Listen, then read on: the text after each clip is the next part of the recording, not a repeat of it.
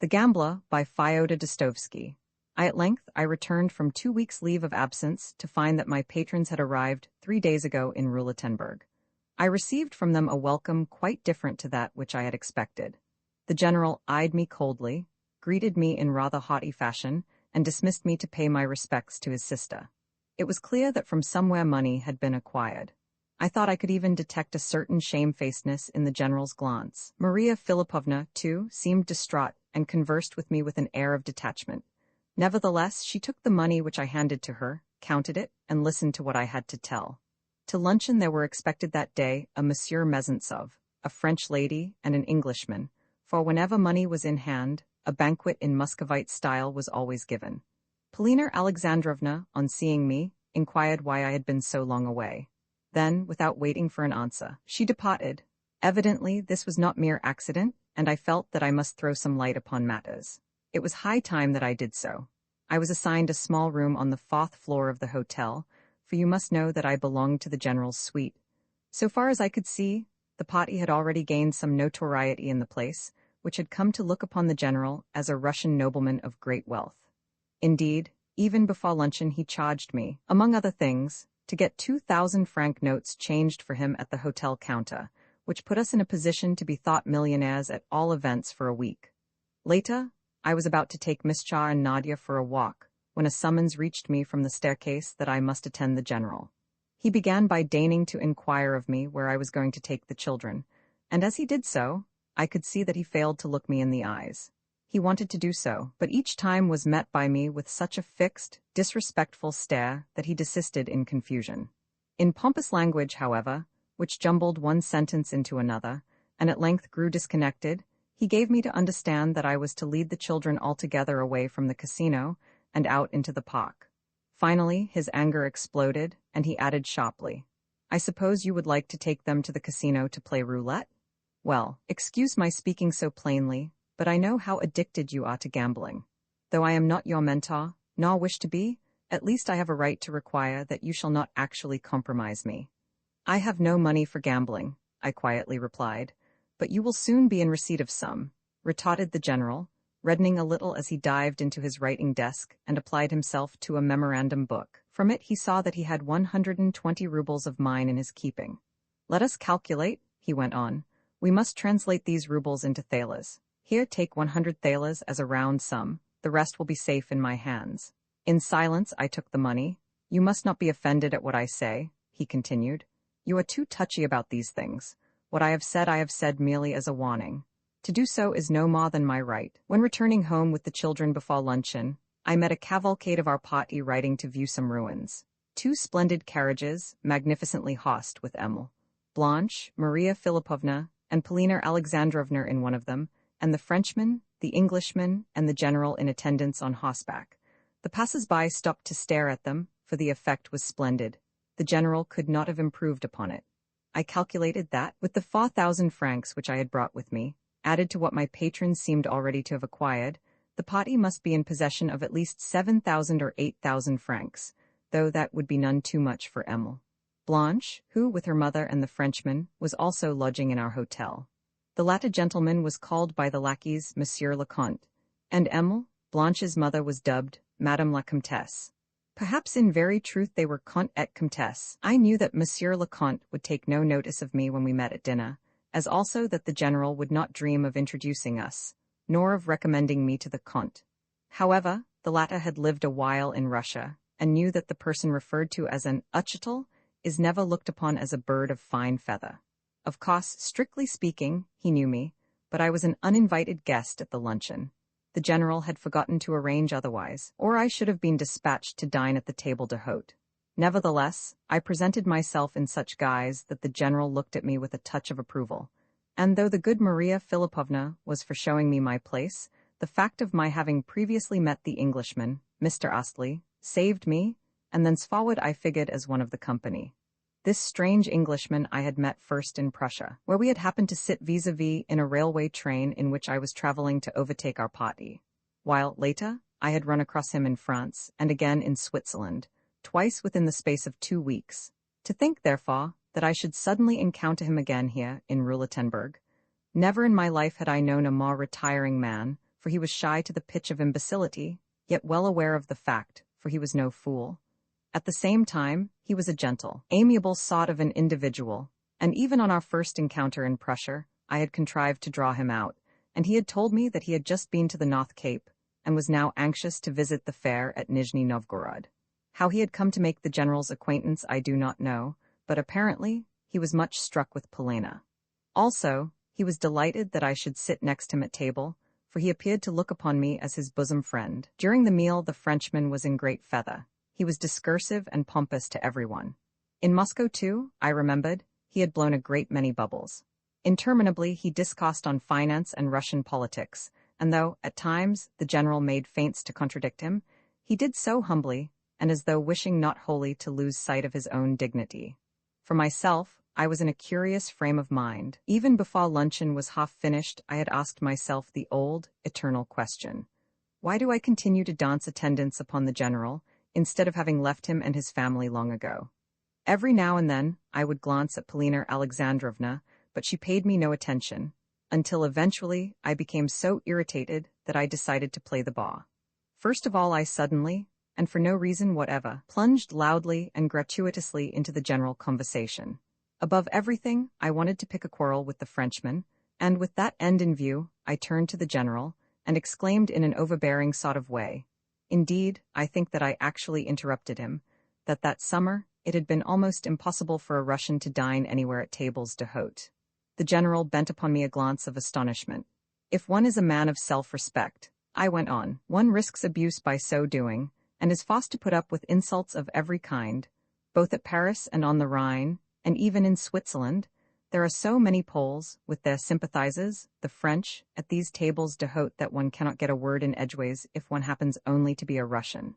This I said in French. The general eyed me doubtfully, for he did not know whether to be angry or merely to feel surprised that I should so far forget myself.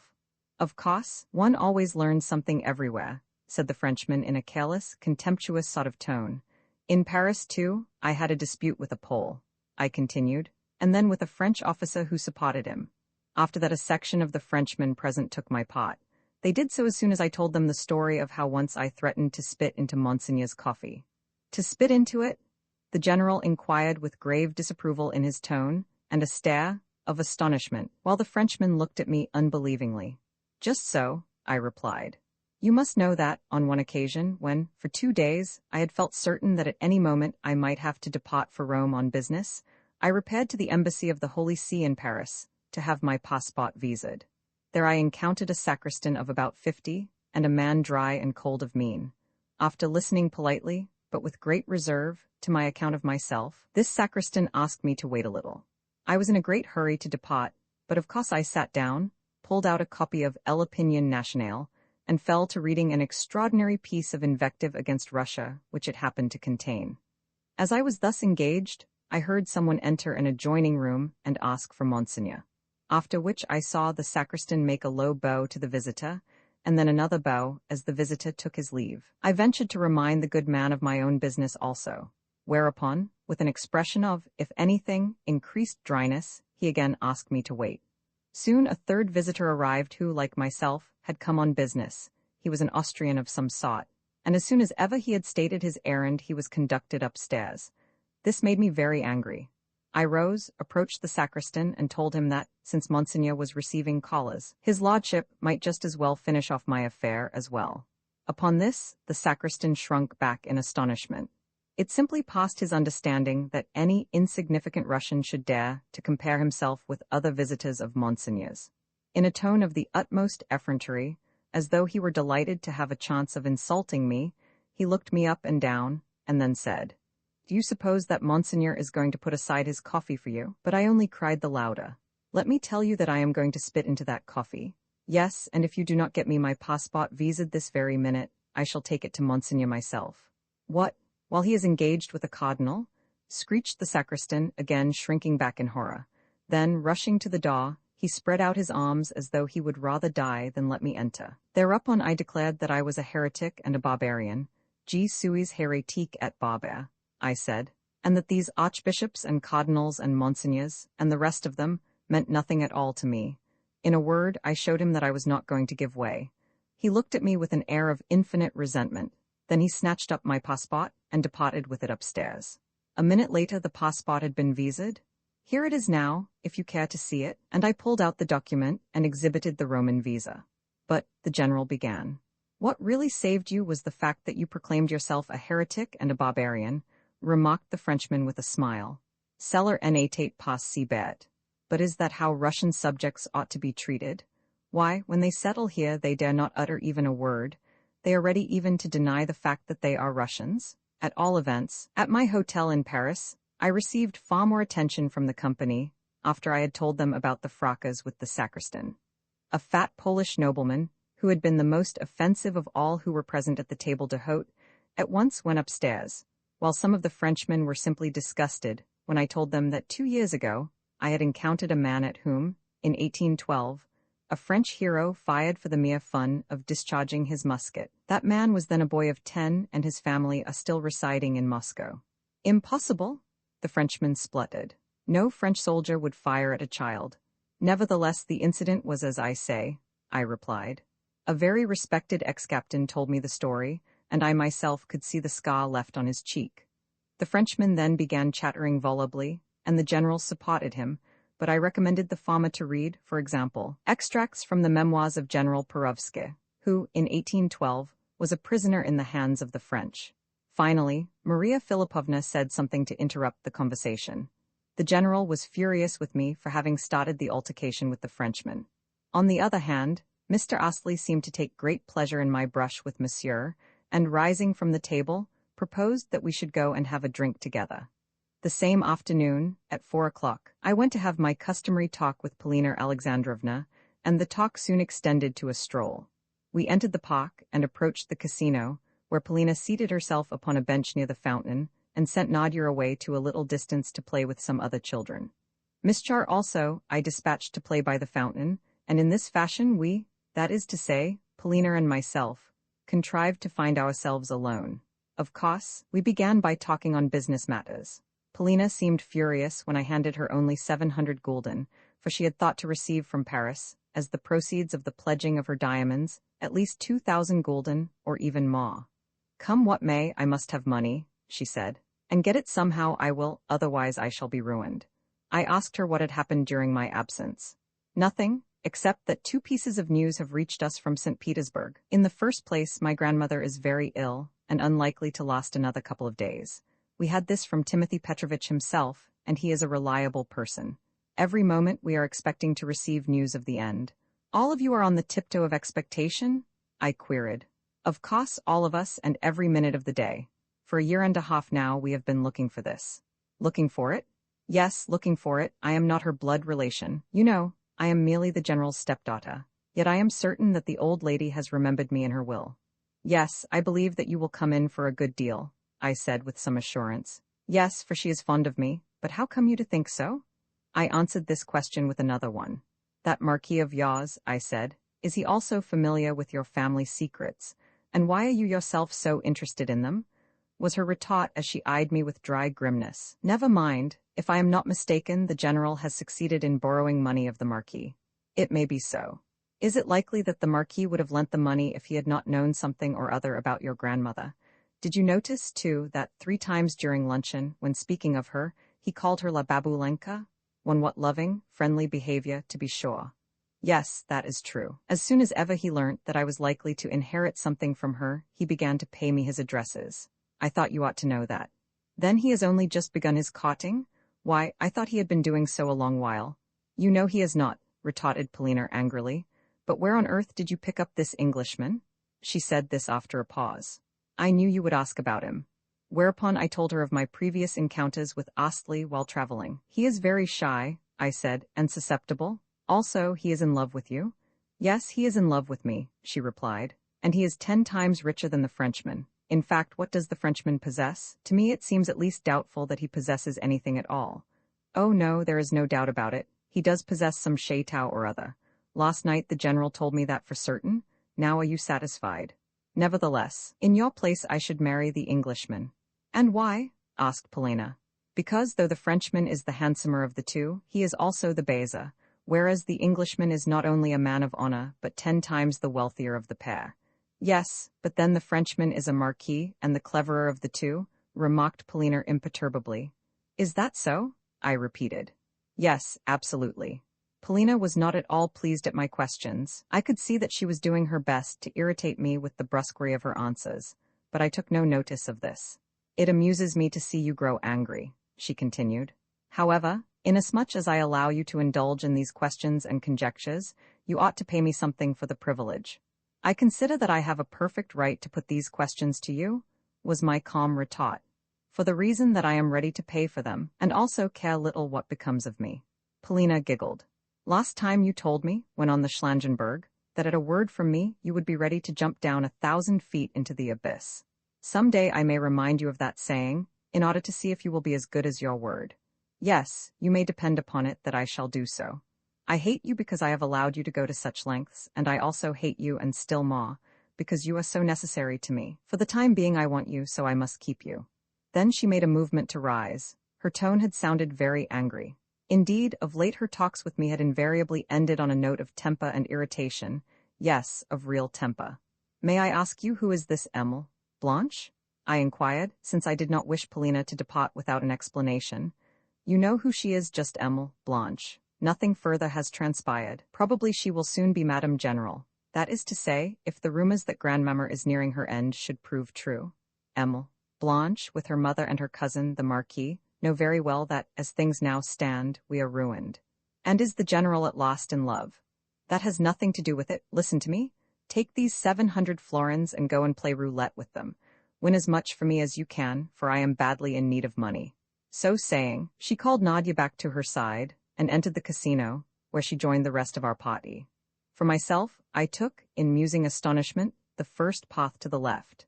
Something had seemed to strike my brain when she told me to go and play roulette. Strangely enough, that something had also seemed to make me hesitate, and to set me analyzing my feelings with regard to her. In fact, during the 2 weeks of my absence, I had felt far more at my ease than I did now. On the day of my return, although, while traveling, I had moped like an imbecile, rushed about like a man in a fever, and actually beheld her in my dreams. Indeed, on one occasion, this happened in Switzerland when I was asleep in the train, I had spoken aloud to her and set all my fellow travelers laughing. Again, therefore, I put to myself the question, do I, or do I not love her? And again I could return myself no answer, or rather, for the 100th time I told myself that I detested her. Yes, I detested her. There were moments, more especially at the close of our talks together, when I would gladly have given half my life to have strangled her. I swear that, had there, at such moments, been a sharp knife ready to my hand, I would have seized that knife with pleasure and plunged it into her breast. Yet I also swear that if, on the Schlangenberg, she had really said to me, "Leap into that abyss," I should have leapt into it, and with equal pleasure. Yes, this I knew well. One way or the other, the thing must soon be ended. She, too, knew it in some curious way.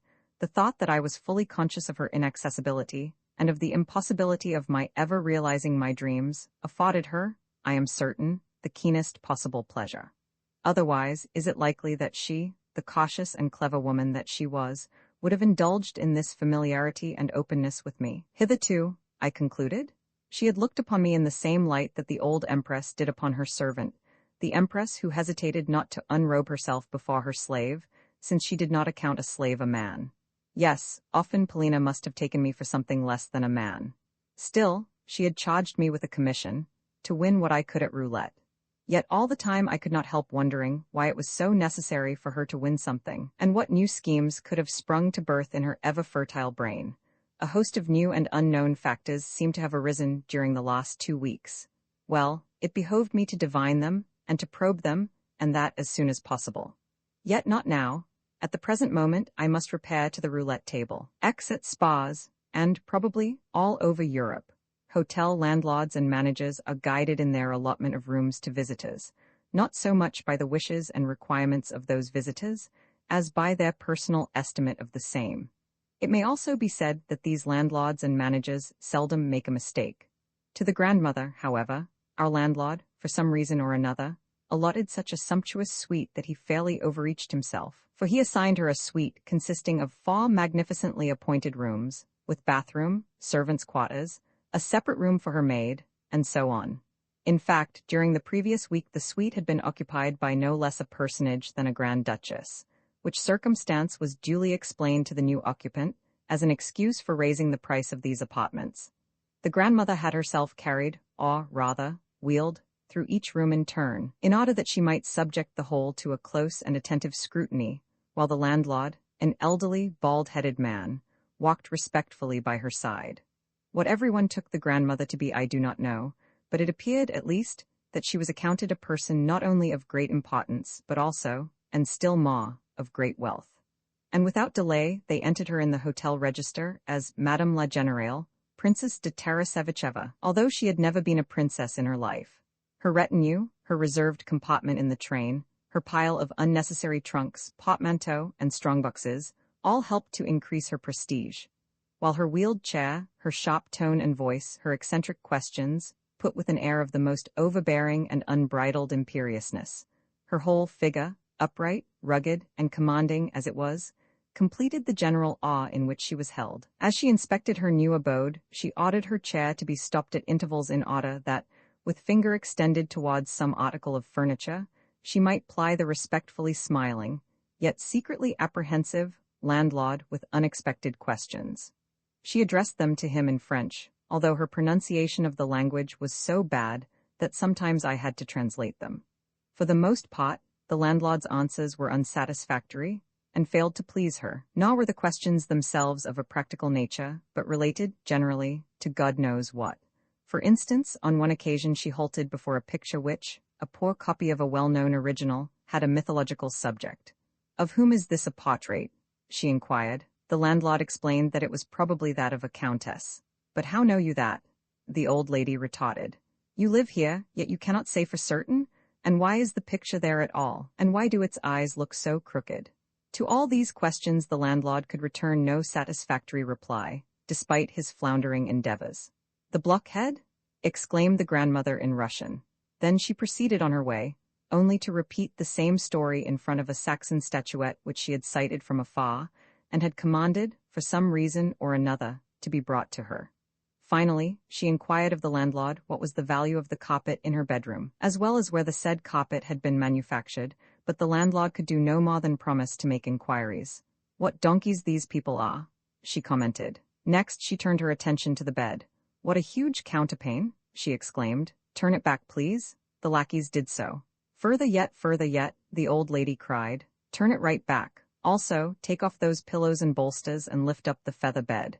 The bed was opened for her inspection. "Mercifully it contains no bugs," she remarked. "Pull off the whole thing, and then put on my own pillows and sheets. The place is too luxurious for an old woman like myself.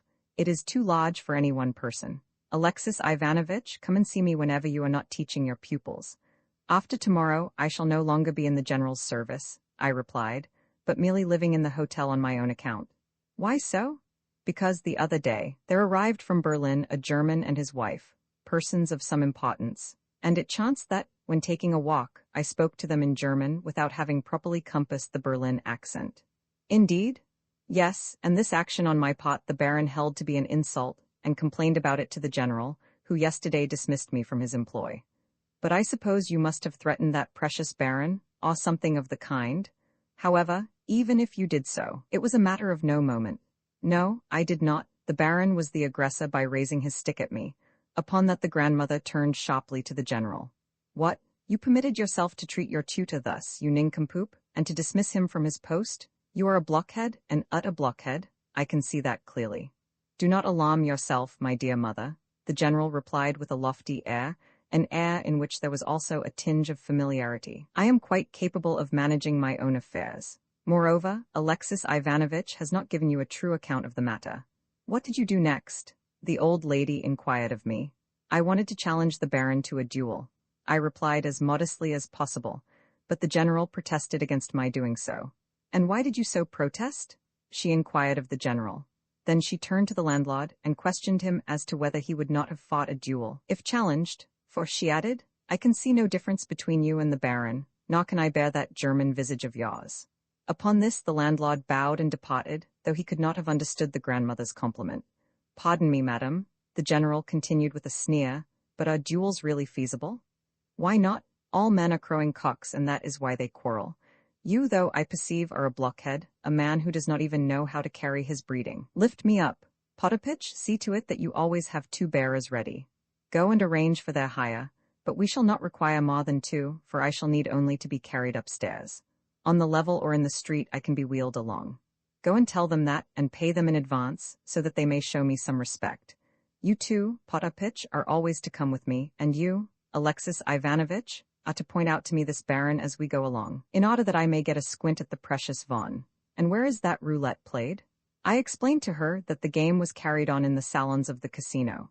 Whereupon, there ensued a string of questions as to whether there were many such salons, whether many people played in them, whether those people played a whole day at a time, and whether the game was managed according to fixed rules. At length, I thought it best to say that the most advisable course would be for her to go and see it for herself, since a mere description of it would be a difficult matter. Then take me straight there, she said, and do you walk on in front of me, Alexis Ivanovitch. What, mother, before you have so much as rested from your journey? The general inquired with some solicitude. Also, for some reason which I could not divine, he seemed to be growing nervous, and indeed, the whole party was evincing signs of confusion and exchanging glances with one another. Probably they were thinking that it would be a ticklish, even an embarrassing, business to accompany the grandmother to the casino, where, very likely, she would perpetrate further eccentricities, and in public too? Yet on their own initiative they had offered to escort her. "Why should I rest?" she retorted. "I am not tired, for I have been sitting still these past 5 days. Let us see what your medicinal springs and waters are like, and where they are situated. What, too, about that, what did you call it, Prascovia? Oh, about that mountain top. Yes, we are going to see it, grandmamma. Very well, is there anything else for me to see here?" "Yes, quite a number of things," Polina forced herself to say. "Martha, you must come with me as well," went on the old lady to her maid. "No, no, mother," ejaculated the general. "Really she cannot come. They would not admit even Potapitch to the casino." "Rubbish, because she is my servant, is that a reason for turning her out? Why, she is only a human being like the rest of us, and as she has been traveling for a week she might like to look about her. With whom else could she go out but myself? She would never dare to show her nose in the street alone." "But, mother, are you ashamed to be seen with me? Stop at home, then, and you will be asked no questions. A pretty general you are, to be sure. I am a general's widow myself. But after all, why should I drag the whole party with me? I will go and see the sights with only Alexis Ivanovitch as my escort." De Griers strongly insisted that everyone ought to accompany her. Indeed, he launched out into a perfect shower of charming phrases concerning the pleasure of acting as her cicerone, and so forth. Everyone was touched with his words. "Mais l'est tombé en enfance," he added aside to the general. "Seul, elle fera des bêtises." More than this I could not overhear, but he seemed to have got some plan in his mind, or even to be feeling a slight return of his hopes. The distance to the casino was about half a verst, and our route led us through the Chestnut Avenue until we reached the square directly fronting the building. The general, I could see, was a trifle reassured by the fact that, though our progress was distinctly eccentric in its nature, it was, at least, correct and orderly. As a matter of fact, the spectacle of a person who is unable to walk is not anything to excite surprise at a spa. Yet it was clear that the general had a great fear of the casino itself, for why should a person who had lost the use of her limbs, more especially an old woman, be going to rooms which were set apart only for roulette? On either side of the wheeled chair walked Polina and Emil. Blanche, the latter smiling, modestly jesting, and in short making herself so agreeable to the grandmother that in the end the old lady relented towards her. On the other side of the chair, Polina had to answer an endless flow of petty questions, such as who was it passed just now? Who is that coming along? Is the town a large one? Are the public gardens extensive? What sort of trees are those? What is the name of those hills? Do I see eagles flying yonder? What is that absurd-looking building? And so forth. Meanwhile, Astley whispered to me as he walked by my side that he looked for much to happen that morning. Behind the old lady's chair marched Potapitch and Martha, Potapitch in his frock coat and white waistcoat with a cloak over all, and the 40-year-old and rosy, but slightly gray-headed, Martha in a mobcap, cotton dress, and squeaking shoes. Frequently the old lady would twist herself round to converse with these servants. As for de Griers, he spoke as though he had made up his mind to do something, though it is also possible that he spoke in this manner merely in order to hearten the general, with whom he appeared to have held a conference. But alas, the grandmother had uttered the fatal words, "I am not going to give you any of my money." And though de Griers might regard these words lightly, the general knew his mother better. Also, I noticed that de Griers and Emil Blanche were still exchanging looks, while of the prince and the German savant, I lost sight at the end of the avenue, where they had turned back and left us. Into the casino we marched in triumph. At once, both in the person of the commissionaire and in the persons of the footmen, there sprang to life the same reverence as had arisen in the lackeys of the hotel, yet it was not without some curiosity that they eyed us. Without loss of time, the grandmother gave orders that she should be wheeled through every room in the establishment, of which apartments she praised a few, while to others she remained indifferent. Concerning everything, however, she asked questions. Finally, we reached the gaming salons, where a lackey who was, acting as guard over the doors, flung them open as though he were a man possessed. The grandmother's entry into the roulette salon produced a profound impression upon the public. Around the tables, and at the further end of the room where the 30 table was set out, there may have been gathered from 150 to 200 gamblers, ranged in several rows. Those who had succeeded in pushing their way to the tables were standing with their feet firmly planted, in order to avoid having to give up their places until they should have finished their game, since merely to stand looking on, thus occupying a gambler's place for nothing, was not permitted.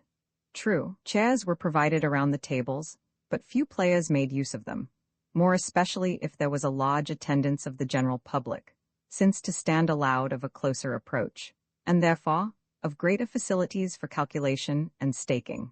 Behind the foremost row were herded a second and a third row of people awaiting their turn, but sometimes their impatience led these people to stretch a hand through the first row in order to deposit their stakes. Even third-row individuals would dart forward to stake, whence seldom did more than 5 or 10 minutes pass without a scene over disputed money arising at one or another end of the table. On the other hand, the police of the casino were an able body of men, and though to escape the crush was an impossibility, however much one might wish it, the 8 croupiers apportioned to each table kept an eye upon the stakes, performed the necessary reckoning, and decided disputes as they arose. In the last resort, they always called in the casino police, and the disputes would immediately come to an end. Policemen were stationed about the casino in ordinary costume, and mingled with the spectators so as to make it impossible to recognize them. In particular, they kept a lookout for pickpockets and swindlers, who simply swanned in the roulette salons and reaped a rich harvest. Indeed, in every direction money was being filched from pockets or purses, though, of course, if the attempt miscarried, a great uproar ensued. One had only to approach a roulette table, begin to play, and then openly grab someone else's winnings, for a din to be raised, and the thief to start vociferating that the stake was his. And if the coup had been carried out with sufficient skill, and the witnesses wavered at all in their testimony, the thief would as likely as not succeed in getting away with the money, provided that the sum was not a large one, not large enough to have attracted the attention of the croupiers or some fellow player. Moreover, if it were a stake of insignificant size, its true owner would sometimes decline to continue the dispute, rather than become involved in a scandal. Conversely, if the thief was detected, he was ignominiously expelled the building. Upon all this the grandmother gazed with open-eyed curiosity, and on some thieves happening to be turned out of the place, she was delighted. 30 interested her but little. She preferred roulette, with its ever-evolving wheel. At length she expressed a wish to view the game closer, whereupon in some mysterious manner, the lackeys and other officious agents, especially 1 or 2 ruined Poles of the kind who keep offering their services to successful gamblers and foreigners in general, at once found and cleared a space for the old lady among the crush, at the very center of one of the tables, and next to the chief croupier, after which they wheeled her chair thither. Upon this, a number of visitors who were not playing, but only looking on, particularly some Englishmen with their families, pressed closer forward towards the table, in order to watch the old lady from among the ranks of the gamblers. Many a lorgnette I saw turned in her direction, and the croupier's hopes rose high that such an eccentric player was about to provide them with something out of the common. An old lady of 75 years who, though unable to walk, desired to play, was not an everyday phenomenon. I too pressed forward towards the table, and ranged myself by the grandmother's side, while Martha and Potapitch remained somewhere in the background among the crowd, and the general, Polina, and de Griers, with Emil Blanche, also remained hidden among the spectators. At first the old lady did no more than watch the gamblers and ply me, in a half-whisper, with sharp broken questions as to who was so-and-so. Especially did her favor light upon a very young man who was plunging heavily, and had won, so it was whispered, as much as 40,000 francs, which were lying before him on the table in a heap of gold and banknotes. His eyes kept flashing, and his hands shaking, yet all the while he staked without any sort of calculation, just what came to his hand, as he kept winning, and raking in his gains. Around him lackeys fussed, placing chairs just behind where he was standing, and clearing the spectators from his vicinity so that he should have more room and not be crowded, the whole done, of course, in expectation of a generous largesse. From time to time other gamblers would hand him part of their winnings, being glad to let him stake for them as much as his hand could grasp, while beside him stood a Pole in a state of violent but respectful agitation, who, also in expectation of a generous largesse, kept whispering to him at intervals, probably telling him what to stake, and advising and directing his play. Yet never once did the player throw him a glance as he staked and raked in his winnings. Evidently, the player in question was dead to all besides. For a few minutes the grandmother watched him. "Go and tell him," suddenly she exclaimed with a nudge at my elbow. "Go and tell him to stop, and to take his money with him and go home. Presently he will be losing everything that he has now won." She seemed almost breathless with excitement. "Where is Potapitch?" she continued. "Send Potapitch to speak to him. No, you must tell him. Here she nudged me again, for I have not the least notion where Potapitch is. Sautez, she shouted to the young man, until I leant over in her direction and whispered in her ear that no shouting was allowed, nor even loud speaking, since to do so disturbed the calculations of the players and might lead to our being ejected. "How provoking?" she retorted.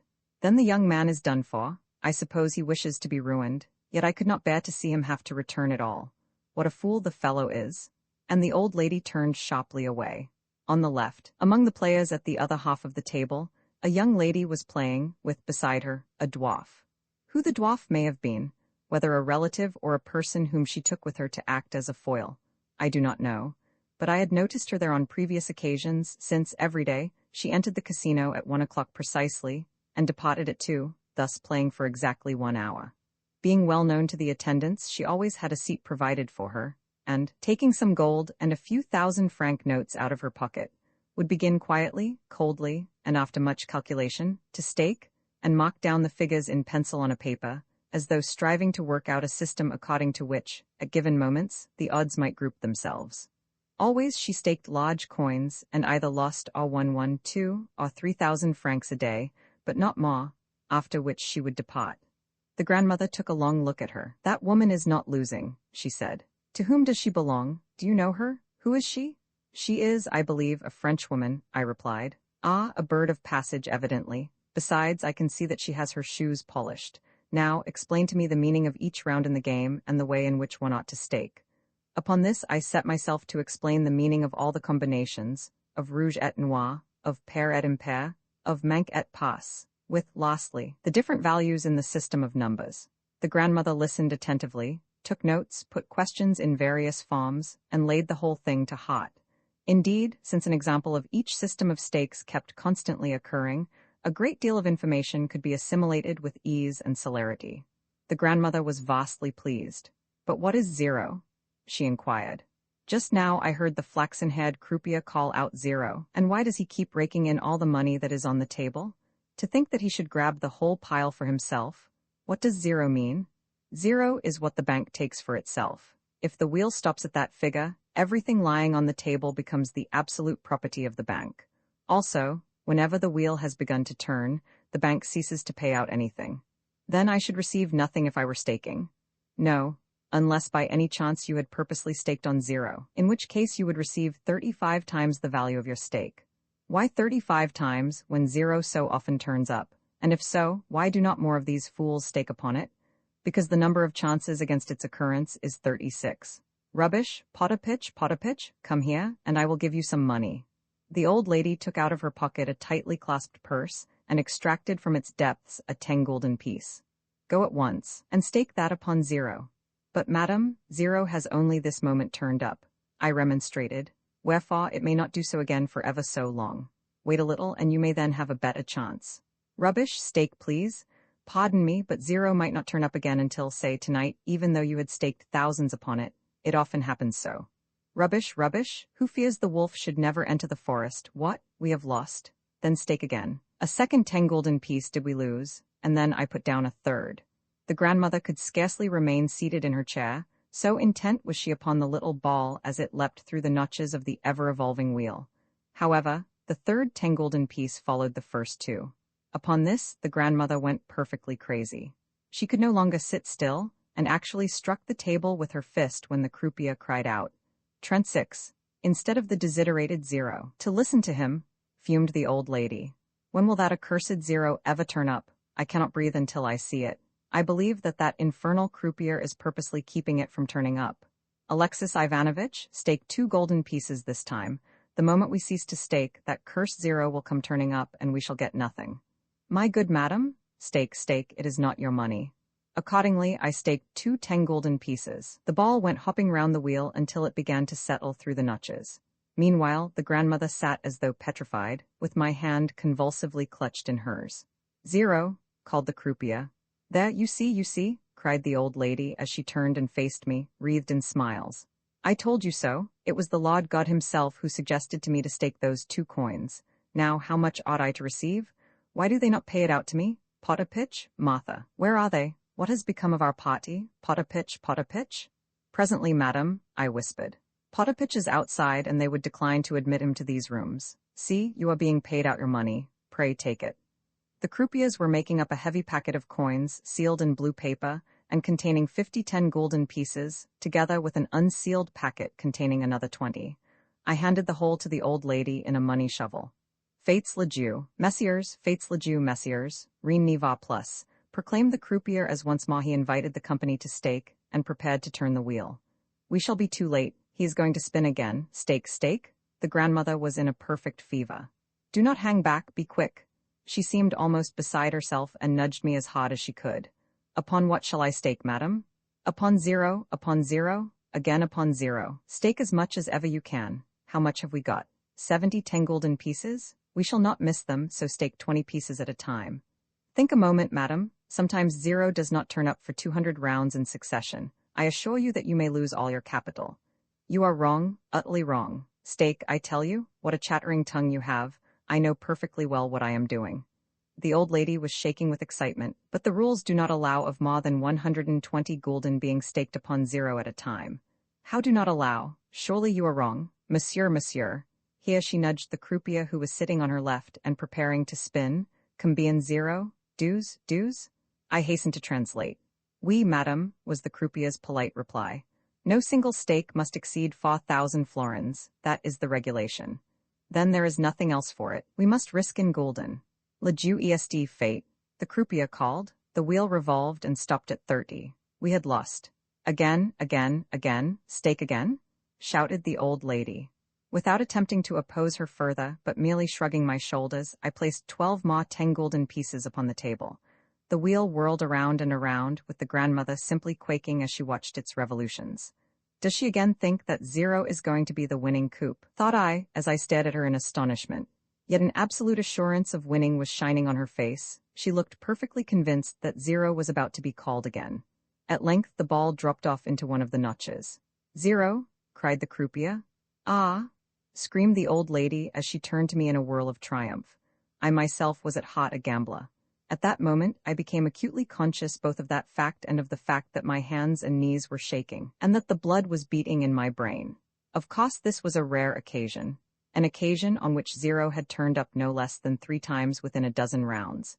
Yet in such an event, there was nothing so very surprising, seeing that, only 3 days ago, I myself had been a witness to 0 turning up 3 times in succession, so that one of the players who was recording the coups on paper was moved to remark that for several days past 0 had never turned up at all. With the grandmother, as with anyone who has won a very large sum, the management settled up with great attention and respect, since she was fortunate to have to receive no less than 4,200 gulden.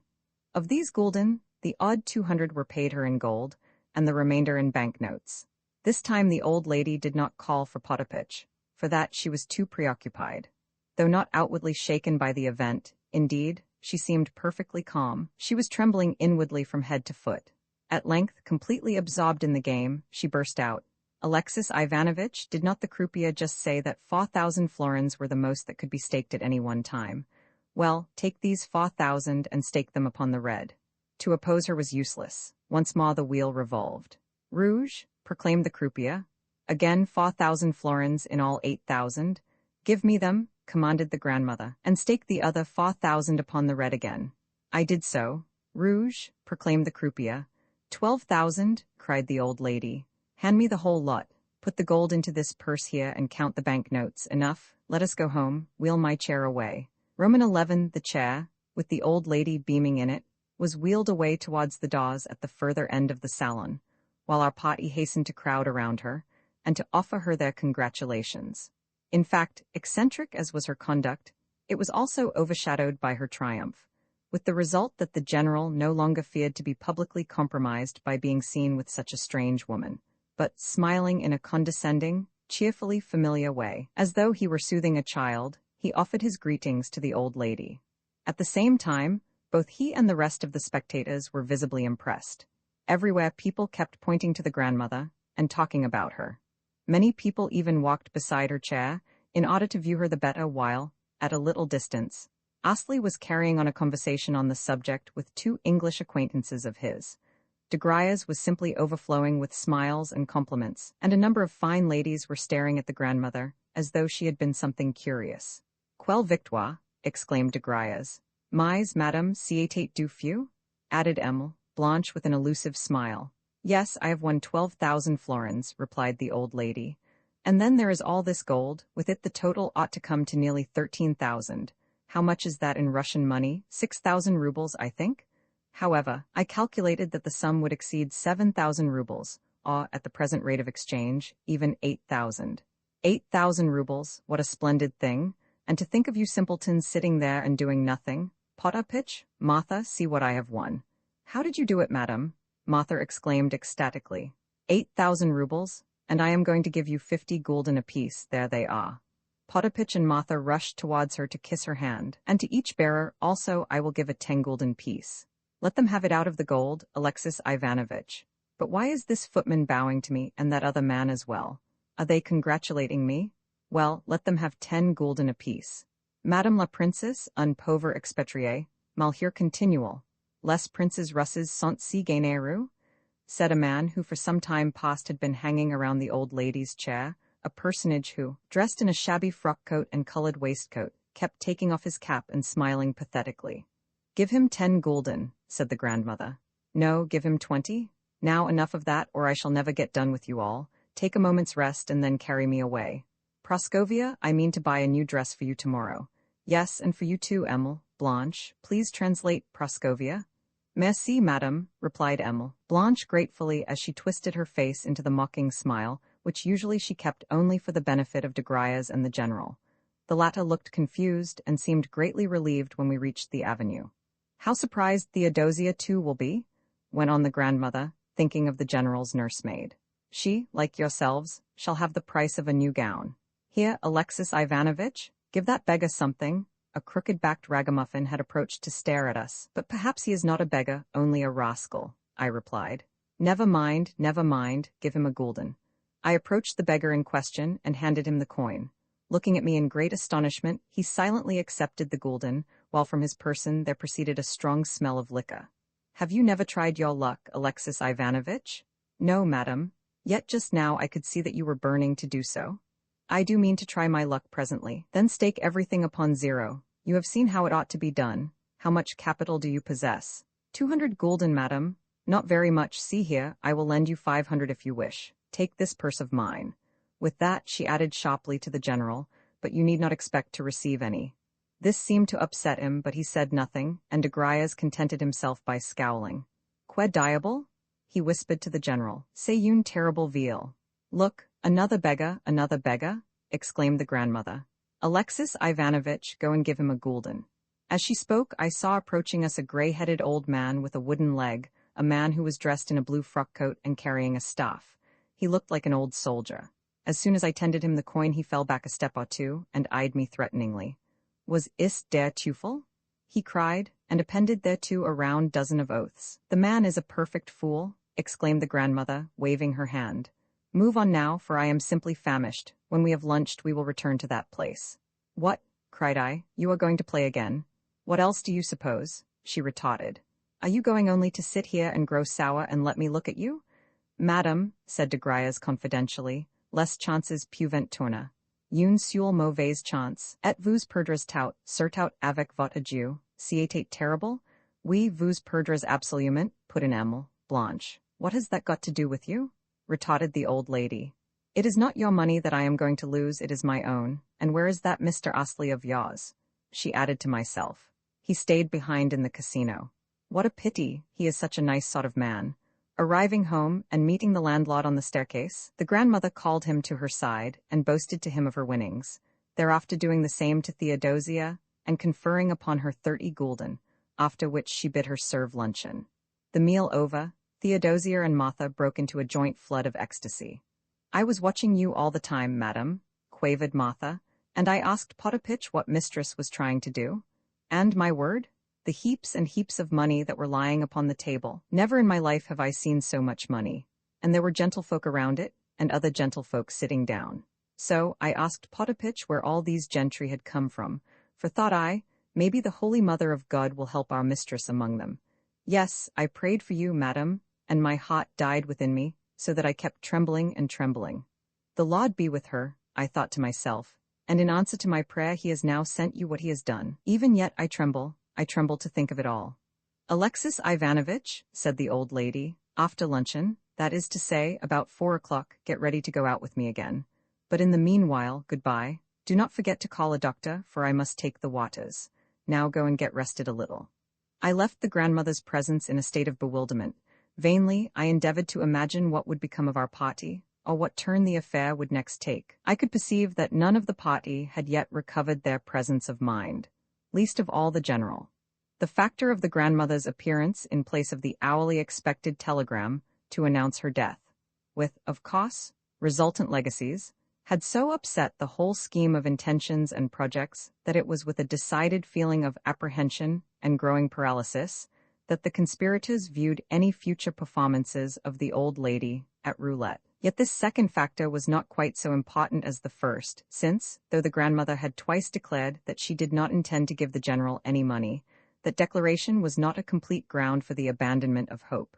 Certainly de Griers, who with the general was up to the neck in the affair, had not wholly lost courage, and I felt sure that Blanche also, Blanche, who was not only as deeply involved as the other two, but also expectant of becoming Madame General and an important legatee, would not lightly surrender the position, but would use her every resource of coquetry upon the old lady, in order to afford a contrast to the impetuous Polina, who was difficult to understand, and lacked the art of pleasing.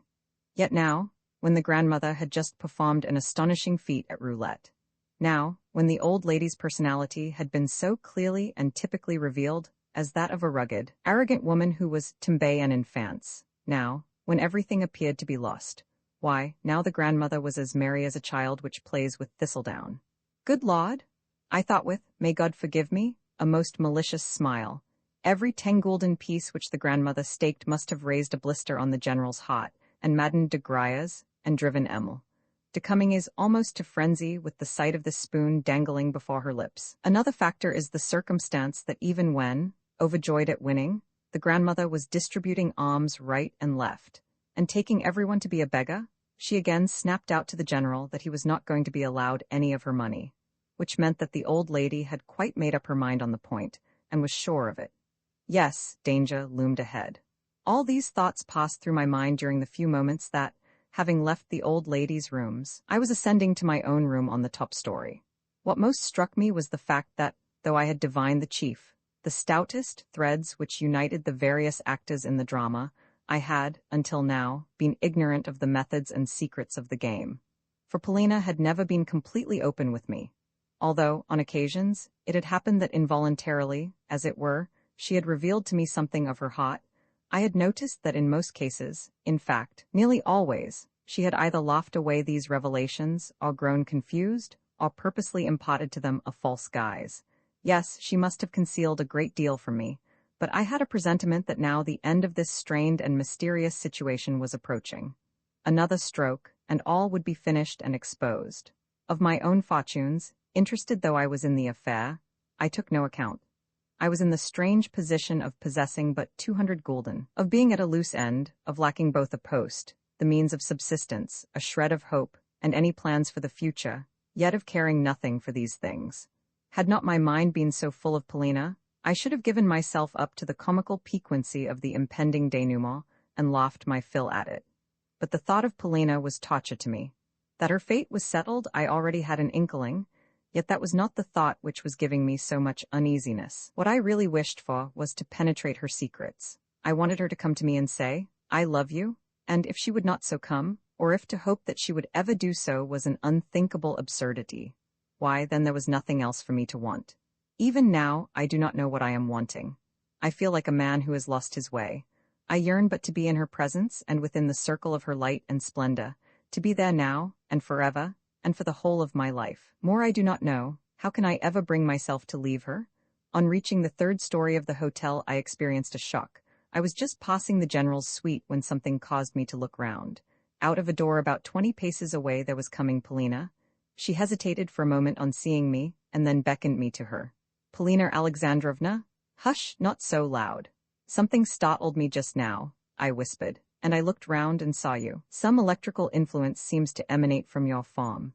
Take this letter," she went on with a frown. Probably she had not even heard my words, she was so preoccupied, "and hand it personally to Mr. Astley. Go as quickly as ever you can, please. No answer will be required, he himself." She did not finish her sentence. "To Mr. Astley?" I asked in some astonishment, but she had vanished again.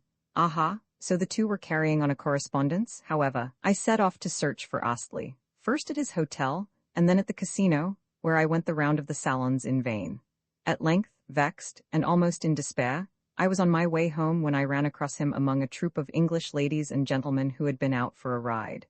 Beckoning to him to stop, I handed him the letter. We had barely time even to look at one another, but I suspected that it was of set purpose that he restarted his horse so quickly. Was jealousy, then, gnawing at me? At all events, I felt exceedingly depressed, despite the fact that I had no desire to ascertain what the correspondence was about. To think that he should be her confidant, my friend, mine own familiar friend, passed through my mind. Yet was there any love in the matter? Of course not, reason whispered to me, but reason goes for little on such occasions. I felt that the matter must be cleared up, for it was becoming unpleasantly complex. I had scarcely set foot in the hotel when the commissionaire and the landlord, the latter issuing from his room for the purpose, alike informed me that I was being searched for high and low, that 3 separate messages to ascertain my whereabouts had come down from the general. When I entered his study, I was feeling anything but kindly disposed. I found there the general himself, de Griers and Emil, Blanche, but not Emil, S. mother, who was a person whom her reputed daughter used only for show purposes, since in all matters of business, the daughter fended for herself, and it is unlikely that the mother knew anything about them. Some very heated discussion was in progress, and meanwhile the door of the study was open, an unprecedented circumstance. As I approached the portals, I could hear loud voices raised, for mingled with the pert, venomous accents of de Griers were Emil, Blanche's excited, impudently abusive tongue, and the general's plaintive wail, as apparently he sought to justify himself in something. But on my appearance, everyone stopped speaking and tried to put a better face upon matters. De Griers smoothed his hair and twisted his angry face into a smile, into the mean, stupidly polite French smile which I so detested, while the downcast, perplexed general assumed an air of dignity, though only in a mechanical way. On the other hand, Blanche did not trouble to conceal the wrath that was sparkling in her countenance, but bent her gaze upon me with an air of impatient expectancy. I may remark that hitherto she had treated me with absolute superciliousness, and so far from answering my salutations, had always ignored them. "Alexis Ivanovitch," began the general in a tone of affectionate upbraiding, "may I say to you that I find it strange, exceedingly strange, that, in short, your conduct towards myself and my family, in a word, extremely, acn est pas ça," interrupted de Griers in a tone of impatience and contempt. Evidently, he was the ruling spirit of the conclave. "Mon cher monsieur, not a général C-trompe. What he means to say is that he warns you, he begs of you most earnestly, not to ruin him. I used the expression because, why, I interjected. Because you have taken upon yourself to act as guide to this. To this, how shall I express it? To this old lady, a set pauvre terrible veal, but she will only gamble away all that she has, gamble it away like thistledown. You yourself have seen her play. Once she has acquired the taste for gambling, she will never leave the roulette table, but of sheer perversity and temper will stake her all, and lose it. In cases such as hers a gambler can never be torn away from the game, and then, asseverated the general, you will have ruined my whole family. I and my family are her heirs, for she has no nearer relatives than ourselves. I tell you frankly that my affairs are in great, very great disorder, how much they are so you yourself are partially aware. If she should lose a large sum, or, maybe, her whole fortune, what will become of us, of my children? Here the general exchanged a glance with de Griers, or of me? Here he looked at Emil, Blanche, who turned her head contemptuously away. Alexis Ivanovitch, I beg of you to save us. Tell me, General, how am I to do so? On what footing do I stand here? Refuse to take her about, simply leave her alone. But she would soon find someone else to take my place. Si n'est pas ça, again interrupted de Griers. Que diable? Do not leave her alone so much as advise her, persuade her, draw her away. In any case, do not let her gamble. Find her some counter-attraction. And how am I to do that? If only you would undertake the task, Monsieur de Griers. I said this last as innocently as possible, but at once saw a rapid glance of excited interrogation pass from Emile Blanche to de Griers, while in the face of the latter, also, there gleamed something which he could not repress. Well, at the present moment she would refuse to accept my services, said he with a gesture. But if, later? Here he gave Emile Blanche another glance which was full of meaning, whereupon she advanced towards me with a bewitching smile, and seized and pressed my hands. Devil take it, but how that devilish visage of hers could change. At the present moment it was a visage full of supplication, and as gentle in its expression as that of a smiling, roguish infant. Stealthily, she drew me apart from the rest as though the more completely to separate me from them, and, though no harm came of her doing so, for it was merely a stupid maneuver and no more, I found the situation very unpleasant. The general hastened to lend her his support. Alexis Ivanovitch, he began, pray pardon me for having said what I did just now, for having said more than I meant to do. I beg and beseech you, I kiss the hem of your garment, as our Russian saying has it, for you, and only you, can save us. I and Emil. De Cumming we all of us beg of you, but you understand, do you not? Surely you understand? And with his eyes he indicated Emil Blanche. Truly he was cutting a pitiful figure. At this moment 3 low, respectful knocks sounded at the door, which, on being opened, revealed a chambermaid with Potapitch behind her, come from the grandmother to request that I should attend her in her rooms. She is in a bad humor, added Potapitch. The time was 3:30. My mistress was unable to sleep, explained Potapitch. So, after tossing about for a while, she suddenly rose, called for her chair, and sent me to look for you. She is now in the veranda. Quel major? Exclaimed de Griers. True enough, I found Madame in the hotel veranda, much put about at my delay, for she had been unable to contain herself until 4 o'clock. Lift me up, she cried to the bearers, and once more we set out for the roulette salons. Roman 12. The grandmother was in an impatient, irritable frame of mind.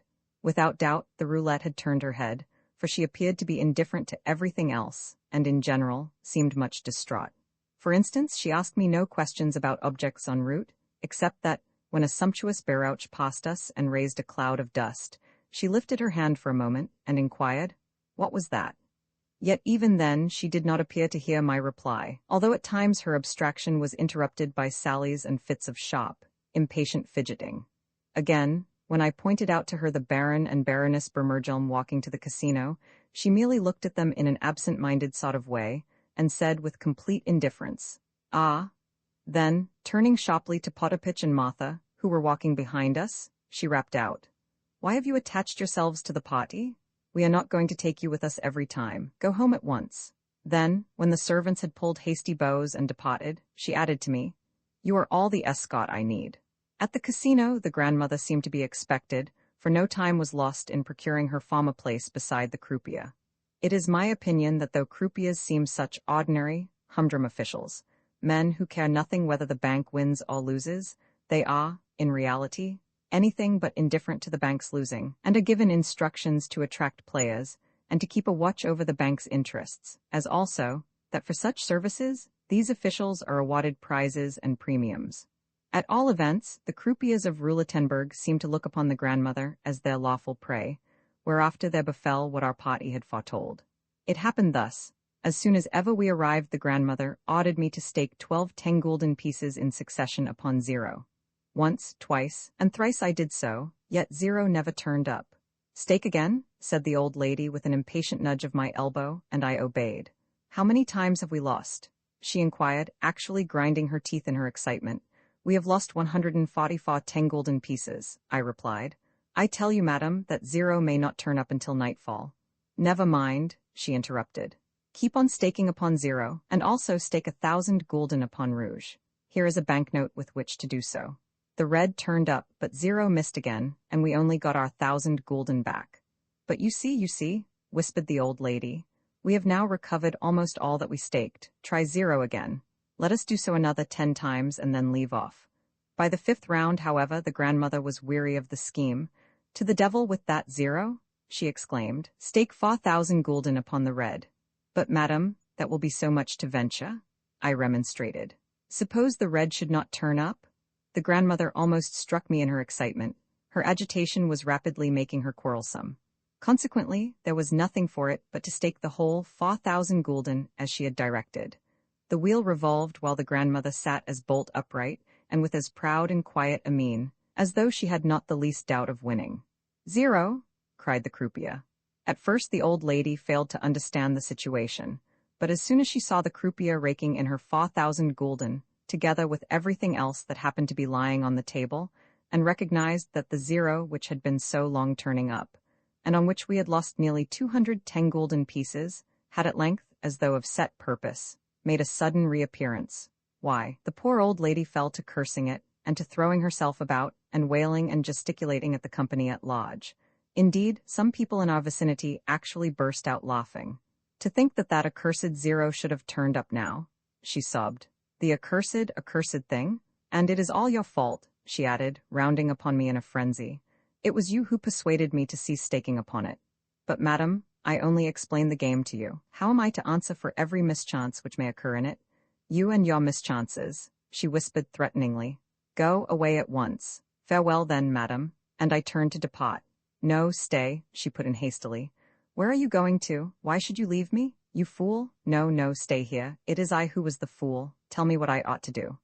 "I cannot take it upon myself to advise you, for you will only blame me if I do so. Play at your own discretion. Say exactly what you wish staked, and I will stake it." "Very well. Stake another 4,000 gulden upon the red. Take this banknote to do it with. I have still got 20,000 rubles in actual cash." "But," I whispered, "such a quantity of money. Never mind, I cannot rest until I have won back my losses. Stake." I staked, and we lost. Stake again, 8,000 at a stroke." "I cannot, madam. The largest stake allowed is 4,000 gulden." "Well then, stake 4,000. This time we won, and the grandmother recovered herself a little. You see, she exclaimed as she nudged me. "Stake another 4,000. I did so, and lost. Again, and yet again, we lost.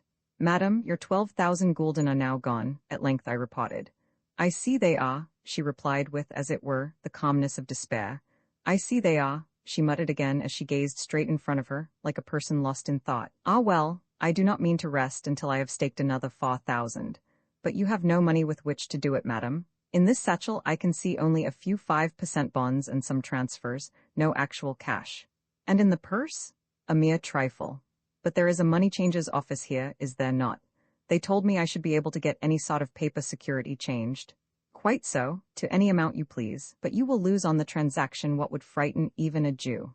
"Rubbish, I am determined to retrieve my losses. Take me away, and call those fools of bearers." I wheeled the chair out of the throng, and the bearers making their appearance, we left the casino. Hurry, commanded the grandmother. "Show me the nearest way to the money changers. Is it far?" "A couple of steps, madam." At the turning from the square into the avenue, we came face to face with the whole of our party, the General, de Griers, Emil, Blanche, and her mother. Only Polina and Mr. Astley were absent. Well, exclaimed the grandmother. "But we have no time to stop. What do you want? I can't talk to you here." I dropped behind a little, and immediately was pounced upon by de Griers. "She has lost this morning's winnings," I whispered, "and also 12,000 gulden of her original money. At the present moment, we are going to get some bonds changed." De Grias stamped his foot with vexation and hastened to communicate the tidings to the general. Meanwhile, we continued to wheel the old lady along. Stop her, whispered the general in consternation. You had better try and stop her yourself, I returned, also in a whisper. My good mother, he said as he approached her. My good mother, pray let. His voice was beginning to tremble and sink. Let us hire a carriage and go for a drive. Near here there is an enchanting view to be obtained. We were just coming to invite you to go and see it. Begone with you and your views, said the grandmother angrily as she waved him away. And there are trees there, and we could have tea under them, continued the general, now in utter despair. Nous boirons du lait sur l'herbe fraîche, added de Grias with the snarl almost of a wild beast. Du lait, der l'herbe fraîche, the idol, the ideal of the Parisian bourgeois, his whole outlook upon la nature et la vérité? Have done with you and your milk, cried the old lady. Go and stuff yourself as much as you like, but my stomach simply recoils from the idea. What are you stopping for?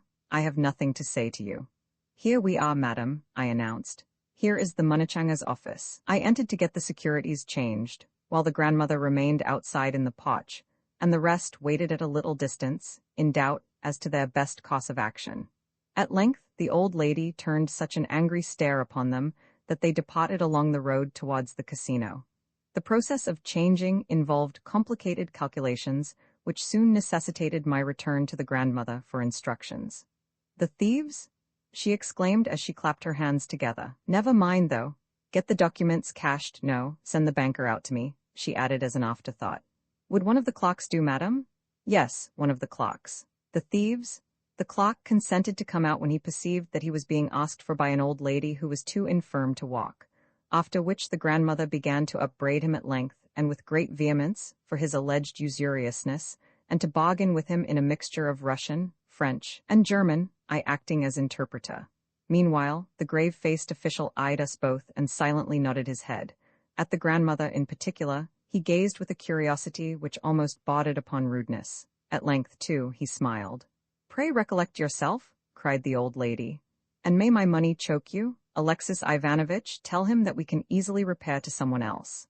The clock says that others will give you even less than he. Of what the ultimate calculations consisted I do not exactly remember, but at all events they were alarming. Receiving 12,000 florins in gold, I took also the statement of accounts and carried it out to the grandmother. Well, she said, I am no accountant, let us hurry away. And she waved the paper aside. Neither upon that accursed zero, however, nor upon that equally accursed red do I mean to stake a cent, I muttered to myself as I entered the casino. This time I did all I could to persuade the old lady to stake as little as possible, saying that a turn would come in the chances when she would be at liberty to stake more. But she was so impatient that, though at first she agreed to do as I suggested, nothing could stop her when once she had begun. By way of prelude, she won stakes of 100 and 200 gulden. There you are, she said as she nudged me. See what we have won. Surely it would be worth our while to stake 4,000 instead of 100, for we might win another 4,000 and then? Oh, it was your fault before, all your fault. I felt greatly put out as I watched her play, but I decided to hold my tongue, and to give her no more advice. Suddenly de Grias appeared on the scene. It seemed that all this while he and his companions had been standing beside us, though I noticed that Emile Blanche had withdrawn a little from the rest, and was engaged in flirting with the prince. Clearly, the general was greatly put out at this. Indeed, he was in a perfect agony of vexation, but Emile was careful never to look his way, though he did his best to attract her notice. Poor general! By turns his face blanched and reddened, and he was trembling to such an extent that he could scarcely follow the old lady's play. At length Emile and the prince took their departure, and the general followed them. Madam, sounded the honeyed accents of de Grias as he leant over to whisper in the grandmother's ear. That stake will never win. No, it is impossible, he added in Russian with a writhe. No, but why not? Asked the grandmother, turning round. Show me what I ought to do. Instantly de Grias burst into a babble of French as he advised, jumped about, declared that such and such chances ought to be waited for, and started to make calculations of figures. All this he addressed to me in my capacity as translator, tapping the table the while with his finger, and pointing hither and thither. At length he seized a pencil, and began to reckon sums on paper until he had exhausted the grandmother's patience. Away with you, she interrupted. You talk sheer nonsense, for though you keep on saying madam, you haven't the least notion what ought to be done. Away with you, I say. Mais, madam, cooed de Grias, and straightway started afresh with his fussy instructions. Stake just once, as he advises, the grandmother said to me, and then we shall see what we shall see. Of course his stake might win. As a matter of fact, de Grias' one object was to distract the old lady from staking large sums, wherefore he now suggested to her that she should stake upon certain numbers, singly and in groups. Consequently, in accordance with his instructions, I staked a 10 gulden piece upon several odd numbers in the first 20, and 5 10 gulden pieces upon certain groups of from 12 to 18, and from 18 to 24. The total staked amounted to 160 gulden. The wheel revolved. "Zero!" cried the croupier. We had lost it all. "The fool!" cried the old lady as she turned upon de Grias. "You infernal Frenchman, to think that you should advise, away with you. Though you fuss and fuss, you don't even know what you're talking about." Deeply offended, de Grias shrugged his shoulders, favored the grandmother with a look of contempt, and departed.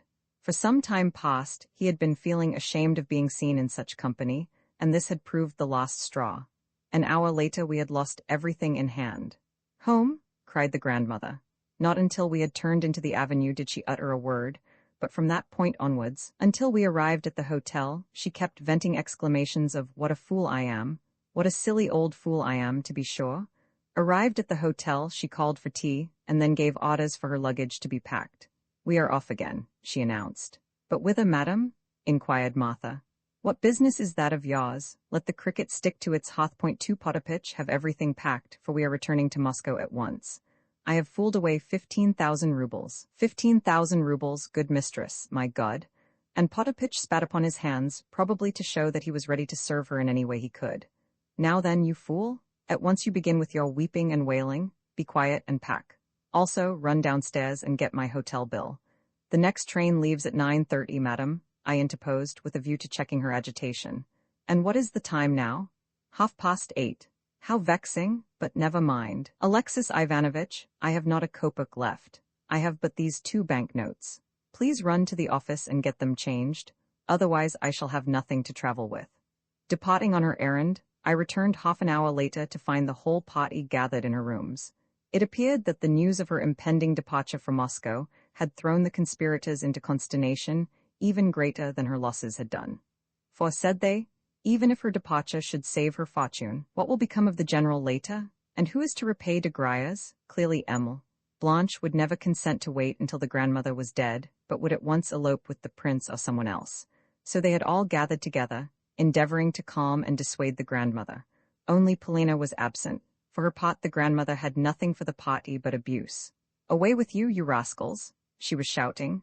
"What have my affairs to do with you? Why, in particular, do you," here she indicated de Grias, "come sneaking here with your goat's beard? And what do you," here she turned to Emil, "Blanche, want of me? What are you finicking for?" "Dianta," muttered Emil under her breath, but her eyes were flashing. Then all at once she burst into a laugh and left the room, crying to the general as she did so, "El vivre Saint Anne's! So you have been counting upon my death, have you?" fumed the old lady. "Away with you, clear them out of the room. Alexis Ivanovitch, what business is it of theirs? It is not their money that I have been squandering, but my own." The general shrugged his shoulders, bowed, and withdrew, with de Grias behind him. "Call Praskovia," commanded the grandmother, and in 5 minutes Martha reappeared with Polina, who had been sitting with the children in her own room, having purposely determined not to leave it that day. Her face looked grave and careworn. "Praskovia," began the grandmother, "is what I have just heard through a side wind true, namely, that this fool of a stepfather of yours is going to marry that silly whirligig of a Frenchwoman, that actress, or something worse? Tell me, is it true?" "I do not know for certain, grandmamma," replied Polina, "but from Emil, Blanche's account, for she does not appear to think it necessary to conceal anything, I conclude that—" "You need not say any more," interrupted the grandmother energetically. "I understand the situation. I always thought we should get something like this from him, for I always looked upon him as a futile, frivolous fellow who gave himself unconscionable airs on the fact of his being a general, though he only became one because he retired as a colonel. Yes, I know all about the sending of the telegrams to inquire whether the old woman is likely to turn up her toes soon. Ah, they were looking for the legacies. Without money, that wretched woman, what is her name? Oh, de Cummings would never dream of accepting the general and his false teeth, no, not even for him to be her lackey, since she herself, they say, possesses a pile of money and lends it on interest and makes a good thing out of it. However, it is not you, Praskovia, that I am blaming. It was not you who sent those telegrams. Nor, for that matter, do I wish to recall old scars. True, I know that you are a vixen by nature, that you are a wasp which will sting one if one touches it. Yet, my heart is sore for you, for I loved your mother, Katerina. Now, will you leave everything here and come away with me? Otherwise, I do not know what is to become of you, and it is not right that you should continue living with these people. Nay, she interposed, the moment that Polina attempted to speak. I have not yet finished. I ask of you nothing in return. My house in Moscow is, as you know, large enough for a palace, and you could occupy a whole floor of it if you liked, and keep away from me for weeks together. Will you come with me or will you not? First of all, let me ask of you, replied Polina, whether you are intending to depart at once. What? You suppose me to be jesting? I have said that I am going, and I am going. Today I have squandered 15,000 rubles at that accursed roulette of yours, and though, 5 years ago, I promised the people of a certain suburb of Moscow to build them a stone church in place of a wooden one, I have been fooling away my money here. However, I am going back now to build my church. But what about the waters, grandmamma? Surely you came here to take the waters? You and your waters? Do not anger me, Praskovia. Surely you are trying to. Say then, will you or will you not come with me? Grandmamma, Polina replied with deep feeling, I am very, very grateful to you for the shelter which you have so kindly offered me. Also, to a certain extent you have guessed my position aright, and I am beholden to you to such an extent that it may be that I will come and live with you, and that very soon. Yet there are important reasons why I cannot make up my mind just yet. If you would let me have, say, a couple of weeks to decide in? You mean that you are not coming. I mean only that I cannot come just yet. At all events, I could not well leave my little brother and sister here, since, if I were to leave them, they would be abandoned altogether. But if, grandmamma, you would take the little ones and myself, then, of course, I could come with you, and would do all I could to serve you. This she said with great earnestness. Only, without the little ones I cannot come. Do not make a fuss. As a matter of fact, Polina never at any time either fussed or wept. The great foster father 3 can find for all his chicks a place. You are not coming without the children? But see here, Praskovia, I wish you well, and nothing but well. Yet I have divined the reason why you will not come. Yes, I know all, Praskovia, that Frenchman will never bring you good of any sort. Polina colored hotly, and even I started. For, thought I to myself, everyone seems to know about that affair, or perhaps I am the only one who does not know about it. Now, do not frown, continued the grandmother. But I do not intend to slur things over. You will take care that no harm befalls you, will you not? For you are a girl of sense, and I am sorry for you. I regard you in a different light to the rest of them. And now, please, leave me. Goodbye. But let me stay with you a little longer, said Polina. No, replied the other. You need not. Do not bother me, for you and all of them have tired me out. Yet when Polina tried to kiss the grandmother's hand, the old lady withdrew it, and herself kissed the girl on the cheek. As she passed me, Polina gave me a momentary glance, and then as swiftly averted her eyes. And goodbye to you, also, Alexis Ivanovitch. The train starts in an hour's time, and I think that you must be weary of me. Take these 500 gulden for yourself. I thank you humbly, madam, but I am ashamed to— Come, cried the grandmother so energetically and with such an air of menace that I did not dare refuse the money further. If, when in Moscow, you have no place where you can lay your head, she added, come and see me and I will give you a recommendation. Now, Potapitch, get things ready. I ascended to my room and lay down upon the bed. A whole hour I must have lain thus with my head resting upon my hand. So the crisis had come? I needed time for its consideration. Tomorrow I would have a talk with Polina. Ah, the Frenchman, so it was true? But how could it be so? Polina and de Grias, what a combination? No, it was too improbable. Suddenly I leapt up with the idea of seeking Astley and forcing him to speak. There could be no doubt that he knew more than I did. Astley. Well, he was another problem for me to solve. Suddenly there came a knock at the door, and I opened it to find Potapitch awaiting me. Sir, he said, my mistress is asking for you. Indeed? But she is just departing, is she not? The train leaves in 10 minutes' time. She is uneasy, sir, she cannot rest. Come quickly, sir, do not delay. I ran downstairs at once. The grandmother was just being carried out of her rooms into the corridor. In her hands she held a roll of banknotes. Alexis Ivanovitch, she cried, walk on ahead and we will set out again. But whither, madam? I cannot rest until I have retrieved my losses. March on ahead and ask me no questions. Play continues until midnight, does it not? For a moment I stood stupefied, stood deep in thought. but it was not long before I had made up my mind. "With your leave, madam," I said, "I will not go with you." "And why not? What do you mean? Is everyone here a stupid good-for-nothing?" "Pardon me, but I have nothing to reproach myself with. I merely will not go. I merely intend neither to witness nor to join in your play. I also beg to return you your 500 gulden. Farewell." Laying the money upon a little table which the grandmother's chair happened to be passing, I bowed and withdrew. "What folly?" the grandmother shouted after me. "Very well then, do not come, and I will find my way alone. Potapitch, you must come with me, lift up the chair, and carry me along." I failed to find Mr. Astley, and returned home. It was now growing late. It was past midnight, but I subsequently learnt from Potapitch how the grandmother's day had ended. She had lost all the money which, earlier in the day, I had got for her paper securities, a sum amounting to about 10,000 rubles. This she did under the direction of the Pole whom, that afternoon, she had dowered with 2 10-gulden pieces. But before his arrival on the scene, she had commanded Potapitch to stake for her, until at length she had told him also to go about his business. Upon that the Pole had leapt into the breach. Not only did it happen that he knew the Russian language, but also he could speak a mixture of 3 different dialects, so that the pair were able to understand one another. Yet the old lady never ceased to abuse him, despite his deferential manner, and to compare him unfavorably with myself. So, at all events, Potapitch declared, "You," the old chamberlain said to me, "treated her as a gentleman should, but he robbed her right and left, as I could see with my own eyes. Twice she caught him at it and rated him soundly. On one occasion she even pulled his hair, so that the bystanders burst out laughing. Yet she lost everything, sir. That is to say, she lost all that you had changed for her. Then we brought her home, and after asking for some water and saying her prayers, she went to bed. So worn out was she that she fell asleep at once. May God send her dreams of angels. And this is all that foreign travel has done for us. Oh, my own Moscow, for what have we not at home there in Moscow? Such a garden and flowers as you could never see here, and fresh air and apple trees coming into blossom, and a beautiful view to look upon. Ah, but what must she do but go traveling abroad? Alack, alack. Roman 13, almost a month has passed since I last touched these notes which I began under the influence of impressions at once poignant and disordered. The crisis which I then felt to be approaching has now arrived, but in a form 100 times more extensive and unexpected than I had looked for.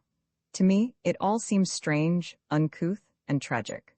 Certain occurrences have befallen me which border upon the marvelous.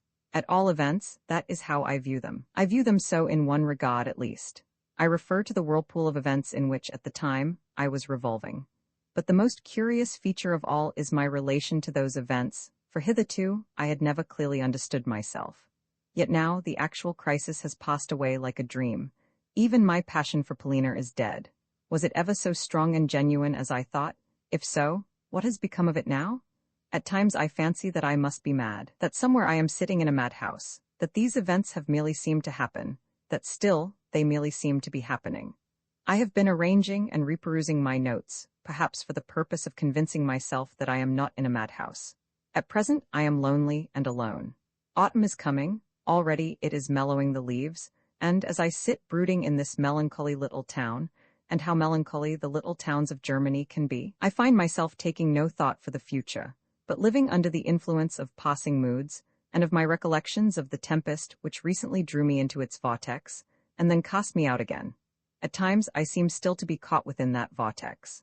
At times, the tempest seems once more to be gathering, and, as it passes overhead, to be wrapping me in its folds, until I have lost my sense of order and reality, and continue whirling and whirling and whirling around.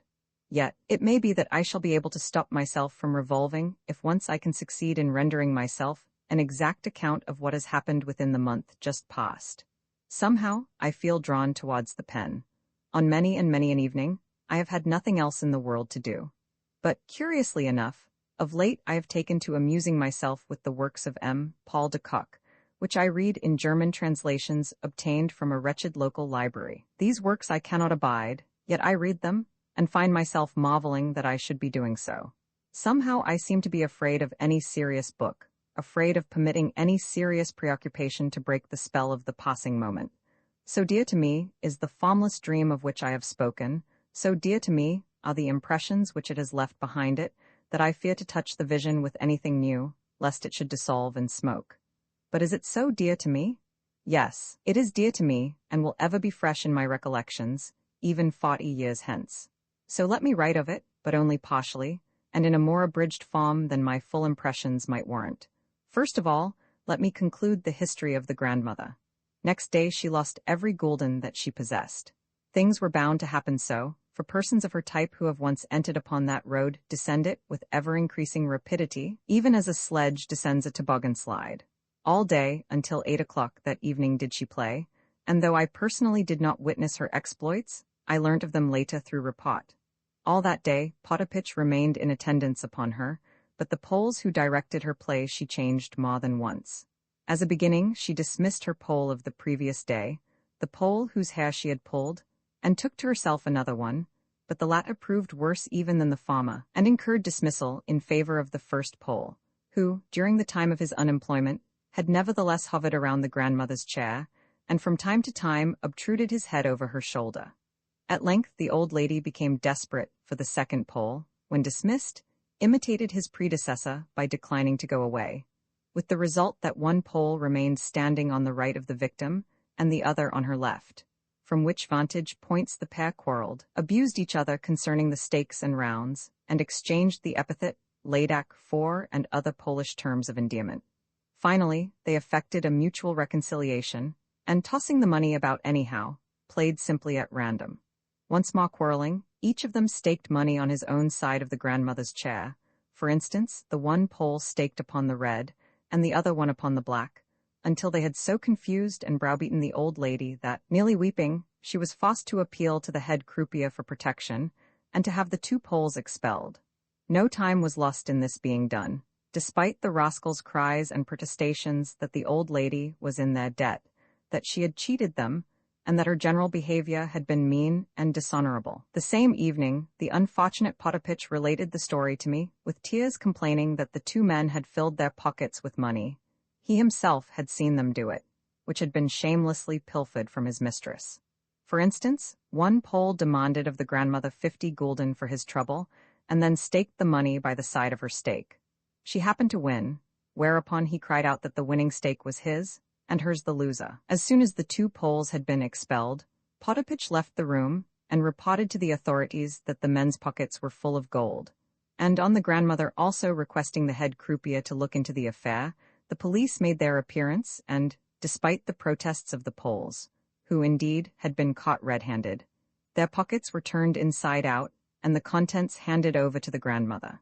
In fact, in view of the circumstance that she lost all day, the croupiers and other authorities of the casino showed her every attention, and on her fame spreading through the town, visitors of every nationality, even the most knowing of them, the most distinguished, crowded to get a glimpse of La Ville Comtesse Russe, Timbe and Infants, who had lost so many millions.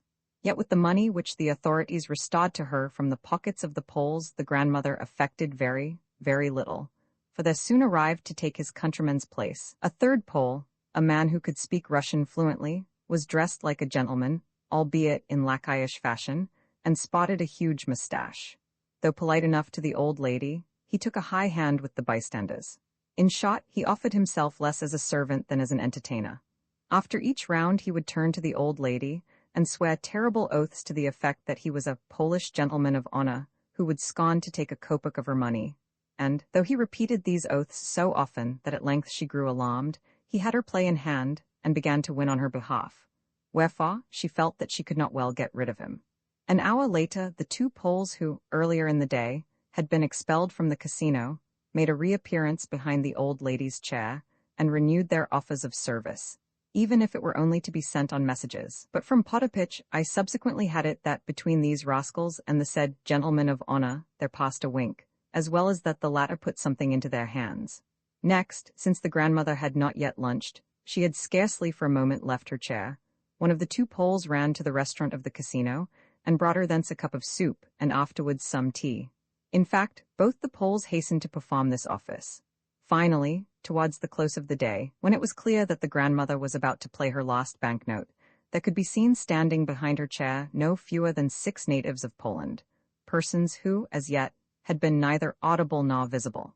And as soon as ever the old lady played the note in question, they took no further notice of her, but pushed their way past her chair to the table, seized the money, and staked it, shouting and disputing the while, and arguing with the gentleman of honor, who also had forgotten the grandmother's existence, as though he were their equal. Even when the grandmother had lost her all, and was returning about 8 o'clock to the hotel, some 3 or 4 Poles could not bring themselves to leave her, but went on running beside her chair and volubly protesting that the grandmother had cheated them, and that she ought to be made to surrender what was not her own. Thus the party arrived at the hotel, whence, presently, the gang of rascals was ejected neck and crop. According to Potapich's calculations, the grandmother lost, that day, a total of 90,000 rubles in addition to the money which she had lost the day before. Every paper security which she had brought with her, 5% bonds, internal loan scrip, and whatnot, she had changed into cash. Also, I could not but marvel at the way in which, for 7 or 8 hours at a stretch, she sat in that chair of hers, almost never leaving the table. Again, Potapitch told me that there were 3 occasions on which she really began to win, but that, led on by false hopes, she was unable to tear herself away at the right moment. Every gambler knows how a person may sit a day and a night at cards without ever casting a glance to right or to left. Meanwhile, that day some other very important events were passing in our hotel, as early as 11 o'clock. That is to say, before the grandmother had quitted her rooms, the general and de Grayas decided upon their last stroke. In other words, on learning that the old lady had changed her mind about departing, and was bent on setting out for the casino again, the whole of our gang, Polina only excepted, proceeded en masse to her rooms, for the purpose of finally and frankly treating with her. But the general, quaking and greatly apprehensive as to his possible future, overdid things. After half an hour's prayers and entreaties, coupled with a full confession of his debts, and even of his passion for Emil Blanche, yes, he had quite lost his head, he suddenly adopted a tone of menace and started to rage at the old lady, exclaiming that she was sullying the family honor, that she was making a public scandal of herself, and that she was smirching the fair name of Russia. The upshot was that the grandmother turned him out of the room with her stick. It was a real stick, too. Later in the morning, he held several consultations with de Grayas, the question which occupied him being, is it in any way possible to make use of the police, to tell them that this respected but unfortunate old lady has gone out of her mind and is squandering her lost kopeck, or something of the kind? In short, is it in any way possible to engineer a species of supervision over, or of restraint upon, the old lady? De Grayas, however, shrugged his shoulders at this, and laughed in the general's face, while the old warrior went on chattering volubly, and running up and down his study. Finally, de Grayas waved his hand and disappeared from view, and by evening it became known that he had left the hotel, after holding a very secret and important conference with Emil Blanche. As for the latter, from early morning she had taken decisive measures, by completely excluding the general from her presence, and bestowing upon him not a glance. Indeed, even when the general pursued her to the casino, and met her walking arm in arm with the prince, he, the general, received from her and her mother not the slightest recognition, nor did the prince himself bow. The rest of the day Emil spent in probing the prince and trying to make him declare himself, but in this she made a woeful mistake. The little incident occurred in the evening. Suddenly Emil Blanche realized that the prince had not even a copper to his name, but, on the contrary, was minded to borrow of her money wherewith to play at roulette. In high displeasure she drove him from her presence and shut herself up in her room. The same morning I went to see, or rather, to look for Mr. Astley, but was unsuccessful in my quest. Neither in his rooms nor in the casino nor in the park was he to be found, nor did he that day lunch at his hotel as usual. However, at about 5 o'clock I caught sight of him walking from the railway station to the Hotel d'Angleterre. He seemed to be in a great hurry and much preoccupied, though in his face I could discern no actual traces of worry or perturbation. He held out to me a friendly hand, with his usual ejaculation of "ah," but did not check his stride. I turned and walked beside him, but found, somehow, that his answers forbade any putting of definite questions. Moreover, I felt reluctant to speak to him of Polina, nor, for his part, did he ask me any questions concerning her, although, on my telling him of the grandmother's exploits, he listened attentively and gravely, and then shrugged his shoulders. "She is gambling away everything that she has," I remarked. Indeed, she arrived at the casino even before I had taken my departure by train, so I knew she had been playing. If I should have time, I will go to the casino tonight and take a look at her. The thing interests me. Where have you been today? I asked, surprised at myself for having, as yet, omitted to put to him that question. To Frankfurt. On business? On business. What more was there to be asked after that? I accompanied him until, as we drew level with the Hotel des Quatre Saisons, he suddenly nodded to me and disappeared. For myself, I returned home, and came to the conclusion that, even had I met him at 2 o'clock in the afternoon, I should have learnt no more from him than I had done at 5 o'clock, for the reason that I had no definite question to ask. It was bound to have been so. For me to formulate the query which I really wished to put was a simple impossibility. Polina spent the whole of that day either in walking about the park with the nurse and children, or in sitting in her own room. For a long while past she had avoided the general, and had scarcely had a word to say to him, scarcely a word, I mean, on any serious topic. Yes, that I had noticed. Still, even though I was aware of the position in which the general was placed, it had never occurred to me that he would have any reason to avoid her, or to trouble her with family explanations. Indeed, when I was returning to the hotel after my conversation with Astley, and chanced to meet Polina and the children, I could see that her face was as calm as though the family disturbances had never touched her. To my salute she responded with a slight bow, and I retired to my room in a very bad humor. Of course, since the affair with the Bermergelms I had exchanged not a word with Polina, nor had with her any kind of intercourse. Yet I had been at my wits' end, for, as time went on, there was arising in me an ever-seething dissatisfaction. Even if she did not love me, she ought not to have trampled upon my feelings, not to have accepted my confessions with such contempt, seeing that she must have been aware that I loved her. Of her own accord she had allowed me to tell her as much. Of course the situation between us had arisen in a curious manner. About 2 months ago, I had noticed that she had a desire to make me her friend, her confidant, that she was making trial of me for the purpose, but for some reason or another, the desired result had never come about, and we had fallen into the present strange relations, which had led me to address her as I had done. At the same time, if my love was distasteful to her, why had she not forbidden me to speak of it to her? But she had not so forbidden me. On the contrary, there had been occasions when she had even invited me to speak. Of course, this might have been done out of sheer wantonness, for I well knew, I had remarked it only too often, that, after listening to what I had to say, and angering me almost beyond endurance, she loved suddenly to torture me with some fresh outburst of contempt and aloofness. Yet she must have known that I could not live without her. 3 days had elapsed since the affair with the Baron, and I could bear the severance no longer. When that afternoon I met her near the casino, my heart almost made me faint, it beat so violently. She too could not live without me, for had she not said that she had need of me? Or had that too been spoken in jest? That she had a secret of some kind, there could be no doubt. What she had said to the grandmother had stabbed me to the heart. On 1,000 occasions I had challenged her to be open with me, nor could she have been ignorant that I was ready to give my very life for her.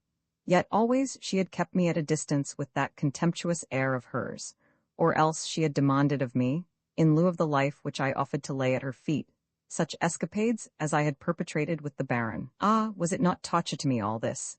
For could it be that her whole world was bound up with the Frenchman? What, too, about Mr. Astley? The affair was inexplicable throughout. My God, what distress it caused me! Arrived home, I, in a fit of frenzy, indicted the following: Polina Alexandrovna, I can see that there is approaching us an exposure which will involve you too. For the last time I ask of you, have you, or have you not, any need of my life? If you have, then make such dispositions as you wish, and I shall always be discoverable in my room if required. If you have need of my life, write or send for me. I sealed the letter, and dispatched it by the hand of a corridor lackey, with orders to hand it to the addressee in person. Though I expected no answer, scarcely 3 minutes had elapsed before the lackey returned with the compliments of a certain person. Next, about 7 o'clock, I was sent for by the general. I found him in his study, apparently preparing to go out again, for his hat and stick were lying on the sofa. When I entered, he was standing in the middle of the room, his feet wide apart, and his head bent down. Also, he appeared to be talking to himself, but as soon as ever he saw me at the door, he came towards me in such a curious manner that involuntarily I retreated a step, and was for leaving the room, whereupon he seized me by both hands and, drawing me towards the sofa, and seating himself thereon, he forced me to sit down on a chair opposite him. Then, without letting go of my hands, he exclaimed with quivering lips and a sparkle of tears on his eyelashes, "Oh, Alexis Ivanovitch, save me, have some mercy upon me. For a long time I could not make out what he meant, although he kept talking, and constantly repeating to himself, "Have mercy, mercy?" At length, however, I divined that he was expecting me to give him something in the nature of advice, or, rather, that, deserted by everyone, and overwhelmed with grief and apprehension, he had bethought himself of my existence, and sent for me to relieve his feelings by talking.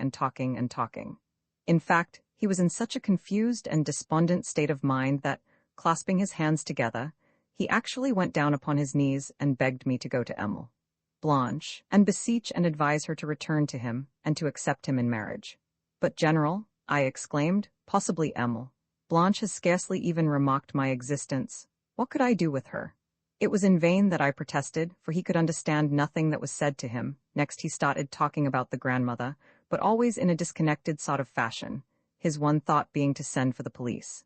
"In Russia," said he, suddenly boiling over with indignation, "or in any well-ordered state where there exists a government, old women like my mother are placed under proper guardianship. Yes, my good sir," he went on, relapsing into a scolding tone as he leapt to his feet and started to pace the room. "Do you not know this?" He seemed to be addressing some imaginary auditor in the corner. "Do you not know this, that in Russia old women like her are subjected to restraint? The devil take them." Again he threw himself down upon the sofa. A minute later, though sobbing and almost breathless, he managed to gasp out that Emil Blanche had refused to marry him, for the reason that the grandmother had turned up in place of a telegram, and it was therefore clear that he had no inheritance to look for. Evidently, he supposed that I had hitherto been in entire ignorance of all this. Again, when I referred to de Gruyas, the general made a gesture of despair. "He has gone away," he said, "and everything which I possess is mortgaged to him. I stand stripped to my skin. Even of the money which you brought me from Paris, I know not if 700 francs be left. Of course that sum will do to go on with, but, as regards the future, I know nothing. "Then how will you pay your hotel bill?" I cried in consternation. "And what shall you do afterwards?" He looked at me vaguely, but it was clear that he had not understood, perhaps had not even heard, my questions.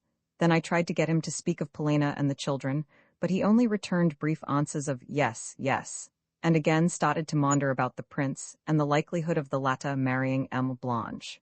"What on earth am I to do?" he concluded. "What on earth am I to do? Is this not ingratitude? Is it not sheer ingratitude?" And he burst into tears. Nothing could be done with such a man.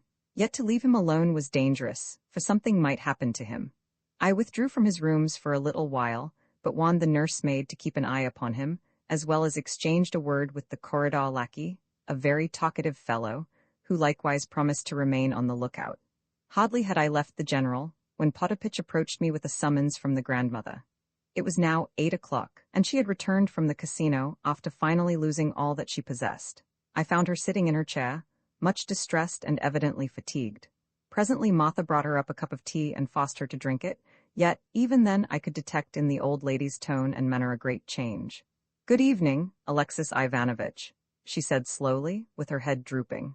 "Pardon me for disturbing you again. Yes, you must pardon an old woman like myself, for I have left behind me all that I possess, nearly 100,000 rubles. You did quite right in declining to come with me this evening. Now I am without money, without a single groat. But I must not delay a moment. I must leave by the 9:30 train. I have sent for that English friend of yours, and am going to beg of him 3,000 francs for a week. Please try and persuade him to think nothing of it, nor yet to refuse me, for I am still a rich woman who possesses 3 villages and a couple of mansions. Yes, the money shall be found, for I have not yet squandered everything. I tell you this in order that he may have no doubts about, but here he is. Clearly he is a good fellow." True enough, Astley had come hotfoot on receiving the grandmother's appeal. Scarcely stopping even to reflect, and with scarcely a word, he counted out the 3,000 francs under a note of hand which she duly signed.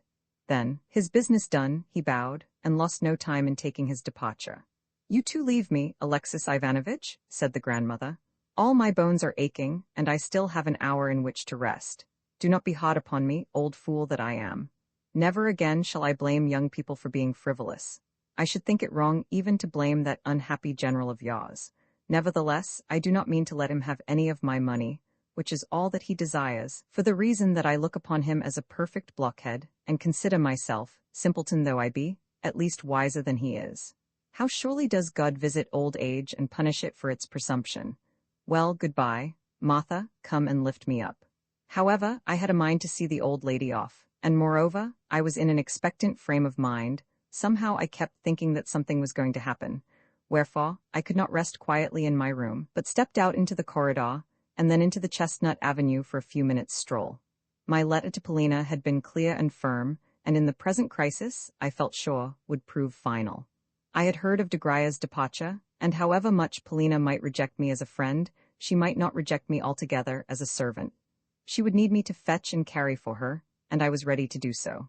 How could it have been otherwise? Towards the hour of the train's departure, I hastened to the station, and put the grandmother into her compartment, she and her party occupying a reserved family saloon. "Thanks for your disinterested assistance," she said at parting. "Oh, and please remind Praskovia of what I said to her last night. I expect soon to see her." Then I returned home. As I was passing the door of the general's suite, I met the nursemaid, and inquired after her master. "There is nothing new to report, sir," she replied quietly. Nevertheless, I decided to enter, and was just doing so when I halted thunderstruck on the threshold. For before me I beheld the general and Emile, Blanche, laughing gaily at one another, while beside them, on the sofa, there was seated her mother. Clearly the general was almost out of his mind with joy, for he was talking all sorts of nonsense and bubbling over with a long-drawn, nervous laugh, a laugh which twisted his face into innumerable wrinkles and caused his eyes almost to disappear. Afterwards I learnt from Emile, Blanche herself, that, after dismissing the prince and hearing of the general's tears, she bethought her of going to comfort the old man, and had just arrived for the purpose when I entered.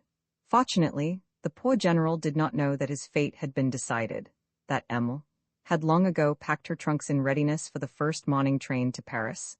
Hesitating a moment on the threshold, I changed my mind as to entering, and departed unnoticed.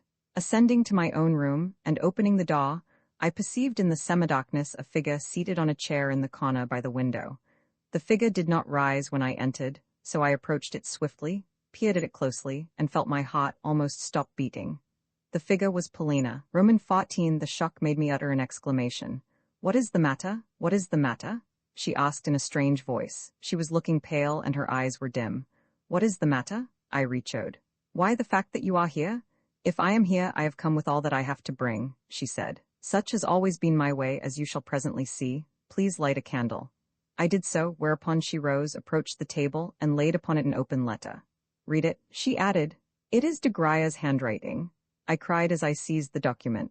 My hands were so tremulous that the lines on the pages danced before my eyes, although, at this distance of time, I have forgotten the exact phraseology of the missive. I append, if not the precise words, at all events the general sense. "Mademoiselle," the document ran, "certain untoward circumstances compel me to depart in haste.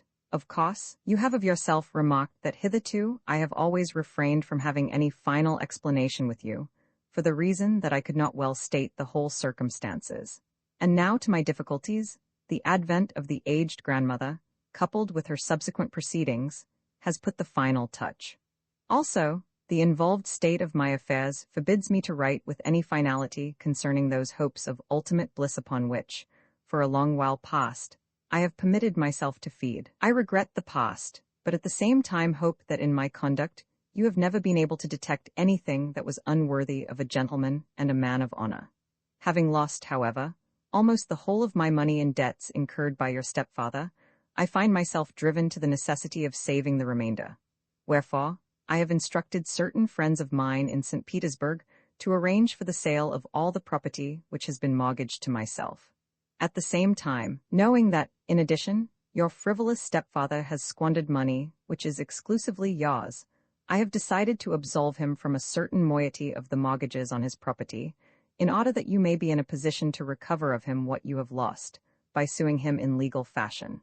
I trust, therefore, that, as matters now stand, this action of mine may bring you some advantage. I trust also that this same action leaves me in the position of having fulfilled every obligation which is incumbent upon a man of honor and refinement. Rest assured that your memory will forever remain graven in my heart. All this is clear enough, I commented. Surely you did not expect aught else from him? Somehow I was feeling annoyed. I expected nothing at all from him, she replied, quietly enough, to all outward seeming, yet with a note of irritation in her tone. Long ago I made up my mind on the subject, for I could read his thoughts and knew what he was thinking. He thought that possibly I should sue him, that one day I might become a nuisance. Here Polina halted for a moment and stood biting her lips. So of set purpose, I redoubled my contemptuous treatment of him and waited to see what he would do. If a telegram to say that we had become legatees had arrived from St. Petersburg, I should have flung at him a quittance for my foolish stepfather's debts and then dismissed him. For a long time I have hated him. Even in earlier days he was not a man, and now? Oh, how gladly I could throw those 50,000 rubles in his face and spit in it, and then rub the spittle in. But the document returning the 50,000 ruble mortgage, has the general got it? If so, possess yourself of it, and send it to de Grya's. No, the general has not got it. Just as I expected. Well, what is the general going to do? Then an idea suddenly occurred to me. What about the grandmother? I asked. Polina looked at me with impatience and bewilderment. What makes you speak of her? Was her irritable inquiry. I cannot go and live with her. Nah, she added hotly. Will I go down upon my knees to anyone? Why should you? I cried. Yet to think that you should have loved de Grya's, the villain. But I will kill him in a duel. Where is he now? In Frankfurt, where he will be staying for the next 3 days. Well, bid me do so, and I will go to him by the first train tomorrow, I exclaimed with enthusiasm. She smiled. If you were to do that, she said, he would merely tell you to be so good as first to return him the 50,000 francs. What, then, would be the use of having a quarrel with him? You talk sheer nonsense. I ground my teeth. The question, I went on, is how to raise the 50,000 francs. We cannot expect to find them lying about on the floor. Listen, what of Mr. Astley? Even as I spoke, a new and strange idea formed itself in my brain. Her eyes flashed fire. What, you yourself wish me to leave you for him? She cried with a scornful look and a proud smile. Never before had she addressed me thus. Then her head must have turned dizzy with emotion, for suddenly she seated herself upon the sofa, as though she were powerless any longer to stand. A flash of lightning seemed to strike me as I stood there. I could scarcely believe my eyes or my ears. She did love me then? It was to me, and not to Mr. Astley, that she had turned, although she, an unprotected girl, had come to me in my room, in an hotel room, and had probably compromised herself thereby. I had not understood. Then a second mad idea flashed into my brain. Polina, I said, give me but an hour. Wait here just 1 hour until I return. Yes, you must do so.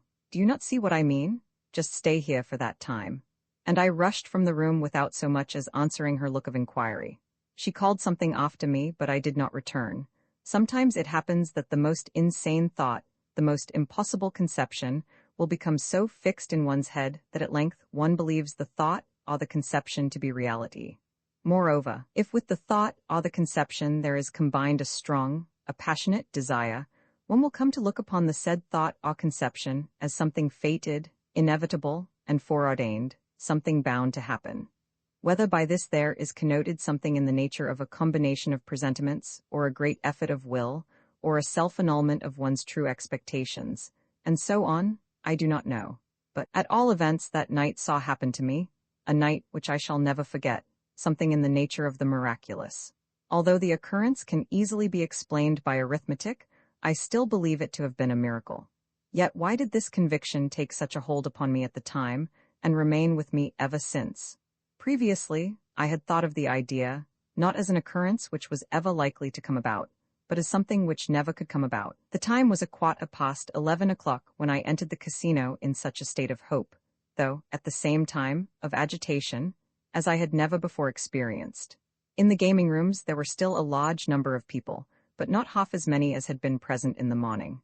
At 11 o'clock, there usually remained behind only the desperate gamblers, persons for whom, at spas, there existed nothing beyond roulette, and who went thither for that alone. These gamesters took little note of what was going on around them, and were interested in none of the appurtenances of the season, but played from morning till night, and would have been ready to play through the night until dawn had that been possible.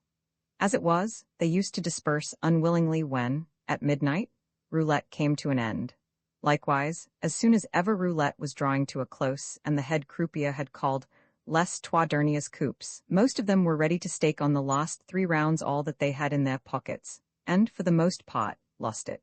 For my own part, I proceeded towards the table at which the grandmother had lately sat, and, since the crowd around it was not very large, I soon obtained standing room among the ring of gamblers, while directly in front of me, on the green cloth, I saw marked the word pass. Pass was a row of numbers from 19 to 36 inclusive, while a row of numbers from 1 to 18 inclusive was known as mank. But what had that to do with me? I had not noticed. I had not so much as heard the numbers upon which the previous coup had fallen, and so took no bearings when I began to play, as in my place, any systematic gambler would have done. No, I merely extended my stock of 20 10 gulden pieces and threw them down upon the space pass, which happened to be confronting me. Vingt you, called the croupier, I had won. I staked upon the same again, both my original stake and my winnings. Trentetun, called the croupier. Again I had won and was now in possession of 80 10 gulden pieces. Next, I moved the whole 80 on to 12 middle numbers, a stake which, if successful, would bring me in a triple profit, but also involved a risk of 2 chances to 1. The wheel revolved and stopped at 24. Upon this, I was paid out notes and gold, until I had by my side a total sum of 2,000 gulden. It was as in a fever that I moved the pile, en bloc, on to the red. Then suddenly, I came to myself, though that was the only time during the evening's play when fear cast its cold spell over me, and showed itself in a trembling of the hands and knees. For with horror, I had realized that I must win, and that upon that stake there depended all my life. Rouge, called the croupier. I drew a long breath, and hot shivers went coursing over my body. I was paid out my winnings in banknotes, amounting, of course, to a total of 4,000 florins, 800 gulden. I could still calculate the amounts. After that, I remember, I again staked 2,000 florins upon 12 middle numbers, and lost. Again, I staked the whole of my gold with 800 gulden in notes and lost. Then madness seemed to come upon me, and seizing my lost 2,000 florins, I staked them upon 12 of the first numbers, wholly by chance and at random, and without any sort of reckoning. Upon my doing so there followed a moment of suspense only comparable to that which Madame Blanchard must have experienced when, in Paris, she was descending earthwards from a balloon. Quata, called the croupier. Once more, with the addition of my original stake, I was in possession of 6,000 florins. Once more I looked around me like a conqueror. Once more I feared nothing as I threw down 4,000 of these florins upon the black. The croupiers glanced around them and exchanged a few words. The bystanders murmured expectantly. The black turned up. After that, I do not exactly remember either my calculations or the order of my stakings. I only remember that, as in a dream, I won in one round 16,000 florins, that in the 3 following rounds, I lost 12,000, that I moved the remainder, 4,000, on to pass. Though quite unconscious of what I was doing, I was merely waiting, as it were, mechanically and without reflection, for something and won. And that finally, 4 times in succession I lost. Yes, I can remember raking in money by thousands, but most frequently on the 12 middle numbers to which I constantly adhered, and which kept appearing in a sort of regular order, first 3 or 4 times running, and then, after an interval of a couple of rounds, in another break of 3 or 4 appearances. Sometimes, this astonishing regularity manifested itself in patches, a thing to upset all the calculations of note, taking gamblers who play with a pencil and a memorandum book in their hands. Fortune perpetrates some terrible jests at roulette, since my entry not more than half an hour could have elapsed. Suddenly, a croupier informed me that I had won 30,000 florins, as well as that, since the latter was the limit for which, at any one time, the bank could make itself responsible, roulette at that table must close for the night. Accordingly, I caught up my pile of gold, stuffed it into my pocket, and, grasping my sheaf of banknotes, moved to the table in an adjoining salon where a second game of roulette was in progress. The crowd followed me in a body and cleared a place for me at the table, after which I proceeded to stake as before, that is to say, at random and without calculating. What saved me from ruin, I do not know. Of course there were times when fragmentary reckonings did come flashing into my brain. For instance, there were times when I attached myself for a while to certain figures and coups, though always leaving them, again before long, without knowing what I was doing. In fact, I cannot have been in possession of all my faculties, for I can remember the croupiers correcting my play more than once, owing to my having made mistakes of the gravest order. My brows were damp with sweat, and my hands were shaking. Also, Poles came around me to proffer their services, but I heeded none of them, nor did my luck fail me now. Suddenly, there arose around me a loud din of talking and laughter. Bravo, bravo! was the general shout, and some people even clapped their hands. I had raked in 30,000 florins, and again the bank had had to close for the night. Go away now, go away now. A voice whispered to me on my right.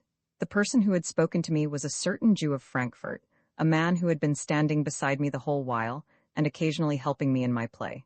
Yes, for God's sake go, whispered a second voice in my left ear.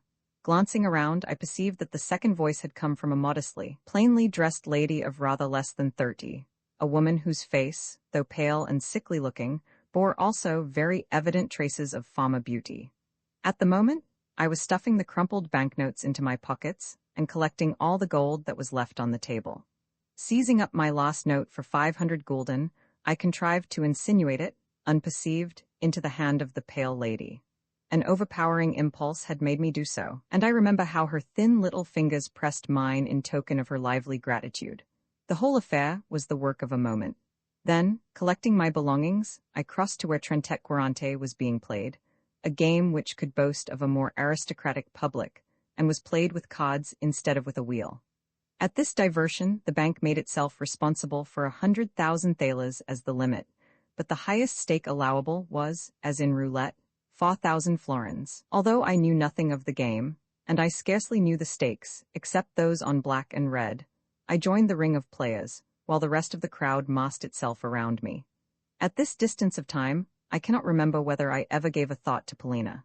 I seemed only to be conscious of a vague pleasure in seizing and raking in the banknotes which kept massing themselves in a pile before me. But as ever, fortune seemed to be at my back. As though of set purpose, there came to my aid a circumstance which not infrequently repeats itself in gaming. The circumstance is that not infrequently luck attaches itself to, say, the red, and does not leave it for a space of, say, 10, or even 15, rounds in succession. 3 days ago I had heard that, during the previous week, there had been a run of 22 coups on the red, an occurrence never before known at roulette, so that men spoke of it with astonishment.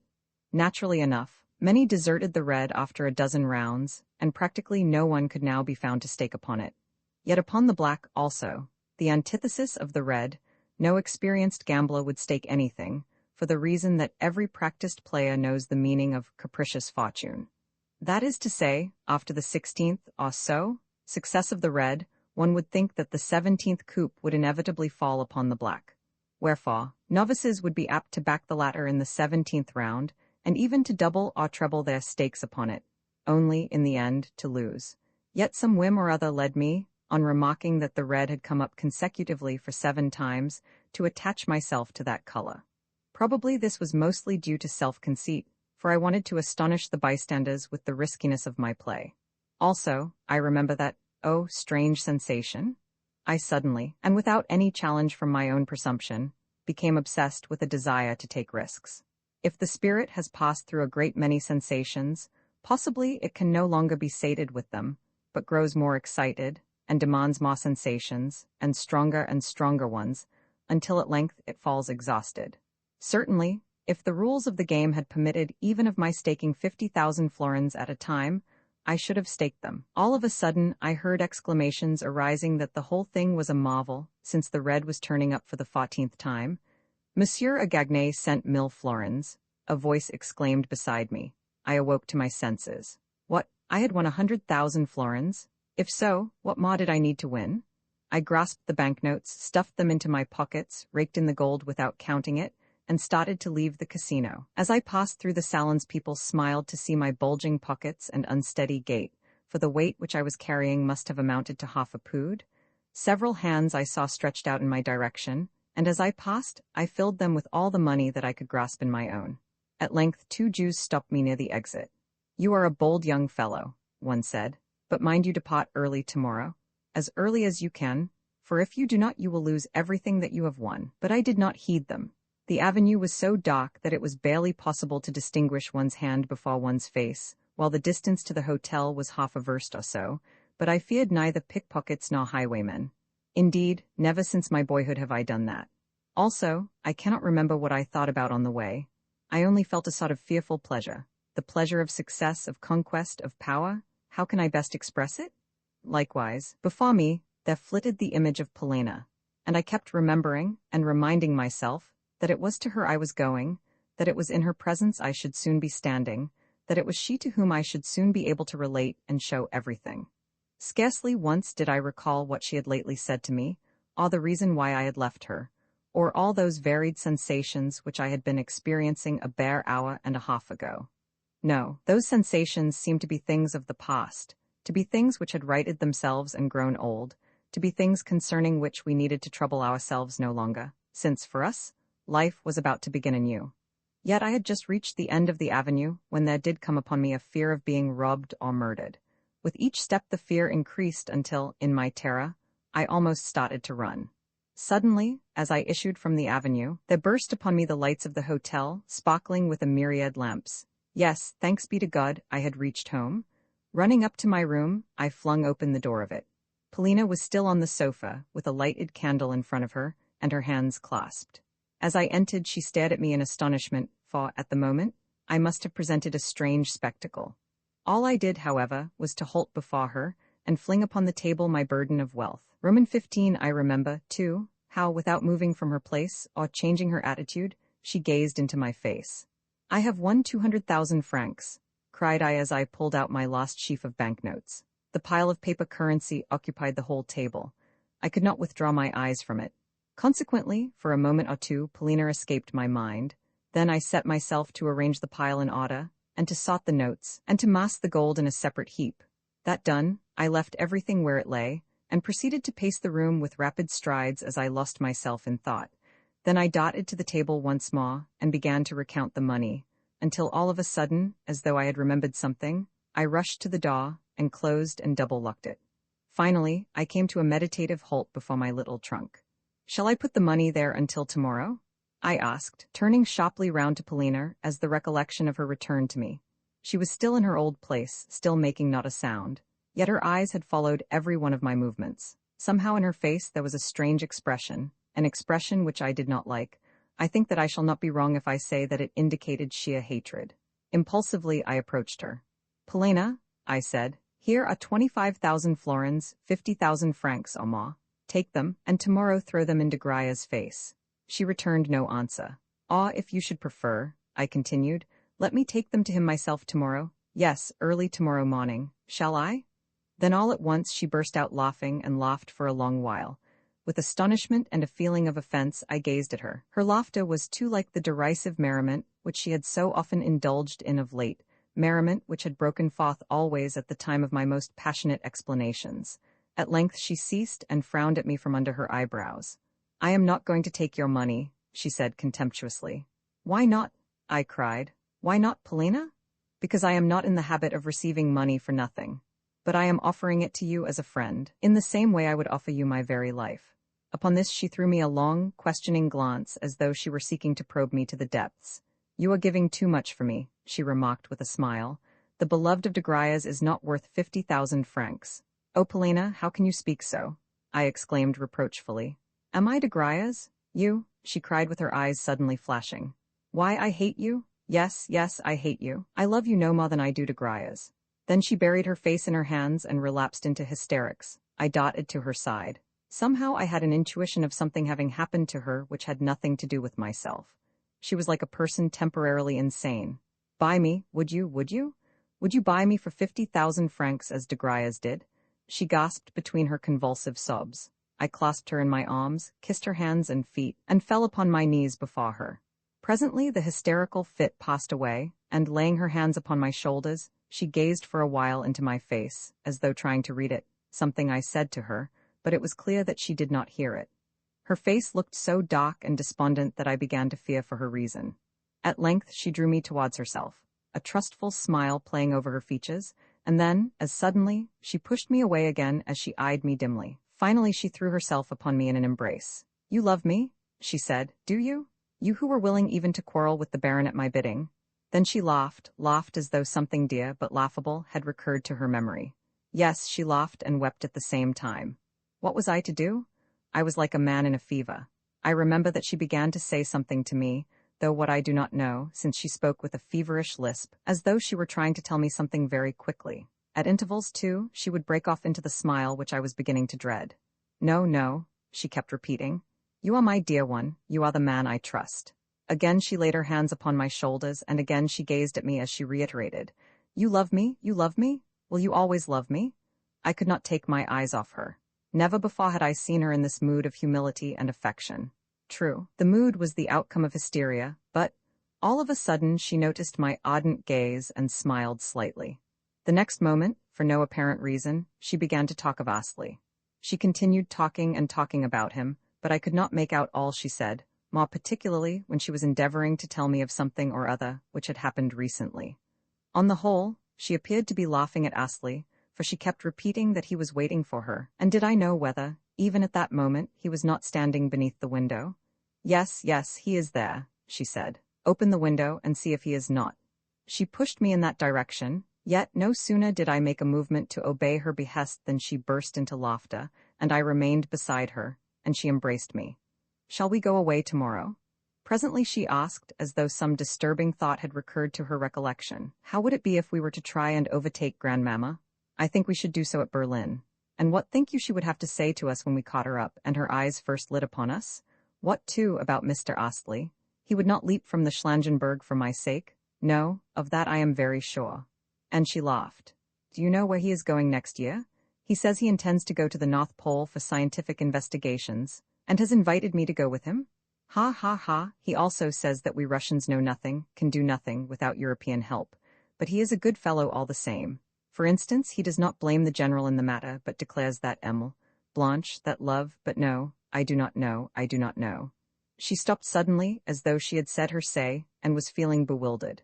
"What poor creatures these people are! How sorry I am for them and for Grandmamma. But when are you going to kill de Griers? Surely you do not intend actually to murder him? You fool! Do you suppose that I should allow you to fight de Griers? Nor shall you kill the Baron." Here she burst out laughing. "How absurd you looked when you were talking to the Bermergelms. I was watching you all the time, watching you from where I was sitting. And how unwilling you were to go when I sent you. Oh, how I laughed and laughed." Then she kissed and embraced me again. Again she pressed her face to mine with tender passion. Yet I neither saw nor heard her, for my head was in a whirl. It must have been about 7 o'clock in the morning when I awoke.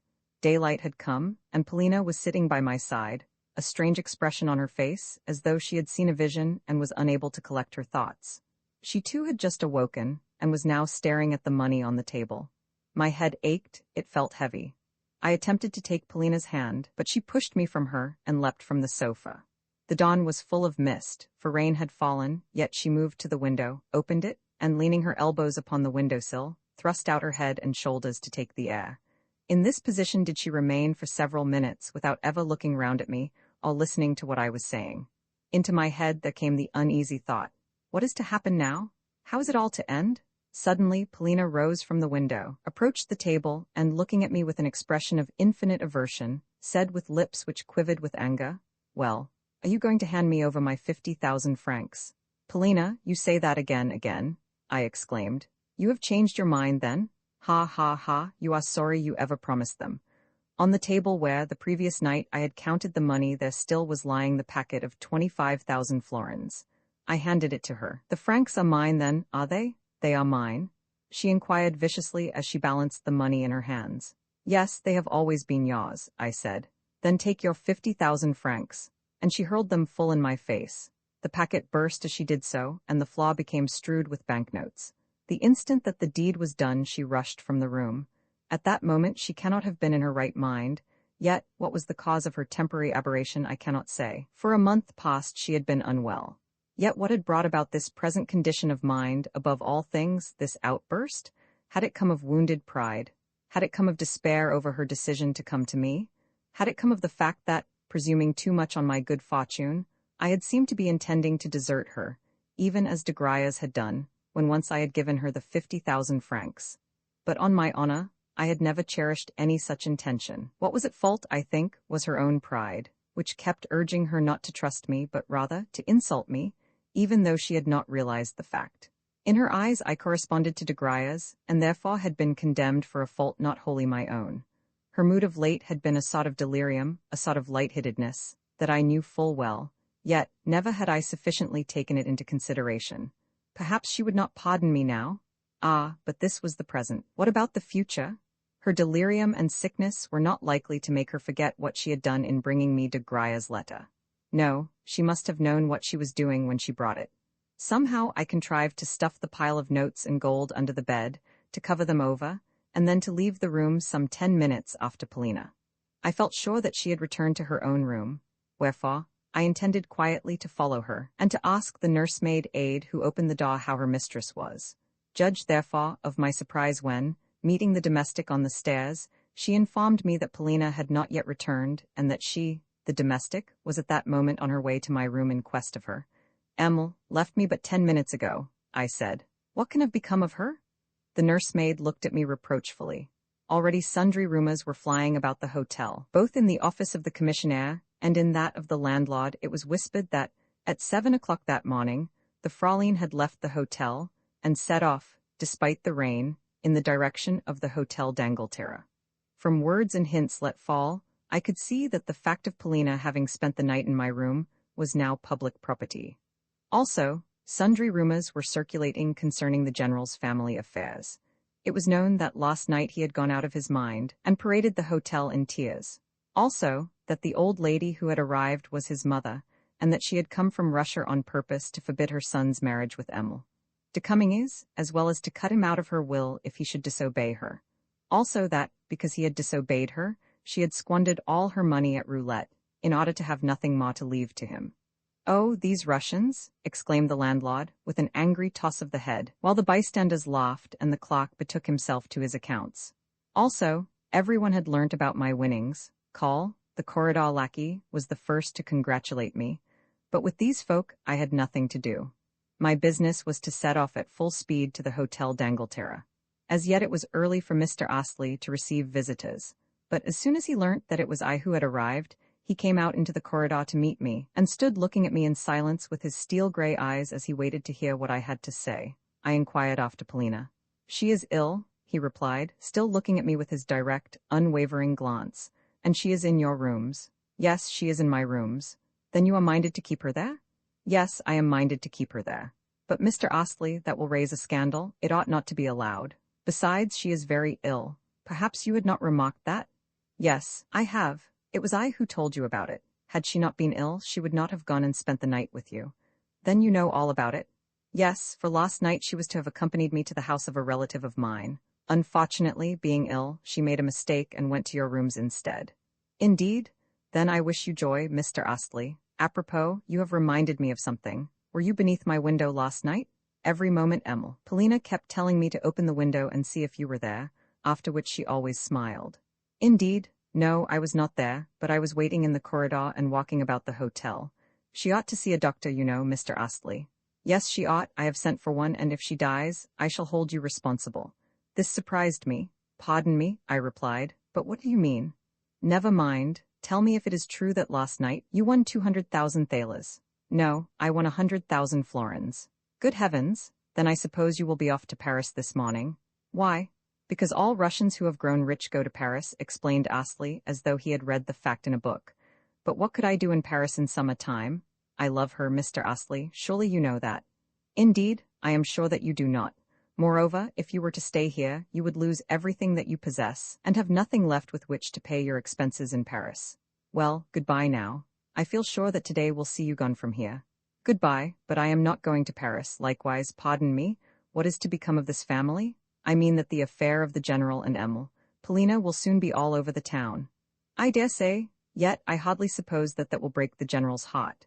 Moreover, Emil, Polina has a perfect right to live where she chooses. In short, we may say that, as a family, this family has ceased to exist." I departed, and found myself smiling at the Englishman's strange assurance that I should soon be leaving for Paris. I suppose he means to shoot me in a duel, should Polina die. Yes, that is what he intends to do. Now, although I was honestly sorry for Polina, it is a fact that, from the moment when, the previous night, I had approached the gaming table and begun to rake in the packets of banknotes, my love for her had entered upon a new plane. Yes, I can say that now, although at the time I was barely conscious of it. Was I then at heart a gambler? Did I, after all, love Polina not so very much? No, no, as God is my witness, I loved her. Even when I was returning home from Mr. Astley's, my suffering was genuine and my self-reproach sincere. but presently I was to go through an exceedingly strange and ugly experience. I was proceeding to the general's rooms when I heard a door near me open, and a voice call me by name. It was Emile's mother, the widow de Cummings, who was inviting me, in her daughter's name, to enter. I did so, whereupon I heard a laugh and a little cry proceed from the bedroom. The pair occupied a suite of 2 apartments, where Blanche was just arising. Ah, say Louis, Viens donc bet? Is it true that you have won a mountain of gold and silver? J'aimerais mia la. Yes, I replied with a smile. How much? 100,000 florins. Bibi, comme tu es bet, come in here, for I can't hear you where you are now. Nous ferons bombance nst passe. Entering her room, I found her lolling under a pink satin coverlet and revealing a pair of swarthy, wonderfully healthy shoulders. Shoulders such as one sees in dreams, shoulders covered over with a white cambric nightgown which, trimmed with lace, stood out, in striking relief against the darkness of her skin. Mon fils, as-tu du cœur? She cried when she saw me and then giggled. Her laugh had always been a very cheerful one, and at times it even sounded sincere. Tout Otta, I began, paraphrasing Connet. See here, she prattled on. Please search for my stockings and help me to dress. Aussi, si tu n'es pas trop bête gt prends à Paris, I am just off, let me tell you. This moment?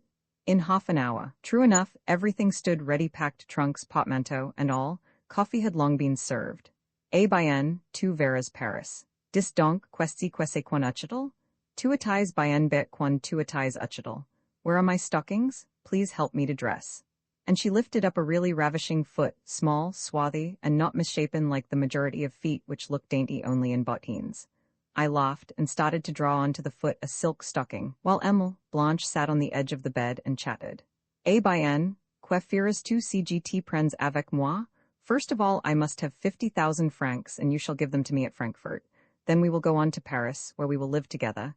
Et gt ferai voir des étoiles en plein jour. Yes, you shall see such women as your eyes have never lit upon.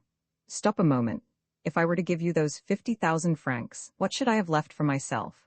Another 100,000 francs, please to remember. Besides, I could live with you in your rooms for a month, or even for 2, or even for longer. But it would not take us more than 2 months to get through 50,000 francs. For look you, je suis bon enfant, et tu verras des étoiles, you may be sure. What? You mean to say that we should spend the whole in 2 months? Certainly. Does that surprise you very much? Ah, vil esclave. Why, 1 month of that life would be better than all your previous existence. 1 month et après le déluge, mais tu n'y peux comprendre. Va, away, you are not worth it. Ah, que fais-tu? For while drawing on the other stocking, I had felt constrained to kiss her.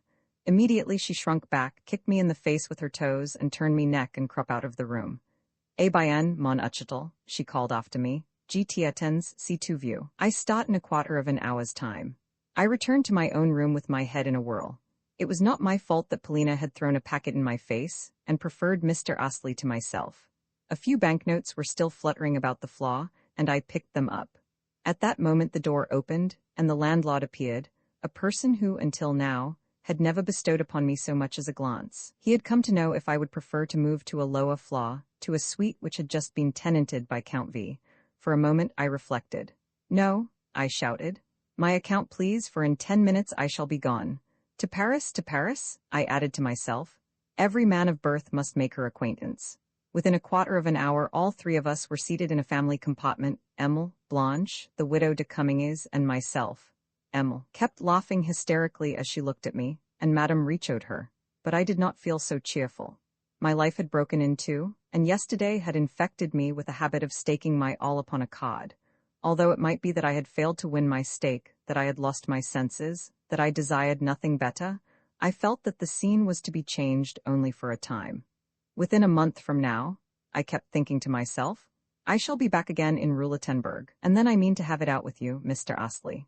Yes, as now I look back at things, I remember that I felt greatly depressed, despite the absurd gigglings of the egregious Blanche. What is the matter with you? How dull you are? She cried at length as she interrupted her laughter to take me seriously to task. Come, we are going to spend your 200,000 francs for you, et tu seras heureux comme un petit roi. I myself will tie your tie for you, and introduce you to Hortense, and when we have spent your money you shall return here and break the bank again. What did those 2 Jews tell you? That the thing most needed is daring, and that you possess it. Consequently, this is not the first time that you will be hurrying to Paris with money in your pocket. moi, je veux 50 000 francs de rente, et à laws. But what about the general? I interrupted. The general, you know well enough that at about this hour every day he goes to buy me a bouquet. On this occasion, I took care to tell him that he must hunt for the choicest of flowers, and when he returns home, the poor fellow will find the bird flown. Possibly he may take wing in pursuit, ha ha ha, and if so, I shall not be sorry, for he could be useful to me in Paris, and Mr. Astley will pay his debts here. In this manner did I depart for the gay city. Roman 16 of Paris, what am I to say? The whole proceeding was a delirium, a madness. I spent a little over 3 weeks there, and during that time, saw my 100,000 francs come to an end. I speak only of the 100,000 francs, for the other 100,000 I gave to Emile, Blanche in pure cash. That is to say, I handed her 50,000 francs at Frankfurt, and 3 days later, in Paris, advanced her another 50,000 on note of hand. Nevertheless, a week had not elapsed ere she came to me for more money. Et les 100 000 francs qui nous restent, she added. Tu les mangeras avec moi, mon Uchidel. Yes, she always called me her Uchidel.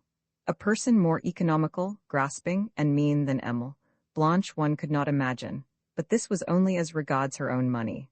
My 100,000 francs, as she explained to me later, she needed to set up her establishment in Paris, so that once and for all I may be on a decent footing, and proof against any stones which may be thrown at me, at all events for a long time to come. Nevertheless, I saw nothing of those 100,000 francs for my own purse, which she inspected daily, never managed to amass in it more than 100 francs at a time, and generally the sum did not reach even that figure. What do you want with money?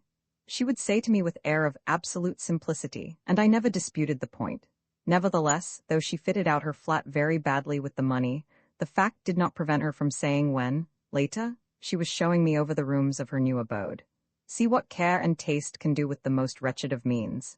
However, her wretchedness had cost 50,000 francs, while with the remaining 50,000 she purchased a carriage and horses. Also, we gave a couple of balls, evening parties attended by Hortense and Lysette and Cleopatra, who were women remarkable both for the number of their liaisons and, though only in some cases, for their good looks. At these reunions, I had to play the part of host, to meet and entertain fat mercantile parvenus who were impossible by reason of their rudeness and braggadocio, colonels of various kinds, hungry authors, and journalistic hacks, all of whom dispotted themselves in fashionable tailcoats and pale yellow gloves, and displayed such an aggregate of conceit and gasconade as would be unthinkable even in St. Petersburg, which is saying a great deal. They used to try to make fun of me, but I would console myself by drinking champagne and then lolling in a retiring room. Nevertheless, I found it deadly work. C'est un Uchidel, Blanche would say of me, qui a gagné 200 000 francs, and but for me, would have had not a notion how to spend them. Presently he will have to return to his tutoring. Does anyone know of a vacant post? You know, one must do something for him. I had the more frequent recourse to champagne in that I constantly felt depressed and bawed, owing to the fact that I was living in the most bourgeois commercial milieu imaginable, a milieu wherein every sou was counted and grudged. Indeed, 2 weeks had not elapsed before I perceived that Blanche had no real affection for me, even though she dressed me in elegant clothes, and herself tied my tie each day. In short, she utterly despised me, but that caused me no concern. Blasé and inert, I spent my evenings generally at the Château des Fleurs, where I would get fuddled and then dance the cancan, which, in that establishment, was a very indecent performance with éclat. At length, the time came when Blanche had drained my purse dry. She had conceived an idea that, during the term of our residence together, it would be well if I were always to walk behind her with a paper and pencil, in order to jot down exactly what she spent, what she had saved, what she was paying out, and what she was laying by. Well, of course I could not fail to be aware that this would entail a battle over every 10 francs, so, although for every possible objection that I might make she had prepared a suitable answer, she soon saw that I made no objections and therefore had to start disputes herself. That is to say, she would burst out into tirades which were met only with silence as I lolled on a sofa and stared fixedly at the ceiling. This greatly surprised her. At first she imagined that it was due merely to the fact that I was a fool, un Uchidel, wherefore she would break off her harangue in the belief that, being too stupid to understand, I was a hopeless case. Then she would leave the room, but return 10 minutes later to resume the contest. This continued throughout her squandering of my money, a squandering altogether out of proportion to our means. An example is the way in which she changed her first pair of horses for a pair which cost 16,000 francs. "Bye-bye," she said on the latter occasion as she approached me. "Surely you are not angry?" "No, I am merely tired," was my reply as I pushed her from me. This seemed to her so curious that straightway she seated herself by my side. "You see," she went on, "I decided to spend so much upon these horses only because I can easily sell them again. They would go at any time for 20,000 francs. Yes, they are splendid horses, and you have got a splendid turnout. I am quite content. Let me hear no more of the matter." "Then you are not angry?" "No, why should I be? You are wise to provide yourself with what you need, for it will all come in handy in the future." "Yes, I quite see the necessity of your establishing yourself on a good basis, for without it you will never earn your million. My 100,000 francs I look upon merely as a beginning, as a mere drop in the bucket." Blanche, who had by no means expected such declarations from me, but rather an uproar and protests, was rather taken aback. Well, what a man you are," she exclaimed. "Mais tu as l'esprit pas comprendre. Sais tu, mon garçon, although you are a tutor, you ought to have been born a prince. Are you not sorry that your money should be going so quickly?" "No, the quicker it goes the better." "Mais sais tu, mais dis donc, are you really rich? Mais sais tu, you have too much contempt for money. Qu'est-ce que tu feras après, dis donc?" "Après, I shall go to Homburg, and win another 100,000 francs. Oui, c'est ça, c'est magnifique. Ah, I know you will win them and bring them to me when you have done so. Dis donc, you will end by making me love you. Since you are what you are, I mean to love you all the time, and never to be unfaithful to you. You see, I have not loved you before parce que je croyais que tu enes quan uchital, quelque chose comme un likewise, n'est si pas. Yet all the time I have been true to you, parce que je suis bon fil." "You lie," I interrupted. "Did I not see you the other day with Albert, with that black-jowled officer?" Oh, mais tu es. Yes, you are lying right enough, but what makes you suppose that I should be angry? Rubbish. Il faut que je ne s'y passe. Even if that officer were here now, I should refrain from putting him out of the room if I thought you really cared for him. Only, mind you, do not give him any of my money. You hear? You say, do you, that you would not be angry? Mais tu es un vrai philosophe, sais tu? Oui, un vrai philosophe. A by N, GT Amarai. Tu verras tu seras content. True enough, from that time onward she seemed to attach herself only to me, and in this manner we spent our last 10 days together. The promised étoiles I did not see, but in other respects she, to a certain extent, kept her word. Moreover, she introduced me to Hortense, who was a remarkable woman in her way, and known among us as Therese Philosophe. But I need not enlarge further, for to do so would require a story to itself, and entail a coloring which I am loth to impart to the present narrative. The point is that with all my faculties, I desired the episode to come to an end as speedily as possible. Unfortunately, our 100,000 francs lasted us, as I have said, for very nearly a month, which greatly surprised me. At all events, Blanche bought herself articles to the tune of 80,000 francs, and the rest sufficed just to meet our expenses of living. Towards the close of the affair, Blanche grew almost frank with me at least. She scarcely lied to me at all, declaring, amongst other things, that none of the debts which she had been obliged to incur were going to fall upon my head. "I have purposely refrained from making you responsible for my bills or borrowings," she said, "for the reason that I am sorry for you. Any other woman in my place would have done so, and have let you go to prison. See, then, how much I love you, and how good-hearted I am. Think, too, what this accursed marriage with the general is going to cost me." True enough, the marriage took place. It did so at the close of our month together, and I am bound to suppose that it was upon the ceremony that the last remnants of my money were spent. With it the episode, that is to say, my sojourn with the Frenchwoman, came to an end, and I formally retired from the scene. It happened thus. A week after we had taken up our abode in Paris, there arrived thither the general. He came straight to see us, and thenceforward lived with us practically as our guest, though he had a flat of his own as well. Blanche met him with merry badinage and laughter, and even threw her arms around him.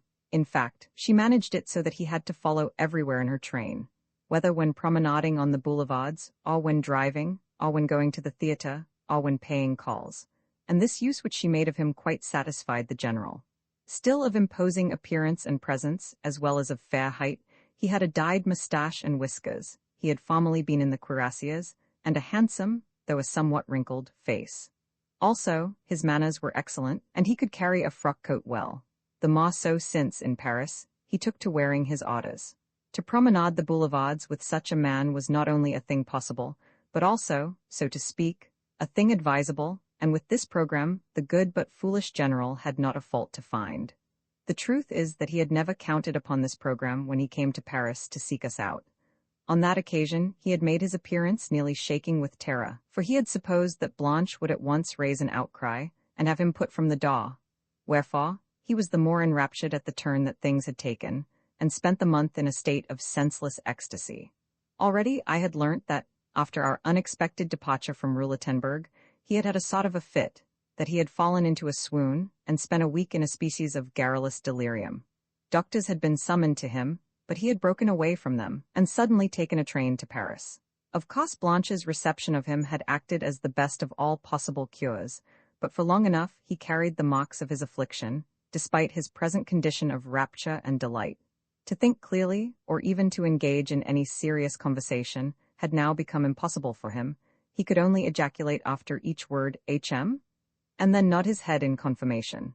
Sometimes, also, he would laugh, but only in a nervous, hysterical sort of a fashion, while at other times he would sit for hours looking as black as night, with his heavy eyebrows knitted. Of much that went on he remained wholly oblivious, for he grew extremely absent-minded, and took to talking to himself. Only Blanche could awake him to any semblance of life. His fits of depression and moodiness in corners always meant either that he had not seen her for some while, or that she had gone out without taking him with her, or that she had omitted to caress him before departing. When in this condition, he would refuse to say what he wanted, nor had he the least idea that he was thus sulking and moping. Next, after remaining in this condition for an hour or two, this, I remarked on 2 occasions when Blanche had gone out for the day, probably to see Albert, he would begin to look about him, and to grow uneasy, and to hurry about with an air as though he had suddenly remembered something, and must try and find it. After which, not perceiving the object of his search, nor succeeding in recalling what that object had been, he would as suddenly relapse into oblivion, and continue so until the reappearance of Blanche, merry, wanton, half-dressed, and laughing her strident laugh as she approached to pet him, and even to kiss him, though the latter reward he seldom received. Once he was so overjoyed at her doing so that he burst into tears. Even I myself was surprised. From the first moment of his arrival in Paris, Blanche set herself to plead with me on his behalf, and at such times she even rose to heights of eloquence, saying that it was for me she had abandoned him, though she had almost become his betrothed and promised to become so, that it was for her sake he had deserted his family, that, having been in his service, I ought to remember the fact and to feel ashamed. To all this I would say nothing, however much she chatted on, until at length I would burst out laughing, and the incident would come to an end. At first, as I have said, she had thought me a fool, but since she had come to deem me a man of sense and sensibility. In short, I had the happiness of calling her better nature into play, for though, at first, I had not deemed her so, she was, in reality, a kind-hearted woman after her own fashion. "You are good and clever," she said to me towards the finish, "and my one regret is that you are also so wrong-headed. You will never be a rich man." Un vrai Russ, un Kalmuck, she usually called me. Several times she sent me to give the general an airing in the streets, even as she might have done with a lackey and her spaniel, but I preferred to take him to the theatre, to the bal mabel, and to restaurants. For this purpose she usually allowed me some money, though the general had a little of his own, and enjoyed taking out his purse before strangers. Once I had to use actual force to prevent him from buying a phaeton at a price of 700 francs, after a vehicle had caught his fancy in the Palais Royal as seeming to be a desirable present for Blanche. What could she have done with a 700-franc phaeton? And the general possessed in the world but 1,000 francs. The origin even of those francs I could never determine, but imagined them to have emanated from Mr. Astley, the more so since the latter had paid the family's hotel bill. As for what view the general took of myself, I think that he never divined the footing on which I stood with Blanche. True, he had heard, in a dim sort of way, that I had won a good deal of money, but more probably he supposed me to be acting as secretary, or even as a kind of servant, to his inamorata. At all events, he continued to address me, in his old haughty style, as my superior. At times he even took it upon himself to scold me. One morning in particular, he started to sneer at me over our matutinal coffee. Though not a man prone to take offense, he suddenly, and for some reason of which to this day I am ignorant, fell out with me. Of course even he himself did not know the reason. To put things shortly, he began a speech which had neither beginning nor ending, and cried out, a baton's rumpus, that I was a boy whom he would soon put to rights, and so forth, and so forth. Yet no one could understand what he was saying, and at length Blanche exploded in a burst of laughter. Finally, something appeased him, and he was taken out for his walk. More than once, however, I noticed that his depression was growing upon him, that he seemed to be feeling the want of somebody or something, that despite Blanche's presence, he was missing some person in particular. Twice, on these occasions, did he plunge into a conversation with me, though he could not make himself intelligible, and only went on rambling about the service, his late wife, his home, and his property. Every now and then, also, some particular word would please him, whereupon he would repeat it 100 times in the day, even though the word happened to express neither his thoughts nor his feelings. Again, I would try to get him to talk about his children, but always he cut me short in his old snappish way and passed to another subject. Yes, yes, my children, was all that I could extract from him. Yes, you are right in what you have said about them.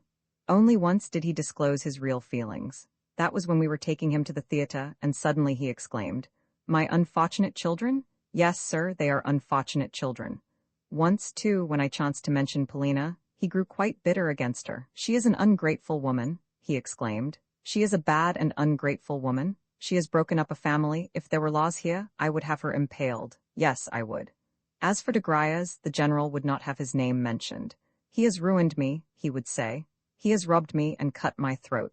For 2 years he was a perfect nightmare to me. For months at a time he never left me in my dreams. Do not speak of him again. It was now clear to me that Blanche and he were on the point of coming to terms, yet, true to my usual custom, I said nothing.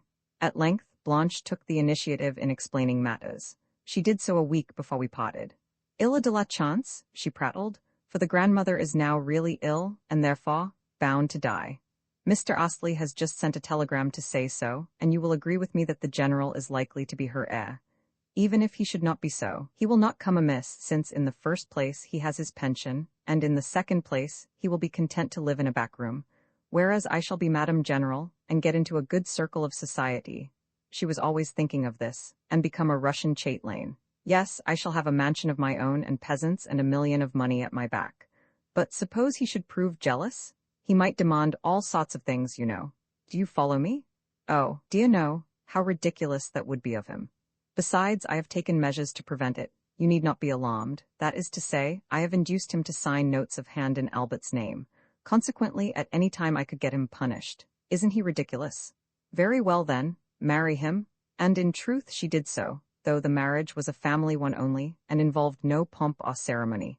In fact, she invited to the nuptials none but Albert and a few other friends, Hortense, Cleopatra, and the rest she kept firmly at a distance. As for the bridegroom, he took a great interest in his new position.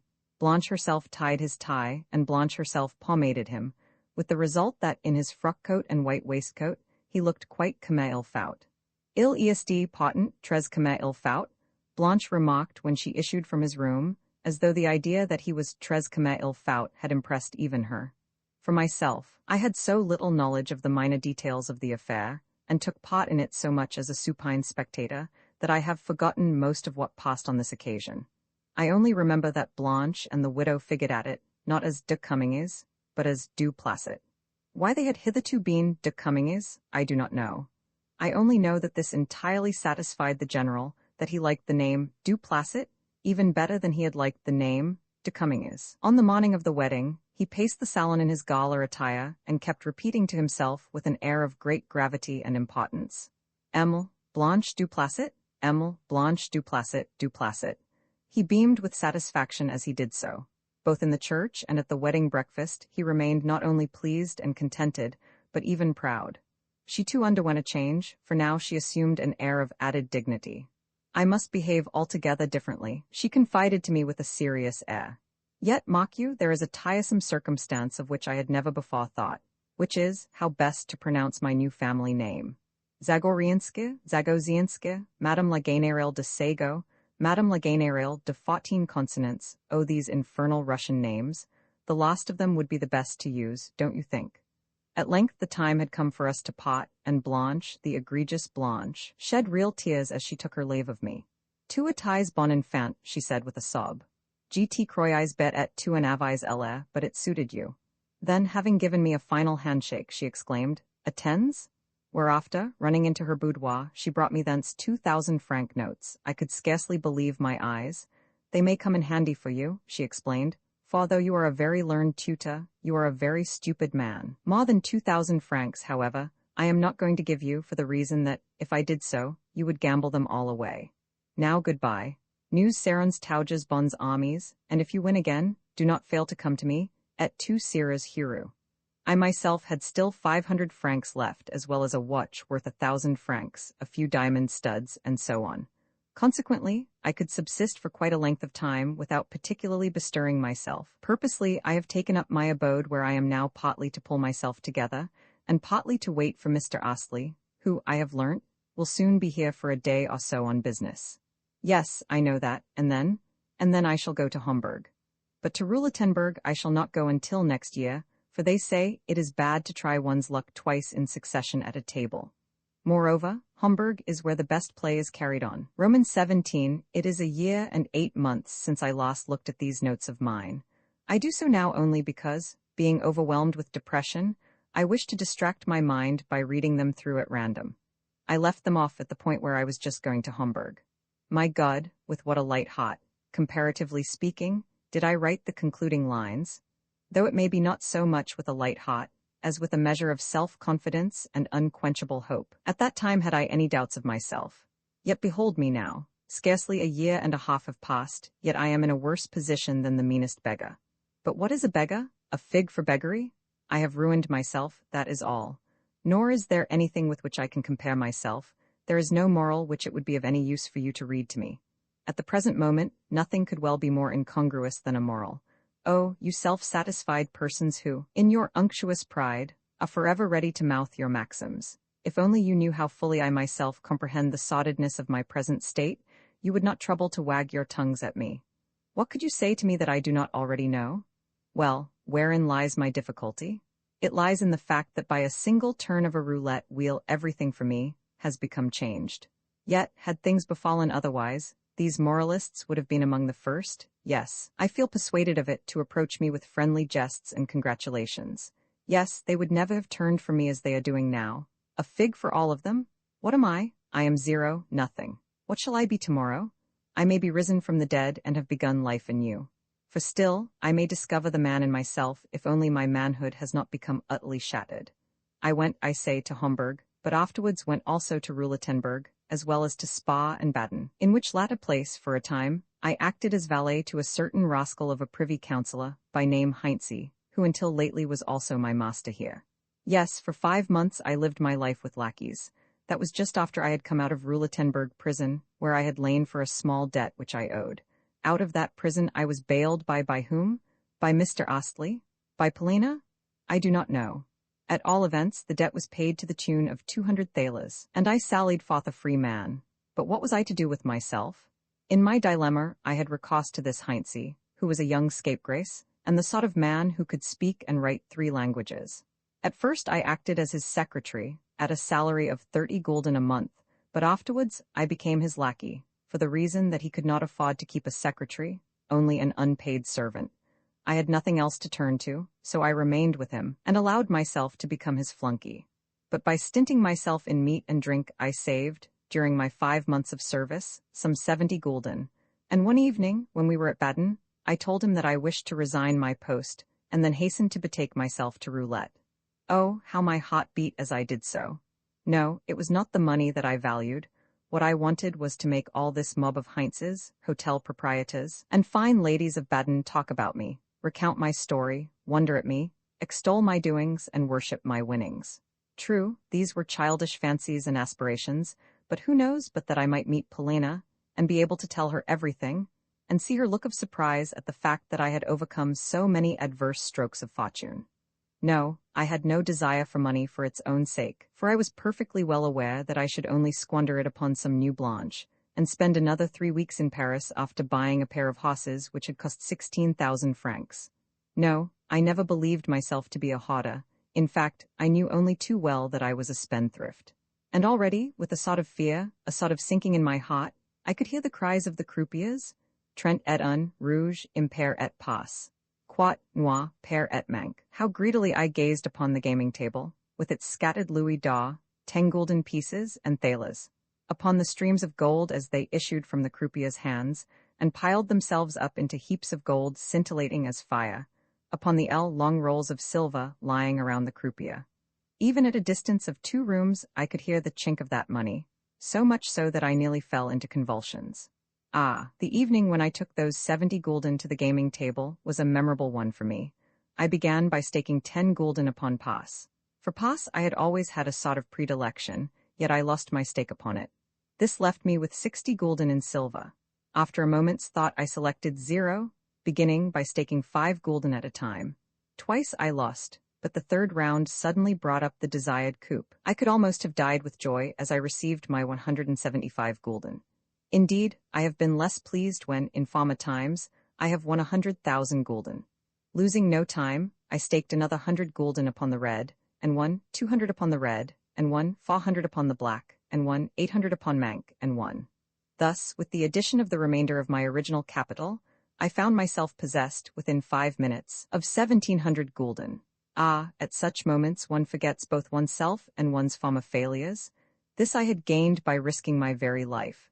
I had dared so to risk, and behold, again I was a member of mankind. I went and hired a room, I shut myself up in it, and sat counting my money until 3 o'clock in the morning. To think that when I awoke on the morrow, I was no lackey? I decided to leave at once for Hamburg. There I should neither have to serve as a footman nor to lie in prison.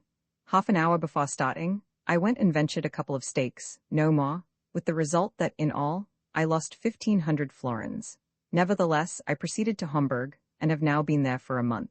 Of course, I am living in constant trepidation, playing for the smallest of stakes and always looking out for something, calculating, standing whole days by the gaming tables to watch the play, even seeing that play in my dreams, yet seeming, the while, to be in some way stiffening, to be growing caked, as it were, in Maya. But I must conclude my notes, which I finish under the impression of a recent encounter with Mr. Astley. I had not seen him since we parted at Ruletenberg, and now we met quite by accident. At the time I was walking in the public gardens, and meditating upon the fact that not only had I still some 50 gulden in my possession, but also, I had fully paid up my hotel bill 3 days ago. Consequently, I was in a position to try my luck again at roulette, and if I won anything, I should be able to continue my play, whereas, if I lost what I now possessed, I should once more have to accept a lackey's place, provided that, in the alternative, I failed to discover a Russian family which stood in need of a tutor. Plunged in these reflections, I started on my daily walk through the park and forest towards a neighboring principality. Sometimes, on such occasions, I spent 4 hours on the way, and would return to Hamburg tired and hungry. But on this particular occasion, I had scarcely left the gardens for the park when I caught sight of Astley seated on a bench. As soon as he perceived me, he called me by name, and I went and sat down beside him. But on noticing that he seemed a little stiff in his manner, I hastened to moderate the expression of joy which the sight of him had called forth. "You here?" he said. "Well, I had an idea that I should meet you. Do not trouble to tell me anything, for I know all. Yes, all. In fact, your whole life during the past 20 months lies within my knowledge. How closely you watch the doings of your old friends?" I replied, "That does you infinite credit, but stop a moment. You have reminded me of something. Was it you who bailed me out of Ruletenberg prison when I was lying there for a debt of 200 gulden? Someone did so." "Oh dear no, though I knew all the time that you were lying there. Perhaps you could tell me who did bail me out." "No, I am afraid I could not." "What a strange thing, for I know no Russians at all here, so it cannot have been a Russian who befriended me. In Russia, we Orthodox folk do go bail for one another, but in this case, I thought it must have been done by some English stranger who was not conversant with the ways of the country." Mr. Astley seemed to listen to me with a sort of surprise. Evidently he had expected to see me looking more crushed and broken than I was. "Well," he said, not very pleasantly, "I am none the less glad to find that you retain your old independence of spirit as well as your buoyancy, which means that you are vexed at not having found me more abased and humiliated than I am." I retorted with a smile. Astley was not quick to understand this, but presently did so and laughed. "Your remarks please me as they always did," he continued. "In those words I see the clever, triumphant, and above all things, cynical friend of former days. Only Russians have the faculty of combining within themselves so many opposite qualities. Yes, most men love to see their best friend in a basement, for generally it is on such a basement that friendship is founded. All thinking persons know that ancient truth. Yet, on the present occasion, I assure you, I am sincerely glad to see that you are not cast down. Tell me, are you never going to give up gambling? Damn the gambling! Yes, I should certainly have given it up were it not that you are losing? I thought so. You need not tell me any more. I know how things stand, for you have said that lost in despair, and therefore, truthfully. Have you no other employment than gambling? No, none whatever. Astley gave me a searching glance. At that time it was ages since I had last looked at a paper or turned the pages of a book. You are growing blasé, he said. You have not only renounced life with its interests and social ties, but the duties of a citizen and a man. You have not only renounced the friends whom I know you to have had, and every aim in life but that of winning money, but you have also renounced your memory. Though I can remember you in the strong, ardent period of your life, I feel persuaded that you have now forgotten every better feeling of that period, that your present dreams and aspirations of subsistence do not rise above pair, impair rouge, noir, the 12 middle numbers, and so forth. Enough, Mr. Astley.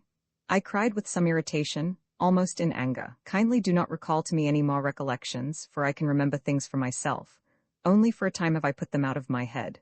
Only until I shall have rehabilitated myself am I keeping my memory dulled. When that hour shall come, you will see me arise from the dead. Then you will have to be here another 10 years, he replied. Should I then be alive, I will remind you, here, on this very bench, of what I have just said. In fact, I will bet you a wager that I shall do so. Say no more, I interrupted impatiently. And to show you that I have not wholly forgotten the past, may I inquire where Emil, Polina is? If it was not you who bailed me out of prison, it must have been she. Yet never have I heard a word concerning her. No, I do not think it was she. At the present moment she is in Switzerland, and you will do me a favor by ceasing to ask me these questions about her. Astley said this with a firm and even an angry air, which means that she has dealt you a serious wound. I burst out with an involuntary sneer. Emil, Polina, he continued, is the best of all possible living beings, but I repeat that I shall thank you to cease questioning me about her. You never really knew her, and her name on your lips is an offense to my moral feeling. Indeed? On what subject, then, have I a better right to speak to you than on this? With it abound up all your recollections and mine. However, do not be alarmed. I have no wish to probe too far into your private, your secret affairs. My interest in Emil, Polina, does not extend beyond her outward circumstances and surroundings. About them you could tell me in 2 words. Well, on condition that the matter shall end there, I will tell you that for a long time Emil, Polina was ill, and still is so. My mother and sister entertained her for a while at their home in the north of England, and thereafter Emil, Polina's grandmother, you remember the mad old woman, died and left Emil, Polina a personal legacy of £7,000 sterling. That was about 6 months ago, and now Emil is traveling with my sister's family, my sister having since married. Emil's little brother and sister also benefited by the grandmother's will, and are now being educated in London. As for the general, he died in Paris last month, of a stroke. Blanche did well by him, for she succeeded in having transferred to herself all that he received from the grandmother. That, I think, concludes all that I have to tell. And de Gruyas? Is he too traveling in Switzerland? No, nor do I know where he is. Also I warn you once more that you had better avoid such hints and ignoble suppositions, otherwise you will assuredly have to reckon with me. What? In spite of our old friendship? Yes, in spite of our old friendship. Then I beg your pardon 1,000 times, Mr. Astley. I meant nothing offensive to Emil, Polina, for I have nothing of which to accuse her. Moreover, the question of there being anything between this Frenchman and this Russian lady is not one which you and I need discuss, nor even attempt to understand. If, replied Astley, you do not care to hear their names coupled together, may I ask you what you mean by the expressions this Frenchman, this Russian lady, and there being anything between them? Why do you call them so particularly a Frenchman and a Russian lady? Ah, I see you are interested, Mr. Astley, but it is a long, long story and calls for a lengthy preface. At the same time, the question is an important one, however ridiculous it may seem at the first glance. A Frenchman, Mr. Astley, is merely a fine figure of a man. With this you, as a Britisher, may not agree. With it I also, as a Russian, may not agree out of envy. Yet possibly our good ladies are of another opinion. For instance, one may look upon Racine as a broken-down, hobble-dahoy, perfumed individual. One may even be unable to read him, and I too may think him the same, as well as in some respects a subject for ridicule. Yet about him, Mr. Astley, there is a certain charm, and above all things, he is a great poet, though one might like to deny it. Yes, the Frenchman, the Parisian, as a national figure, was in process of developing into a figure of elegance before we Russians had even ceased to be bears.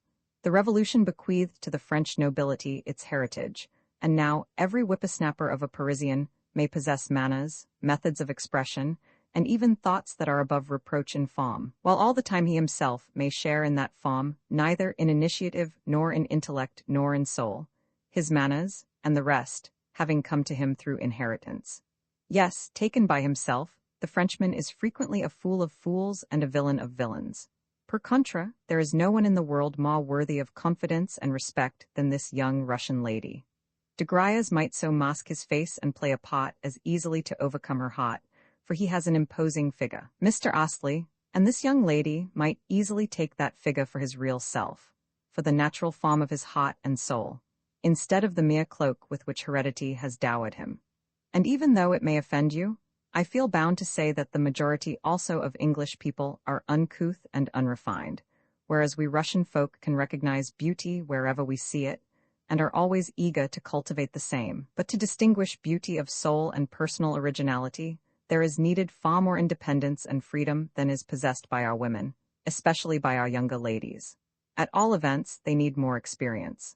For instance, this Emil, Polina, pardon me, but the name has passed my lips and I cannot well recall it, is taking a very long time to make up her mind to prefer you to Monsieur de Griers. She may respect you, she may become your friend, she may open out her heart to you, yet over that heart there will be reigning that loathsome villain, that mean and petty usurer, de Griers. This will be due to obstinacy and self-love, to the fact that de Griers once appeared to her in the transfigured guise of a marquis, of a disenchanted and ruined liberal who was doing his best to help her family and the frivolous old general. And although these transactions of his have since been exposed, you will find that the exposure has made no impression upon her mind. Only give her the de Griers of former days, and she will ask of you no more. The more she may detest the present de Griers, the more will she lament the de Griers of the past, even though the latter never existed but in her own imagination. You are a sugar refiner, Mr. Astley, are you not?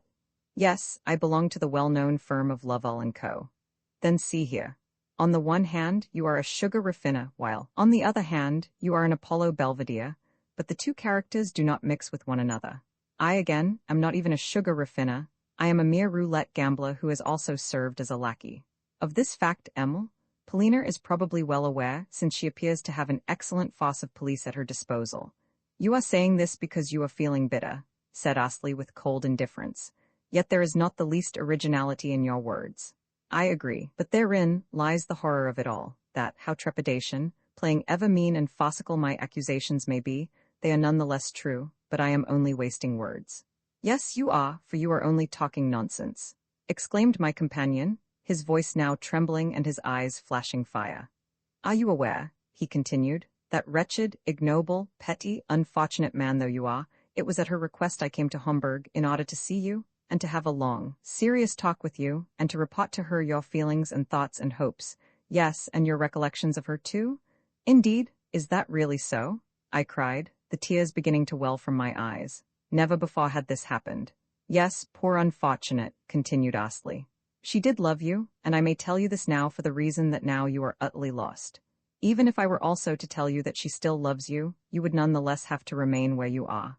Yes, you have ruined yourself beyond redemption. Once upon a time you had a certain amount of talent, and you were of a lively disposition, and your good looks were not to be despised.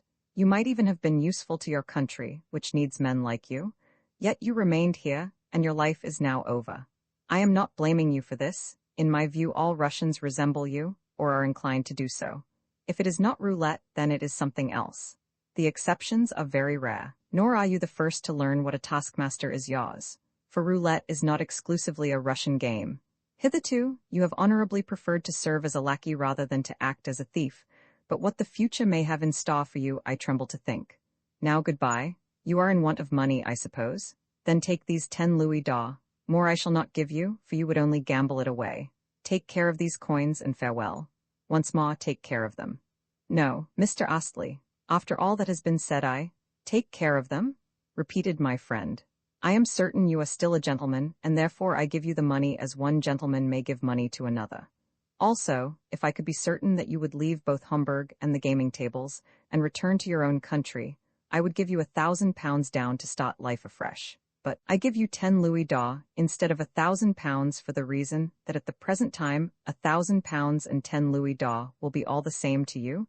You will lose the one as readily as you will the other. Take the money, therefore, and goodbye. Yes, I will take it if at the same time you will embrace me. With pleasure. So we parted, on terms of sincere affection, but he was wrong. If I was hard and undiscerning as regards Polina and Degrias, he was hard and undiscerning as regards Russian people generally. Of myself I say nothing. Yet words are only words, I need to act. Above all things I need to think of Switzerland. Tomorrow? Ah, but if only I could set things right tomorrow, and be born again, and rise again from the dead. But no, I cannot, yet I must show her what I can do. Even if she should do no more than learn that I can still play the man, it would be worth it. Today it is too late, but tomorrow. Yet I have a presentiment that things can never be otherwise. I have got 15 louis d'or in my possession, although I began with 15 gulden. If I were to play carefully at the start, but no, surely I am not such a fool as that. Yet why should I not rise from the dead?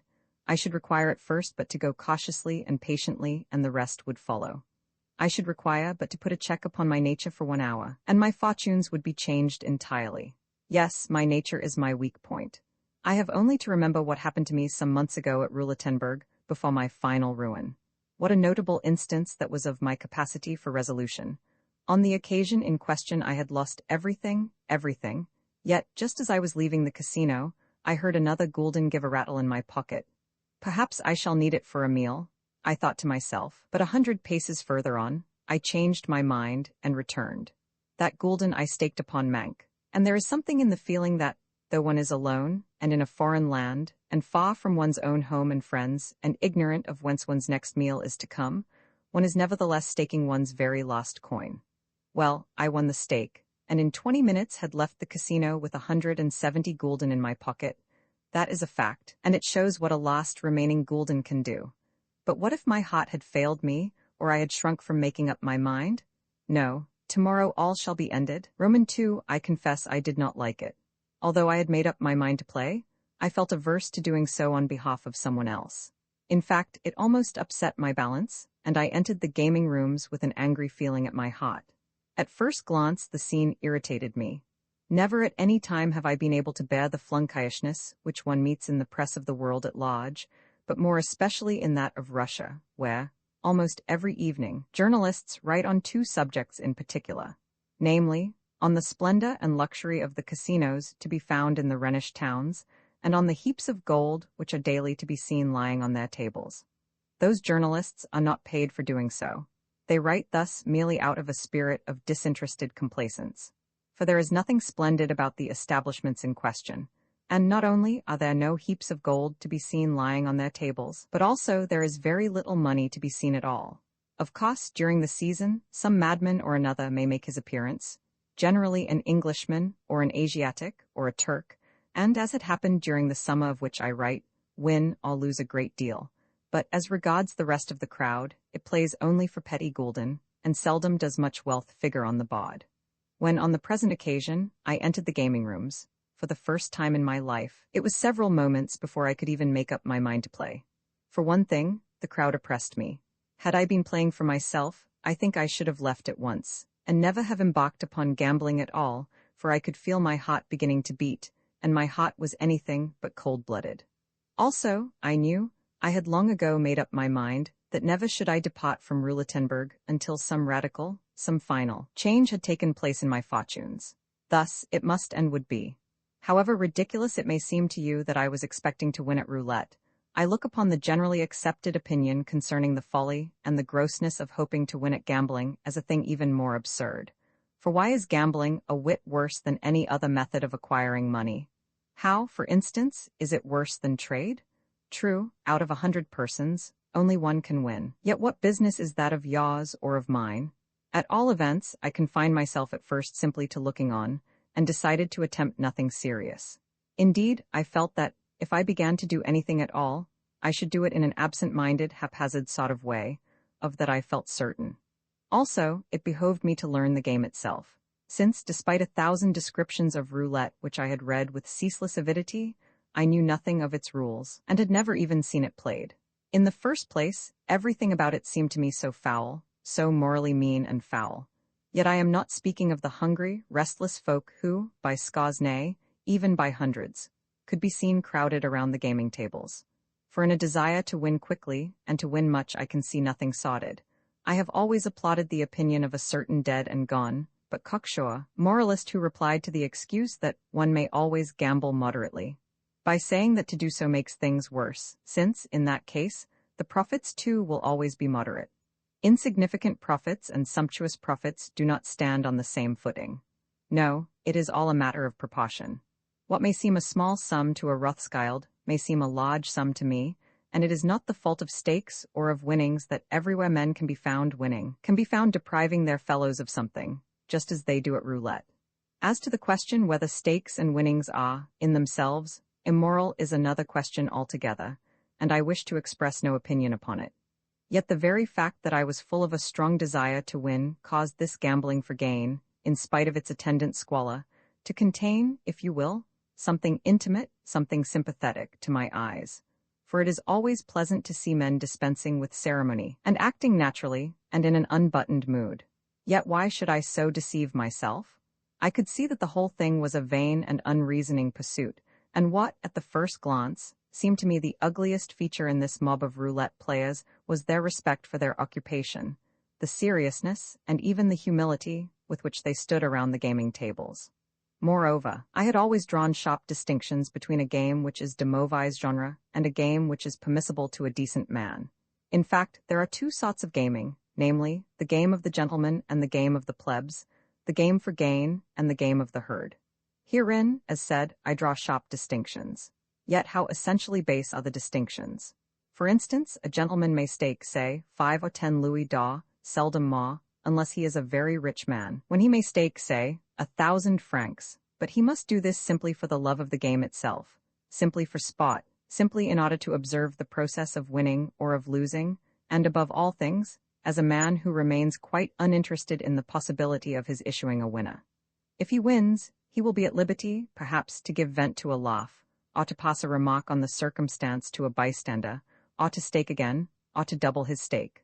But even this he must do solely out of curiosity, and for the pleasure of watching the play of chances and of calculations, and not because of any vulgar desire to win. In a word, he must look upon the gaming table, upon roulette, and upon trente quarante, as mere relaxations which have been arranged solely for his amusement.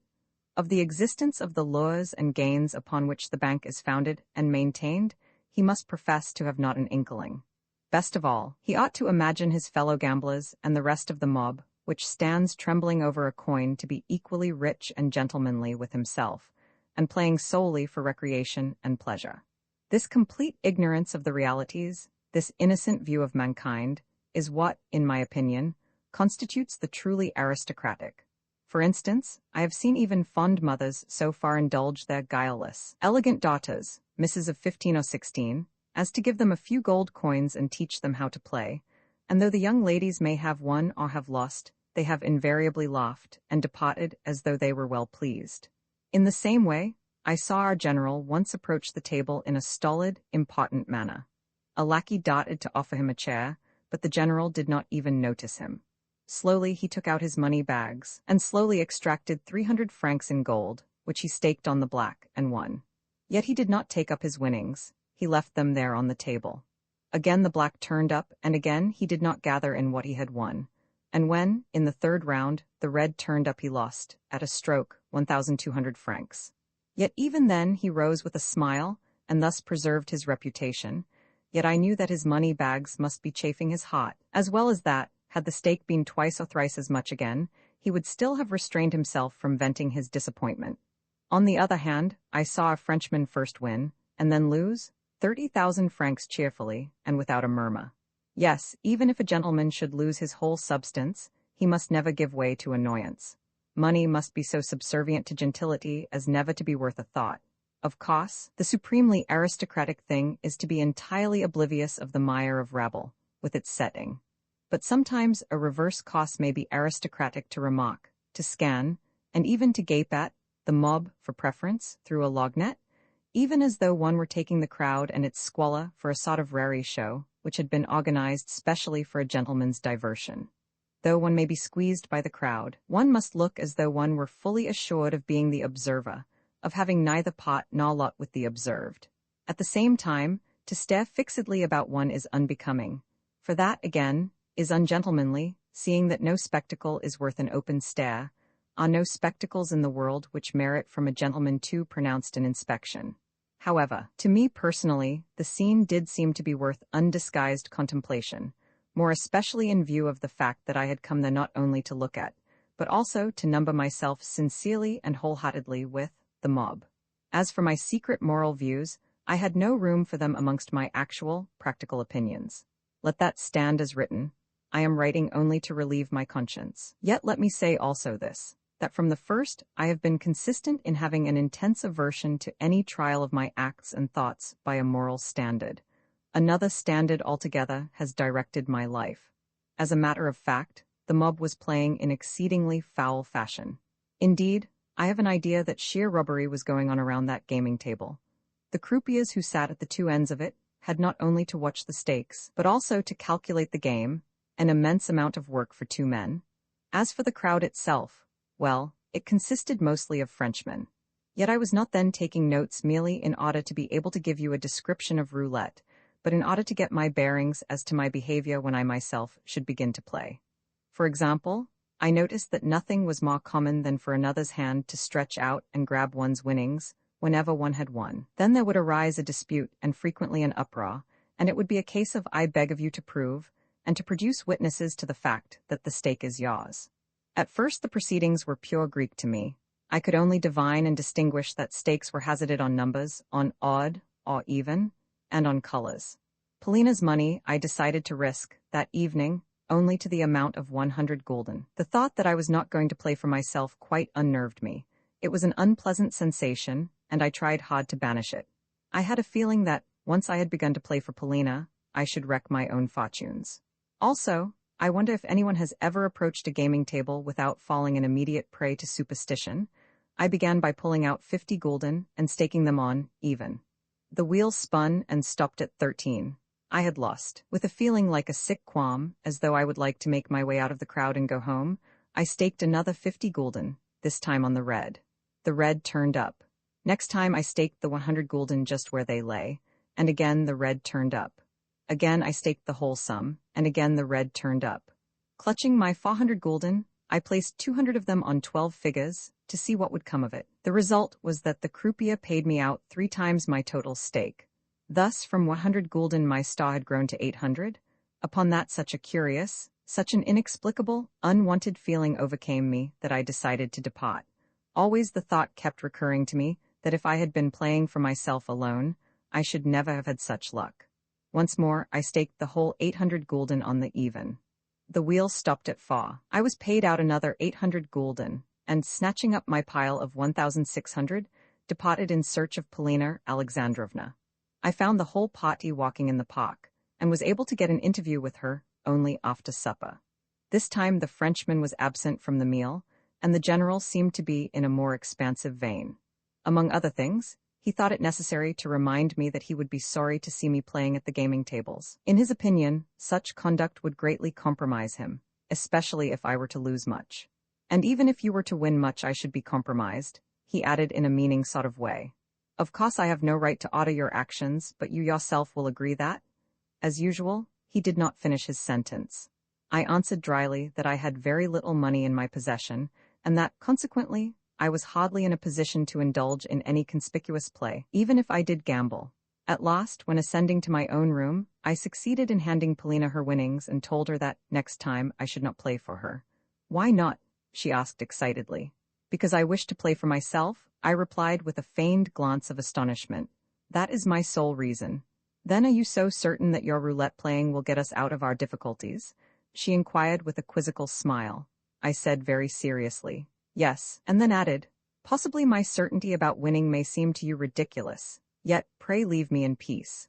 Nonetheless, she insisted that I ought to go halves with her in the day's winnings, and offered me 800 gulden on condition that henceforth I gambled only on those terms, but I refused to do so, once and for all, stating, as my reason, that I found myself unable to play on behalf of anyone else. I am not unwilling so to do, I added, but in all probability I should lose. Well, absurd though it be, I place great hopes on your playing of roulette, she remarked musingly.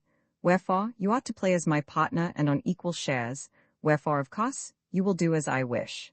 Then she left me without listening to any further protests on my part. Roman 3 on the morrow, she said not a word to me about gambling. In fact, she purposely avoided me, although her old manner to me had not changed. The same serene coolness was hers on meeting me, a coolness that was mingled even with a spice of contempt and dislike. In short, she was at no pains to conceal her aversion to me, that I could see plainly. Also, she did not trouble to conceal from me the fact that I was necessary to her, and that she was keeping me for some end which she had in view. Consequently, there became established between us relations which, to a large extent, were incomprehensible to me, considering her general pride and aloofness. For example, although she knew that I was madly in love with her, she allowed me to speak to her of my passion, though she could not well have showed her contempt for me more than by permitting me, unhindered and unrebuked, to mention to her my love. You see, her attitude expressed how little I regard your feelings, as well as how little I care for what you say to me, or for what you feel for me. Likewise, though she spoke as before concerning her affairs, it was never with complete frankness. In her contempt for me there were refinements. Although she knew well that I was aware of a certain circumstance in her life of something which might one day cause her trouble, she would speak to me about her affairs, whenever she had need of me for a given end, as though I were a slave or a passing acquaintance, yet tell them me only in so far as one would need to know them if one were going to be made temporary use of. Had I not known the whole chain of events, or had she not seen how much I was pained and disturbed by her teasing insistency, she would never have thought it worth while to soothe me with this frankness, even though, since she not infrequently used me to execute commissions that were not only troublesome, but risky, she ought, in my opinion, to have been frank in any case. But forsooth, it was not worth her while to trouble about my feelings, about the fact that I was uneasy, and perhaps thrice as put about by her cares and misfortunes as she was herself. For 3 weeks I had known of her intention to take to roulette. She had even warned me that she would like me to play on her behalf, since it was unbecoming for her to play in person, and from the tone of her words I had gathered that there was something on her mind besides a mere desire to win money. As if money could matter to her? No, she had some end in view, and there were circumstances at which I could guess, but which I did not know for certain. True, the slavery and abasement in which she held me might have given me, such things often do so, the power to question her with abrupt directness, seeing that, inasmuch as I figured in her eyes as a mere slave and nonentity, she could not very well have taken offense at any rude curiosity. But the fact was that, though she let me question her, she never returned me a single answer, and at times did not so much as notice me. That is how matters stood. Next day there was a good deal of talk about a telegram which, 4 days ago, had been sent to St. Petersburg, but to which there had come no answer. The general was visibly disturbed and moody, for the matter concerned his mother. The Frenchman, too, was excited, and after dinner the whole party talked long and seriously together, the Frenchman's tone being extraordinarily presumptuous and offhand to everybody. It almost reminded one of the proverb, "Invite a man to your table, and soon he will place his feet upon it." Even to Polina he was brusque almost to the point of rudeness. Yet still he seemed glad to join us in our walks in the casino, or in our rides and drives about the town. I had long been aware of certain circumstances which bound the general to him. I had long been aware that in Russia they had hatched some scheme together, although I did not know whether the plot had come to anything, or whether it was still only in the stage of being talked of. Likewise I was aware, in part, of a family secret, namely, that last year the Frenchman had bailed the general out of debt and given him 30,000 rubles wherewith to pay his treasury dues on retiring from the service. And now, of course, the general was in a vice, although the chief part in the affair was being played by Emile Blanche. Yes, of this last I had no doubt. But who was this Emile Blanche? It was said of her that she was a Frenchwoman of good birth who, living with her mother, possessed a colossal fortune. It was also said that she was some relation to the Marquis, but only a distant one, a cousin, or cousin german, or something of the sort. Likewise, I knew that, up to the time of my journey to Paris, she and the Frenchman had been more ceremonious towards our party. They had stood on a much more precise and delicate footing with them, but that now their acquaintanceship, their friendship, their intimacy, had taken on a much more offhand and rough-and-ready air. Perhaps they thought that our means were too modest for them, and therefore unworthy of politeness or reticence. Also, for the last 3 days, I had noticed certain looks which Astley had kept throwing at Emil, Blanche and her mother, and it had occurred to me that he must have had some previous acquaintance with the pair. I had even surmised that the Frenchman too must have met Mr. Astley before. Astley was a man so shy, reserved, and taciturn in his manner that one might have looked for anything from him. At all events, the Frenchman accorded him only the slightest of greetings, and scarcely even looked at him. Certainly, he did not seem to be afraid of him, which was intelligible enough. But why did Emil, Blanche also never look at the Englishman? Particularly since, apropos of something or another, the Marquis had declared the Englishman to be immensely and indubitably rich. Was not that a sufficient reason to make Emil, Blanche look at the Englishman? Anyway, the general seemed extremely uneasy, and one could well understand what a telegram to announce the death of his mother would mean for him. Although I thought it probable that Polina was avoiding me for a definite reason, I adopted a cold and indifferent air, for I felt pretty certain that it would not be long before she herself approached me. For 2 days, therefore, I devoted my attention to Emil, Blanche. The poor general was in despair. To fall in love at 55, and with such vehemence, is indeed a misfortune, and add to that his widowhood, his children, his ruined property, his debts, and the woman with whom he had fallen in love. Though Emil, Blanche was extremely good-looking. I may or may not be understood when I say that she had one of those faces which one is afraid of. At all events, I myself have always feared such women. Apparently about 25 years of age, she was tall and broad-shouldered, with shoulders that sloped. Yet though her neck and bosom were ample in their proportions, her skin was dull yellow in color, while her hair, which was extremely abundant, sufficient to make 2 coiffures, was as black as Indian ink. Add to that a pair of black eyes with yellowish whites, a proud glance, gleaming teeth, and lips which were perennially pomaded and redolent of musk. As for her dress, it was invariably rich, effective, and chic, yet in good taste. Lastly, her feet and hands were astonishing, and her voice a deep contralto. Sometimes, when she laughed, she displayed her teeth, but at ordinary times her air was taciturn and haughty, especially in the presence of Polina and Maria Philippovna. Yet she seemed to me almost destitute of education, and even of wits, though cunning and suspicious. This, apparently, was not because her life had been lacking in incident. Perhaps, if all were known, the Marquis was not her kinsman at all, nor her mother, but there was evidence that, in Berlin, where we had first come across the pair, they had possessed acquaintances of good standing. As for the Marquis himself, I doubt to this day if he was a Marquis, although about the fact that he had formerly belonged to high society, for instance, in Moscow and Germany, there could be no doubt whatever. What he had formerly been in France, I had not a notion. All I knew was that he was said to possess a chateau. During the last 2 weeks, I had looked for much to transpire, but am still ignorant whether at that time anything decisive ever passed between Mademoiselle and the General. Everything seemed to depend upon our means, upon whether the General would be able to flourish sufficient money in her face. If ever the news should arrive that the grandmother was not dead, Emil, Blanche, I felt sure, would disappear in a twinkling. Indeed, it surprised and amused me to observe what a passion for intrigue I was developing, but how I loathed it all. With what pleasure would I have given everybody and everything the go by, only I could not leave Polina. How, then, could I show contempt for those who surrounded her? Espionage is a base thing, but what have I to do with that? Mr. Astley, too, I found a curious person. I was only sure that he had fallen in love with Polina. A remarkable and diverting circumstance is the amount which may lie in the mien of a shy and painfully modest man who has been touched with the divine passion, especially when he would rather sink into the earth than betray himself by a single word or look. Though Mr. Astley frequently met us when we were out walking, he would merely take off his hat and pass us by, though I knew he was dying to join us. Even when invited to do so, he would refuse. Again, in places of amusement, in the casino, at concerts, or near the fountain, he was never far from the spot where we were sitting. In fact, wherever we were in the park, in the forest, or on the Schlangenberg, one needed but to raise one's eyes and glance around to catch sight of at least a portion of Mr. Astley's frame sticking out, whether on an adjacent path or behind a bush. Yet never did he lose any chance of speaking to myself, and one morning when we had met and exchanged a couple of words, he burst out in his usual abrupt way, without saying good morning. "That Emile Blanche," he said.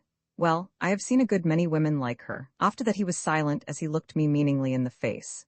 What he meant I did not know, but to my glance of inquiry, he returned only a dry nod and a reiterated, "It is so." Presently, however, he resumed, "Does Emile, Polina like flowers?" "I really cannot say," was my reply.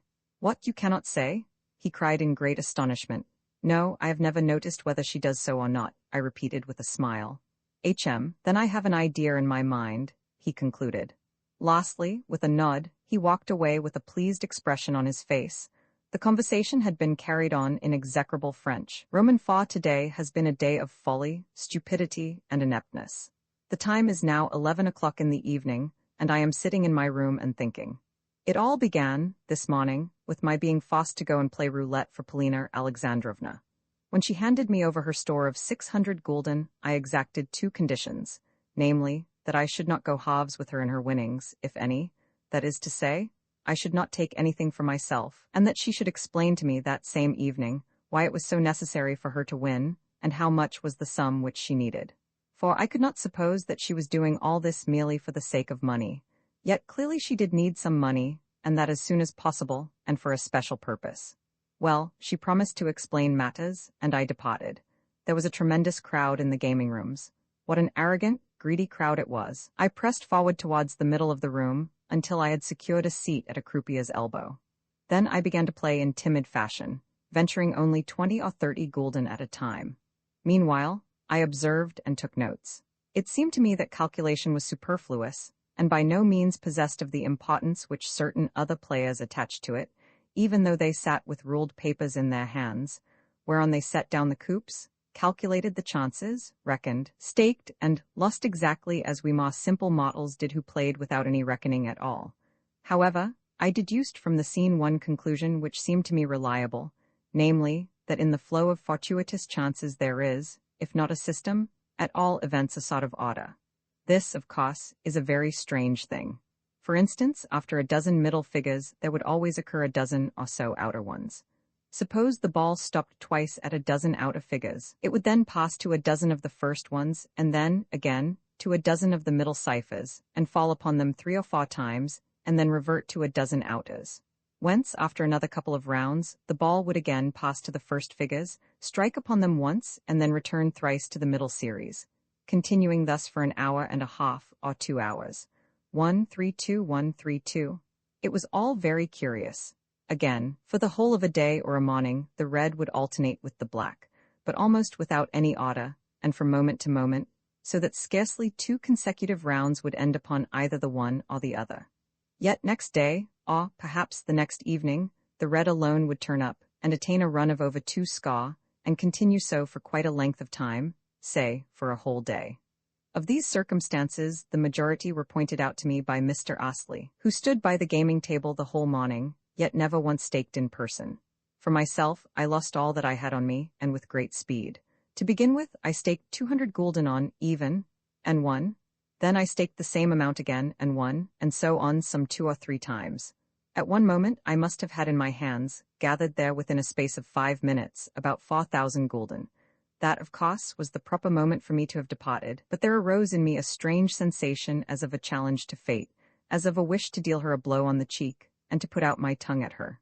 Accordingly, I set down the largest stake allowed by the rules, namely, 4,000 gulden, and lost. Fired by this mishap, I pulled out all the money left to me, staked it all on the same venture, and again lost. Then I rose from the table, feeling as though I were stupefied. What had happened to me I did not know, but before luncheon I told Polina of my losses, until which time I walked about the park. At luncheon, I was as excited as I had been at the meal 3 days ago. Emile, Blanche, and the Frenchman were lunching with us, and it appeared that the farmer had been to the casino that morning, and had seen my exploits there. So now she showed me more attention when talking to me, while, for his part, the Frenchman approached me, and asked outright if it had been my own money that I had lost. He appeared to be suspicious as to something being on foot between Polina and myself, but I merely fired up, and replied that the money had been all my own. At this, the general seemed extremely surprised, and asked me, whence I had procured it. Whereupon I replied that, though I had begun only with 100 gulden, 6 or 7 rounds had increased my capital to 5,000 or 6,000 gulden, and that subsequently I had lost the whole in 2 rounds. All this, of course, was plausible enough. During my recital I glanced at Polina, but nothing was to be discerned on her face. However, she had allowed me to fire up without correcting me, and from that, I concluded that it was my cue to fire up, and to conceal the fact that I had been playing on her behalf. At all events, I thought to myself, she, in her turn, has promised to give me an explanation tonight, and to reveal to me something or another. Although the general appeared to be taking stock of me, he said nothing. Yet I could see uneasiness and annoyance in his face. Perhaps his straitened circumstances made it hard for him to have to hear of piles of gold passing through the hands of an irresponsible fool like myself within the space of a quarter of an hour. Now, I have an idea that, last night, he and the Frenchman had a sharp encounter with one another. At all events, they closeted themselves together, and then had a long and vehement discussion, after which the Frenchman departed in what appeared to be a passion, but returned, early this morning, to renew the combat. On hearing of my losses, however, he only remarked with a sharp, and even a malicious, air that a man ought to go more carefully. Next, for some reason or another, he added that, though a great many Russians go in for gambling, they are no good at the game. I think that roulette was devised specially for Russians, I retorted, and when the Frenchman smiled contemptuously at my reply, I further remarked that I was sure I was right. Also that, speaking of Russians in the capacity of gamblers, I had far more blame for them than praise, of that he could be quite sure. Upon what do you base your opinion? He inquired. Upon the fact that to the virtues and merits of the civilized Westerner there has become historically added, though this is not his chief point, a capacity for acquiring capital, whereas, not only is the Russian incapable of acquiring capital, but also he exhausts it wantonly and of sheer folly. None the less we Russians often need money, wherefore we are glad of, and greatly devoted to, a method of acquisition like roulette, whereby, in a couple of hours, one may grow rich without doing any work. This method, I repeat, has a great attraction for us, but since we play in wanton fashion, and without taking any trouble, we almost invariably lose. To a certain extent that is true, assented the Frenchman with a self-satisfied air. Oh no, it is not true, put in the general sternly. And you, he added to me, you ought to be ashamed of yourself for traducing your own country. I beg pardon, I said. Yet it would be difficult to say which is the worst of the two, Russian ineptitude or the German method of growing rich through honest toil. What an extraordinary idea, cried the general. And what a Russian idea, added the Frenchman. I smiled, for I was rather glad to have a quarrel with them. I would rather live a wandering life in tents, I cried, than bow the knee to a German idol. To what idol? Exclaimed the general, now seriously angry. To the German method of heaping up riches. I have not been here very long, but I can tell you that what I have seen and verified makes my tot a blood boil.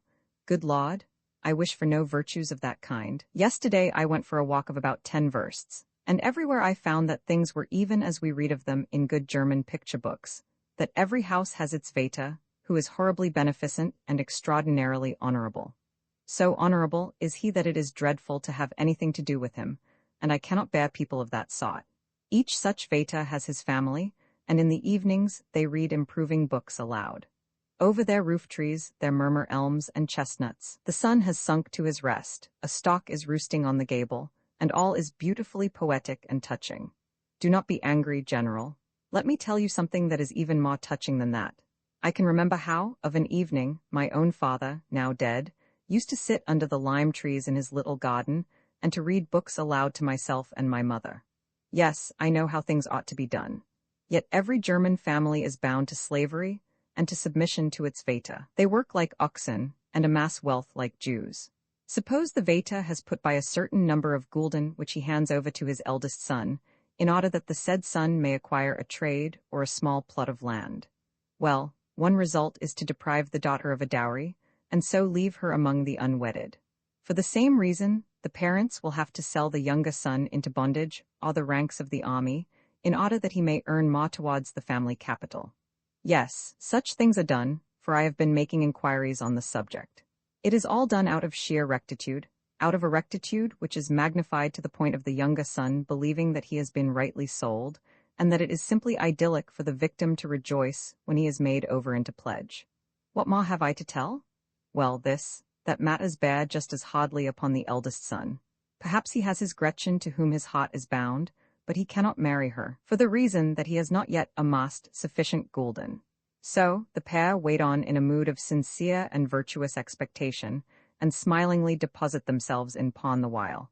Gretchen's cheeks grow sunken, and she begins to wither, until at last, after some 20 years, their substance has multiplied, and sufficient gulden have been honorably and virtuously accumulated. Then the Vater blesses his 40-year-old heir and the 35-year-old Gretchen with the sunken bosom and the scarlet nose, after which he bursts into tears, reads the pair a lesson on morality, and dies.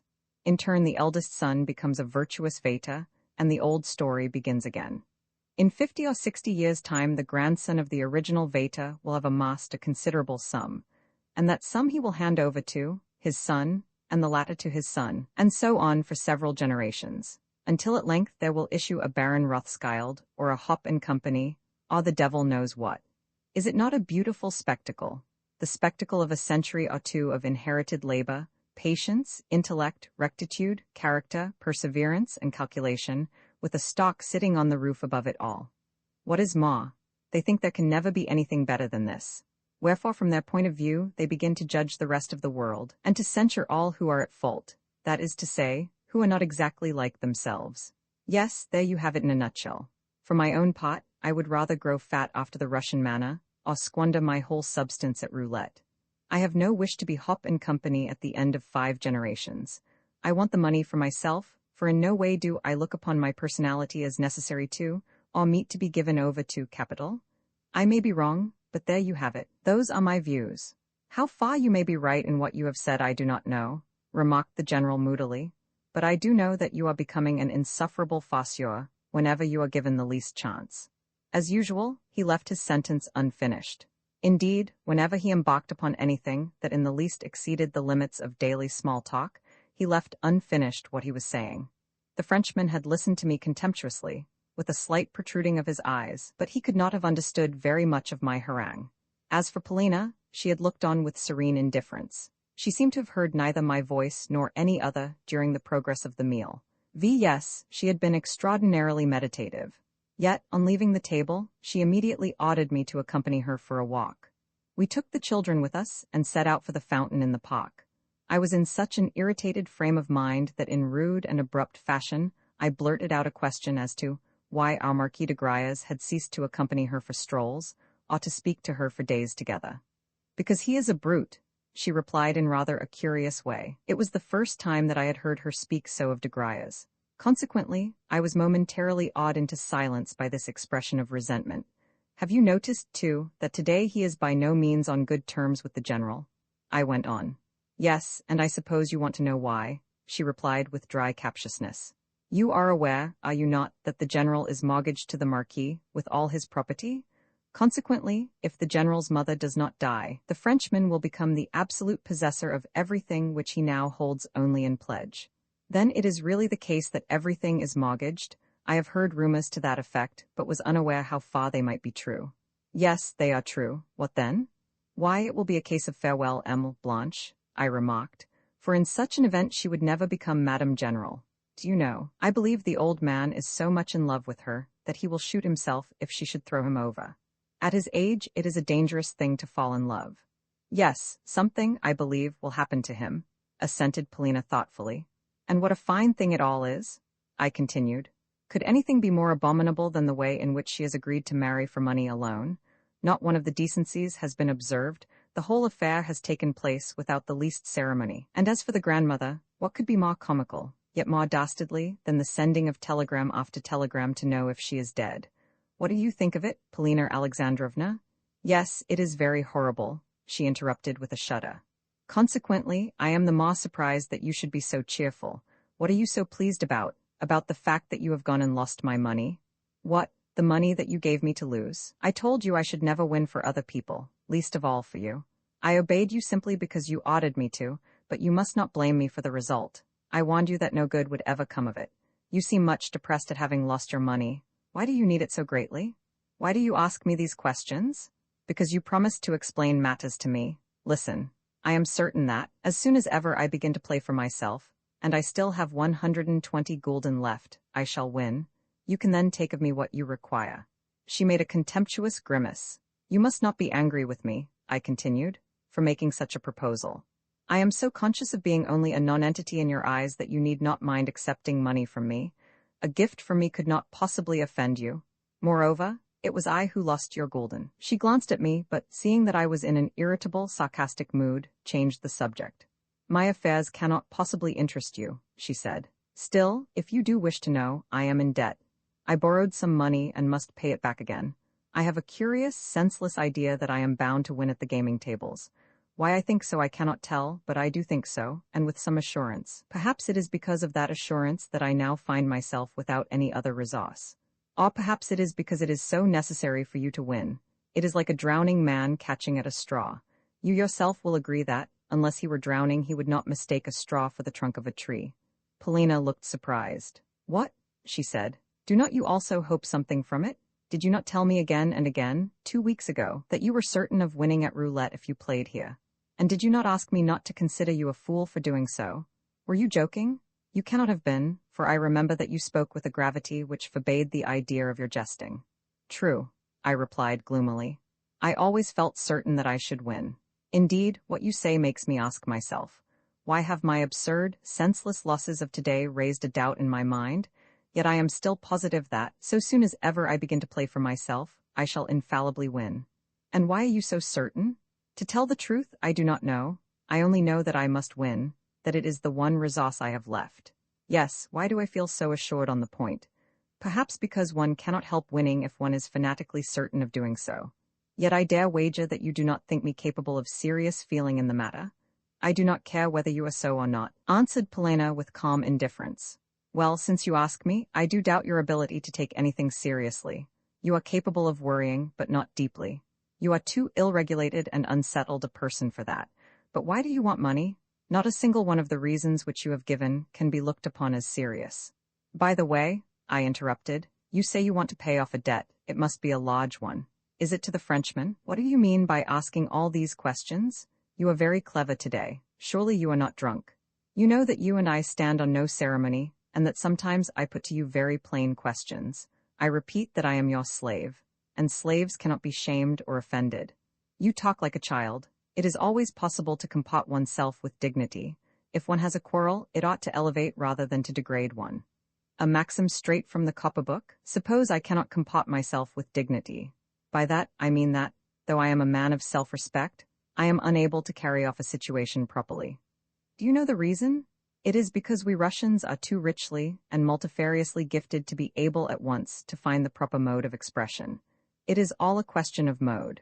Most of us are so bounteously endowed with intellect as to require also a spice of genius to choose the right form of behavior, and genius is lacking in us for the reason that so little genius at all exists. It belongs only to the French, though a few other Europeans have elaborated their forms so well as to be able to figure with extreme dignity and yet be wholly undignified persons. That is why, with us, the mode is so all-important. The Frenchman may receive an insult, a real, a venomous insult, yet he will not so much as frown, but a tweaking of the nose he cannot bear, for the reason that such an act is an infringement of the accepted, of the time-hallowed order of decorum. That is why our good ladies are so fond of Frenchmen. The Frenchman's manners, they say, are perfect. But in my opinion, there is no such thing as a Frenchman's manners. The Frenchman is only a bird, the coq gallois. At the same time, as I am not a woman, I do not properly understand the question. Cocks may be excellent birds. If I am wrong, you must stop me. You ought to stop and correct me more often when I am speaking to you, for I am too apt to say everything that is in my head. You see, I have lost my manners. I agree that I have none, nor yet any dignity. I will tell you why. I set no store upon such things. Everything in me has undergone a check. You know the reason. I have not a single human thought in my head. For a long while I have been ignorant of what is going on in the world, here or in Russia. I have been to Dresden, yet am completely in the dark as to what Dresden is like. You know the cause of my obsession. I have no hope now, and am a mere cipher in your eyes. Wherefore, I tell you outright that wherever I go I see only you. All the rest is a matter of indifference. Why or how I have come to love you I do not know. It may be that you are not altogether fair to look upon. Do you know, I am ignorant even as to what your face is like. In all probability, too, your heart is not comely, and it is possible that your mind is wholly ignoble. And because you do not believe in my nobility of soul, you think to purchase me with money? She said. When have I thought to do so? Was my reply. You are losing the thread of the argument. If you do not wish to purchase me, at all events you wish to purchase my respect. Not at all.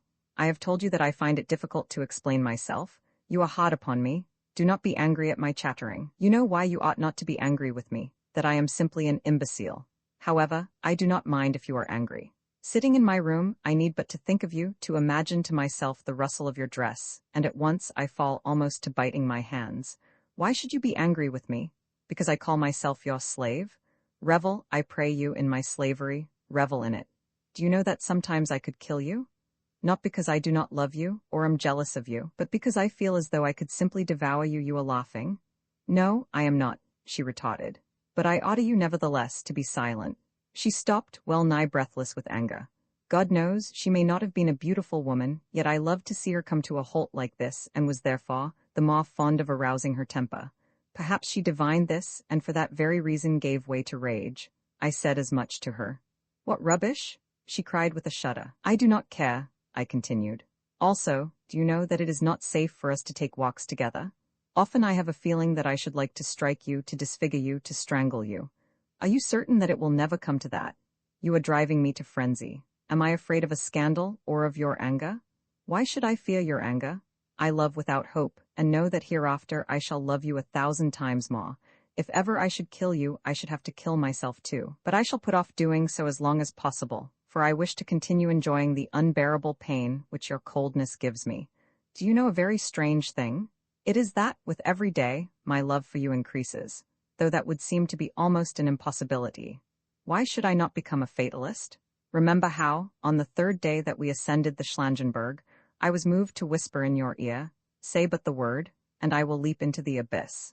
Had you said it, I should have leapt. Do you not believe me?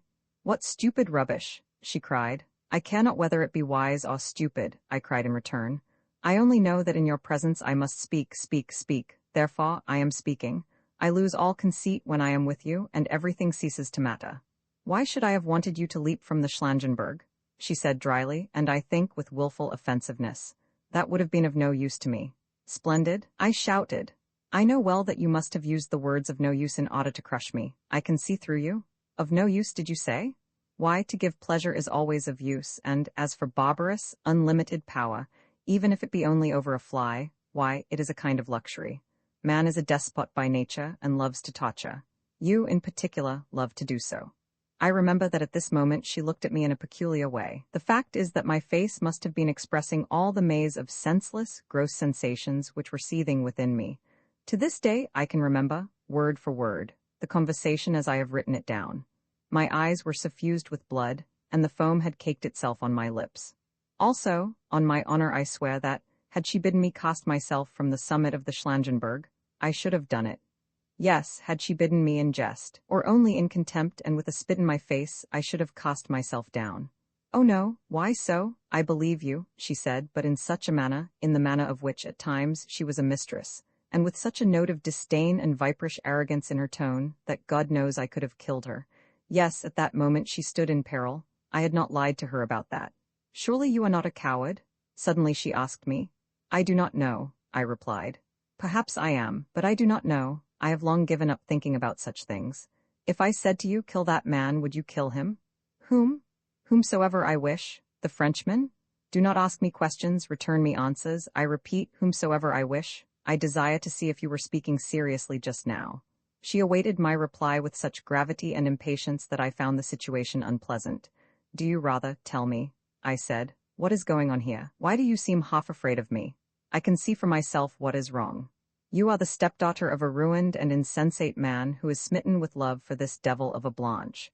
And there is this Frenchman, too, with his mysterious influence over you.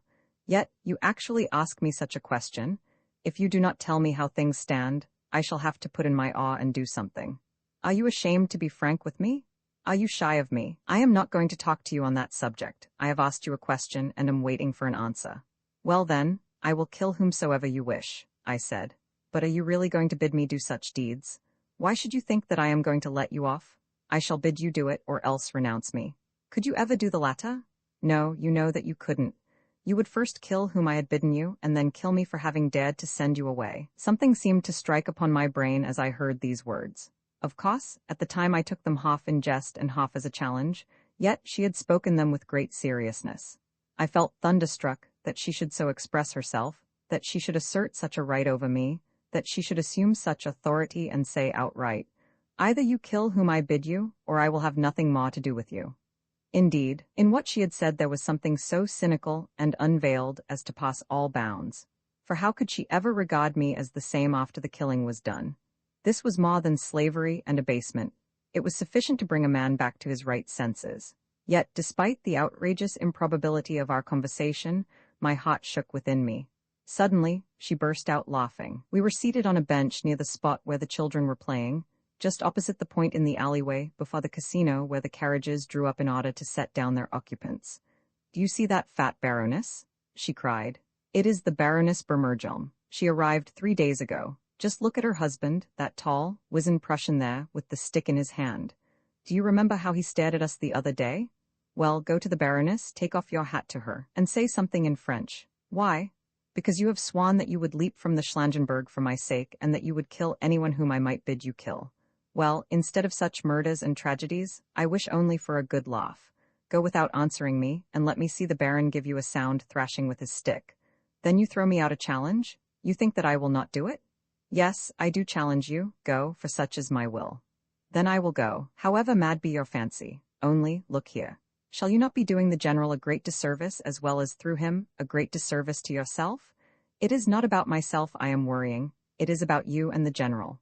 Why, for a mere fancy, should I go and insult a woman? Ah, then I can see that you are only a trifler, she said contemptuously.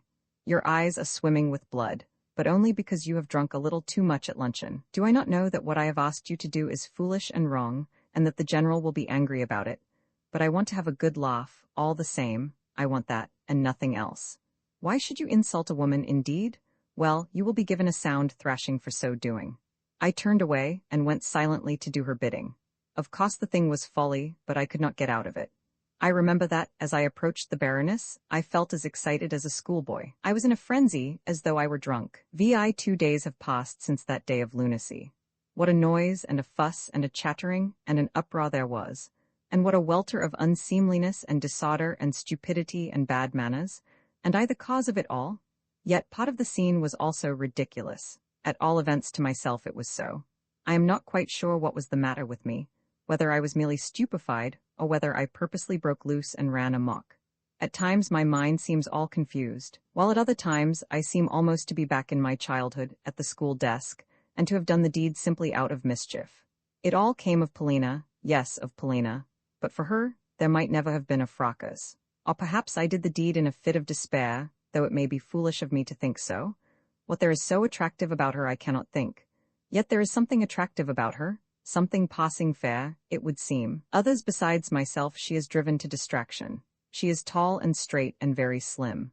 Her body looks as though it could be tied into a knot, or bent double, like a cod. The imprint of her foot is long and narrow. It is a maddening imprint, yes, simply a maddening one, and her hair has a reddish tint about it, and her eyes are like cat's eyes, though able also to glance with proud, disdainful mien. On the evening of my first arrival, 4 months ago, I remember that she was sitting and holding an animated conversation with de Griers in the salon, and the way in which she looked at him was such that later, when I retired to my own room upstairs, I kept fancying that she had smitten him in the face, that she had smitten him right on the cheek, so peculiar had been her look as she stood confronting him. Ever since that evening I have loved her. But to my tale. I stepped from the path into the carriageway, and took my stand in the middle of it. There I awaited the Baron and the Baroness. When they were but a few paces distant from me, I took off my hat, and bowed. I remember that the Baroness was clad in a voluminous silk dress, pale grey in colour, and adorned with flounces and a crinoline and train. Also, she was short and inordinately stout, while her gross, flabby chin completely concealed her neck.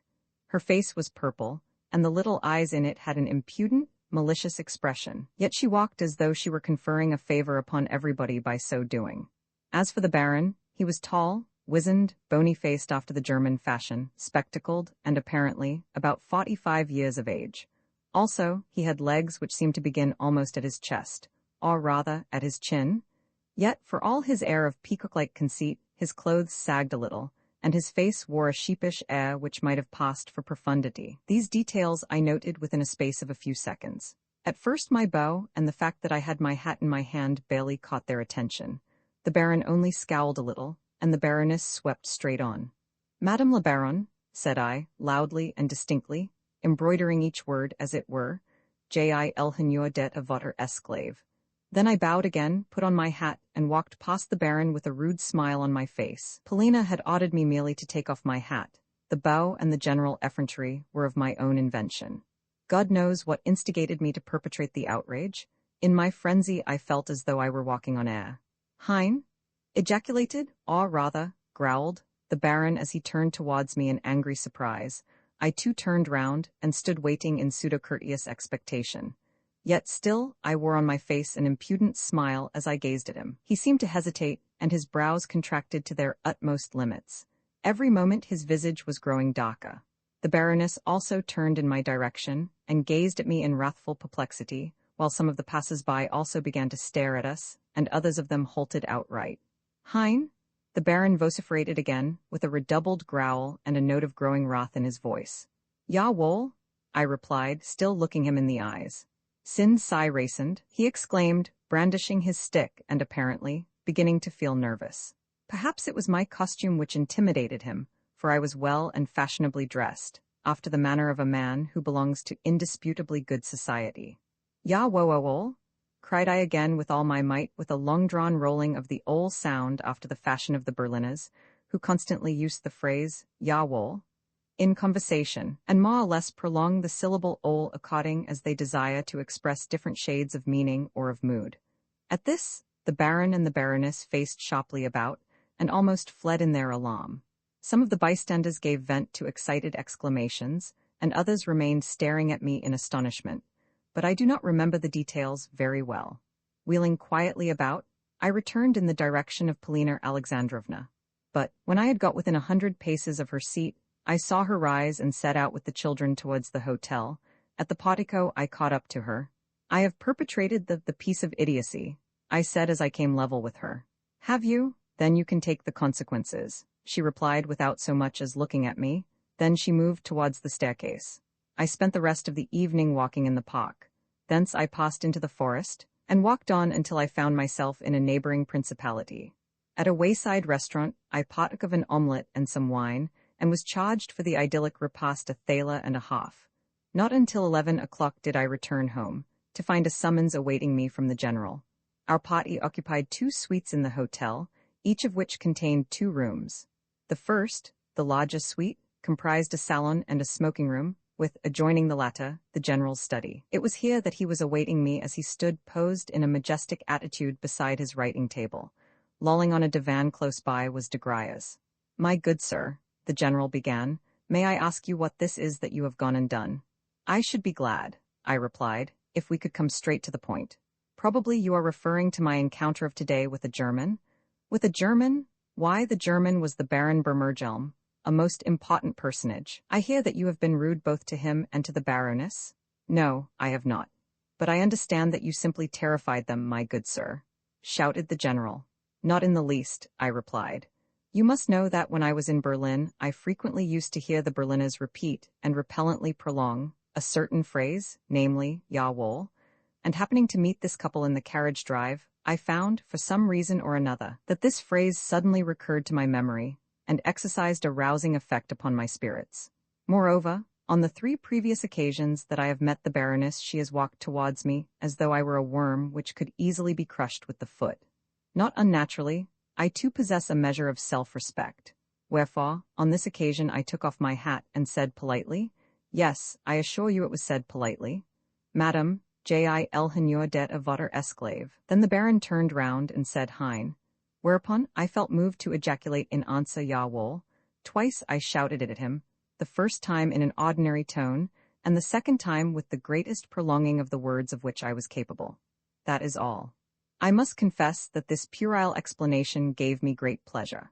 I felt a strong desire to overlay the incident with an even added measure of grossness. So the further I proceeded, the more did the gusto of my proceeding increase. "You are only making fun of me," vociferated the general as, turning to the Frenchman, he declared that my bringing about of the incident had been gratuitous. De Griers smiled contemptuously and shrugged his shoulders. "Do not think that," I put in. "It was not so at all. I grant you that my behavior was bad. I fully confess that it was so, and make no secret of the fact. I would even go so far as to grant you that my behavior might well be called stupid and indecent tomfoolery, but more than that it was not. Also, let me tell you that I am very sorry for my conduct. Yet there is one circumstance which, in my eyes, almost absolves me from regret in the matter. Of late, that is to say, for the last 2 or 3 weeks, I have been feeling not at all well. That is to say, I have been in a sick, nervous, irritable, fanciful condition, so that I have periodically lost control over myself. For instance, on more than one occasion I have tried to pick a quarrel, even with Monsieur le Marquis here, and under the circumstances, he had no choice but to answer me. In short, I have recently been showing signs of ill health.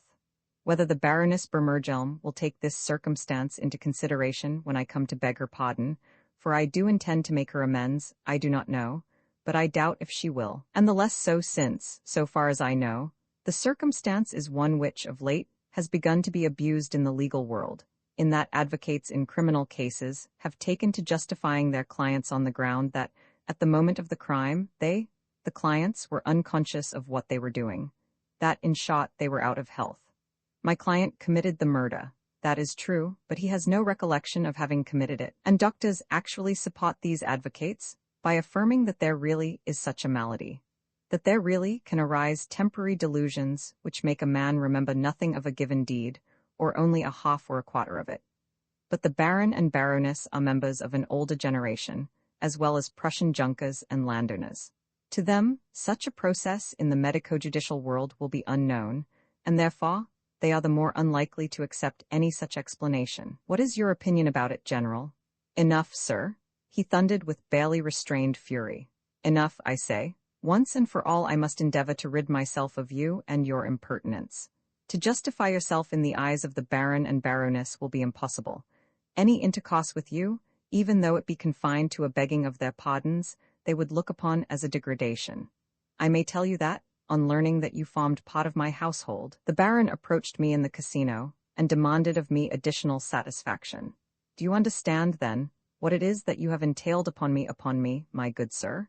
You have entailed upon me the fact of my being forced to sue humbly to the Baron, and to give him my word of honor that this very day you shall cease to belong to my establishment. Excuse me, General, I interrupted, but did he make an express point of it that I should cease to belong to your establishment, as you call it? No, I, of my own initiative, thought that I ought to afford him that satisfaction, and with it he was satisfied. So we must part, good sir. It is my duty to hand over to you 40 gulden, 3 florins, as per the accompanying statement. Here is the money, and here the account, which you are at liberty to verify. Farewell. From henceforth we are strangers. From you I have never had anything but trouble and unpleasantness. I am about to call the landlord, and explain to him that from tomorrow onwards I shall no longer be responsible for your hotel expenses. Also, I have the honor to remain your obedient servant. I took the money and the account, which was indited in pencil, and, bowing low to the general, said to him very gravely, "The matter cannot end here. I regret very much that you should have been put to unpleasantness at the Baron's hands, but the fault, pardon me, is your own. How came you to answer for me to the Baron? And what did you mean by saying that I formed part of your household? I am merely your family tutor, not a son of yours, nor yet your ward, nor a person of any kind for whose acts you need be responsible.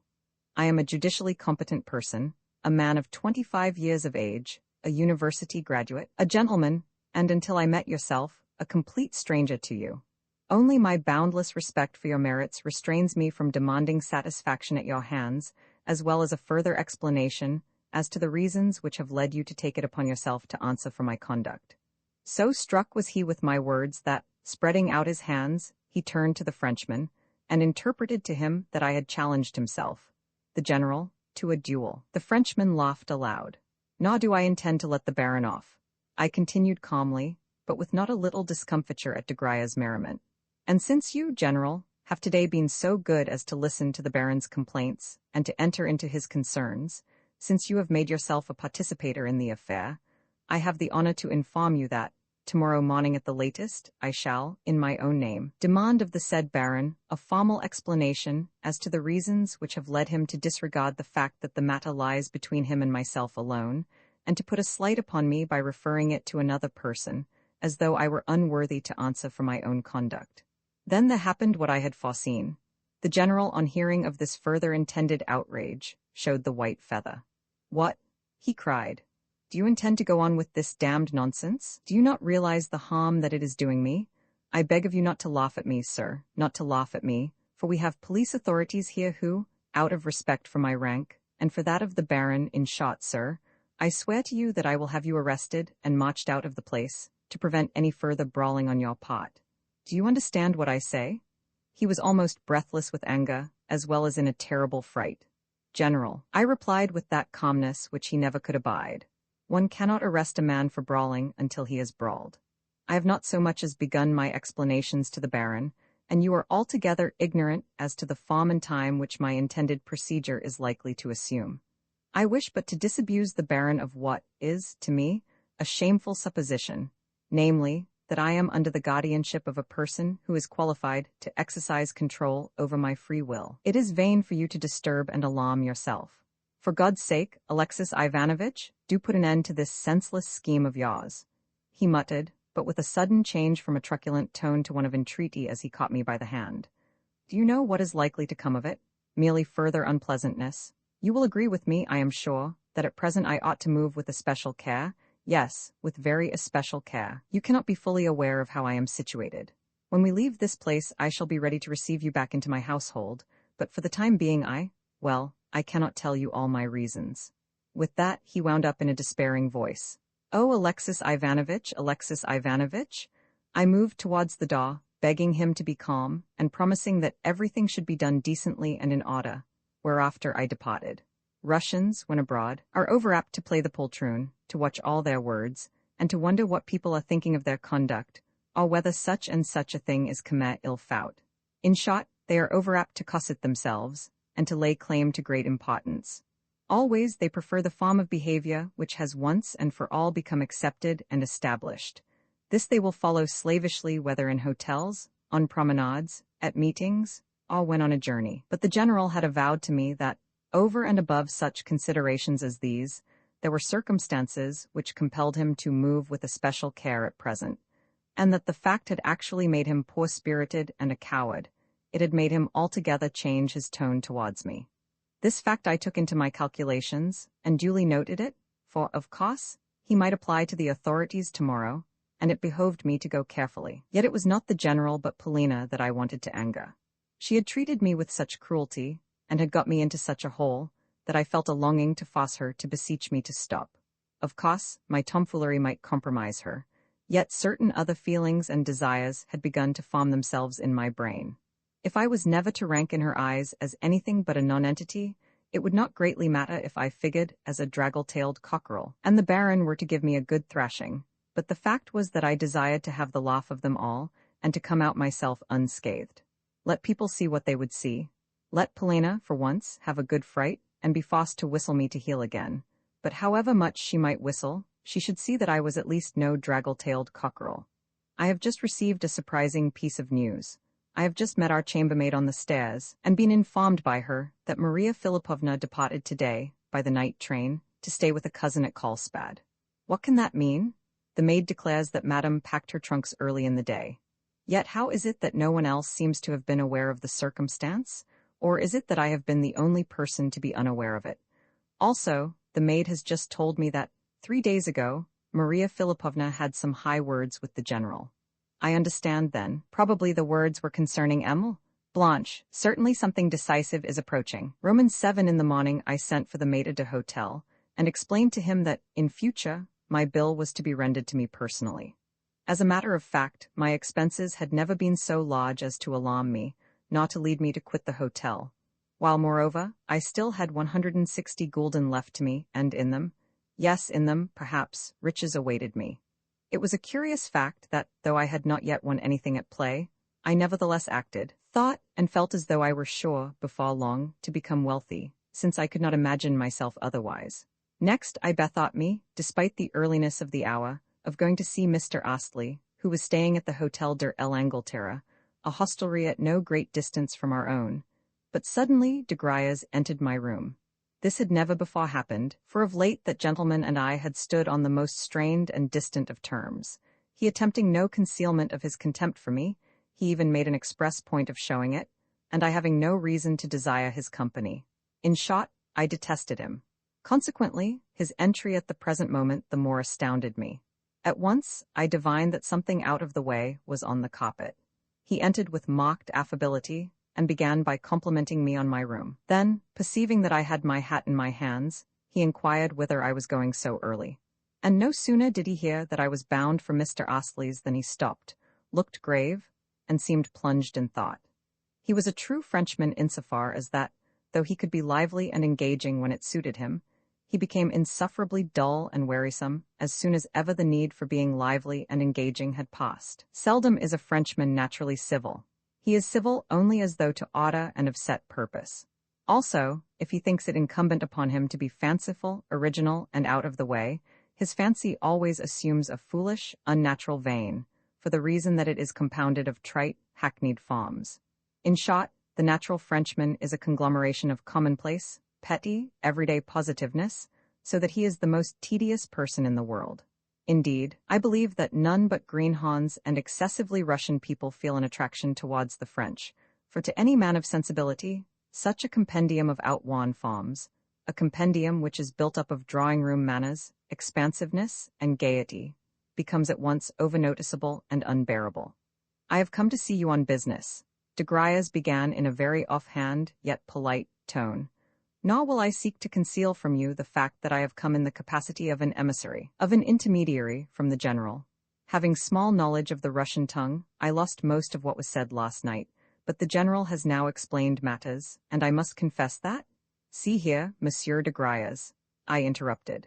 I understand that you have undertaken to act in this affair as an intermediary. Of course I am only an utchitel, a tutor, and have never claimed to be an intimate of this household, nor to stand on at all familiar terms with it. Consequently, I do not know the whole of its circumstances. Yet pray explain to me this. Have you yourself become one of its members, seeing that you are beginning to take such a part in everything, and are now present as an intermediary? The Frenchman seemed not overpleased at my question. It was one which was too outspoken for his taste, and he had no mind to be frank with me. I am connected with the general, he said dryly, partly through business affairs, and partly through special circumstances. My principal has sent me merely to ask you to forego your intentions of last evening. What you contemplate is, I have no doubt, very clever. Yet he has charged me to represent to you that you have not the slightest chance of succeeding in your end, since not only will the Baron refuse to receive you, but also he, the Baron, has at his disposal every possible means for obviating further unpleasantness from you. Surely you can see that yourself. What, then, would be the good of going on with it all? On the other hand, the general promises that at the first favorable opportunity he will receive you back into his household, and in the meantime will credit you with your salary, with vos appointments. Surely that will suit you, will it not? Very quietly I replied that he, the Frenchman, was laboring under a delusion, that perhaps after all I should not be expelled from the Baron's presence, but, on the contrary, be listened to. Finally, that I should be glad if Monsieur de Griers would confess that he was now visiting me merely in order to see how far I intended to go in the affair. Good heavens! Cried de Griers. Seeing that the general takes such an interest in the matter, is there anything very unnatural in his desiring also to know your plans? Again I began my explanations, but the Frenchman only fidgeted and rolled his head about as he listened with an expression of manifest and unconcealed irony on his face. In short, he adopted a supercilious attitude. For my own part, I endeavored to pretend that I took the affair very seriously. I declared that, since the Baron had gone and complained of me to the general, as though I were a mere servant of the general's, he had, in the first place, lost me my post, and in the second place, treated me like a person to whom, as to one not qualified to answer for himself, it was not even worthwhile to speak. Naturally, I said, I felt insulted at this. Yet, comprehending as I did, differences of years, of social status, and so forth, here I could scarcely help smiling, I was not anxious to bring about further scenes by going personally to demand or to request satisfaction of the Baron. All that I felt was that I had a right to go in person and beg the Baron's and the Baroness's pardon, the more so since, of late, I had been feeling unwell and unstrung, and had been in a fanciful condition. And so forth, and so forth. Yet, I continued, the Baron's offensive behavior to me of yesterday, that is to say, the fact of his referring the matter to the General, as well as his insistence that the General should deprive me of my post, had placed me in such a position that I could not well express my regret to him, the Baron, and to his good lady, for the reason that in all probability, both he and the Baroness, with the world at large, would imagine that I was doing so merely because I hoped, by my action, to recover my post. Hence, I found myself forced to request the Baron to express to me his own regrets, as well as to express them in the most unqualified manner, to say, in fact, that he had never had any wish to insult me. After the Baron had done that, I should, for my part, at once feel free to express to him, wholeheartedly and without reserve, my own regrets. In short, I declared in conclusion, my one desire is that the Baron may make it possible for me to adopt the latter course. "Oh fie, what refinements and subtleties!" exclaimed de Griers. "Besides, what have you to express regret for? Confess, monsieur, pardon me, but I have forgotten your name. Confess, I say, that all this is merely a plan to annoy the General, or perhaps you have some other and special end in view? In return you must pardon me, mon cher Marquis, and tell me what you have to do with it." "The General? But what of the General? Last night he said that, for some reason or another, it behoved him to move with especial care at present, wherefore he was feeling nervous, but I did not understand the reference." "Yes, there do exist special reasons for his doing so," assented de Griers in a conciliatory tone, yet with rising anger. "You are acquainted with Emile de Comminges, are you not?" "Emile Blanche, you mean?"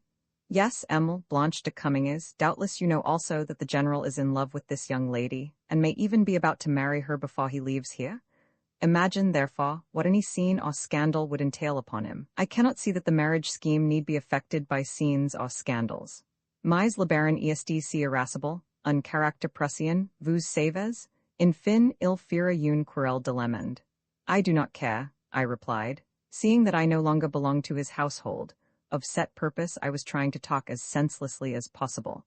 "But is it quite settled that Emile is to marry the General? What are they waiting for? Why should they conceal such a matter, at all events from ourselves, the General's own party? I cannot tell you. The marriage is not yet a settled affair, for they are awaiting news from Russia. The General has business transactions to arrange." "Ah, connected, doubtless, with Madame his mother?" De Griers shot at me a glance of hatred.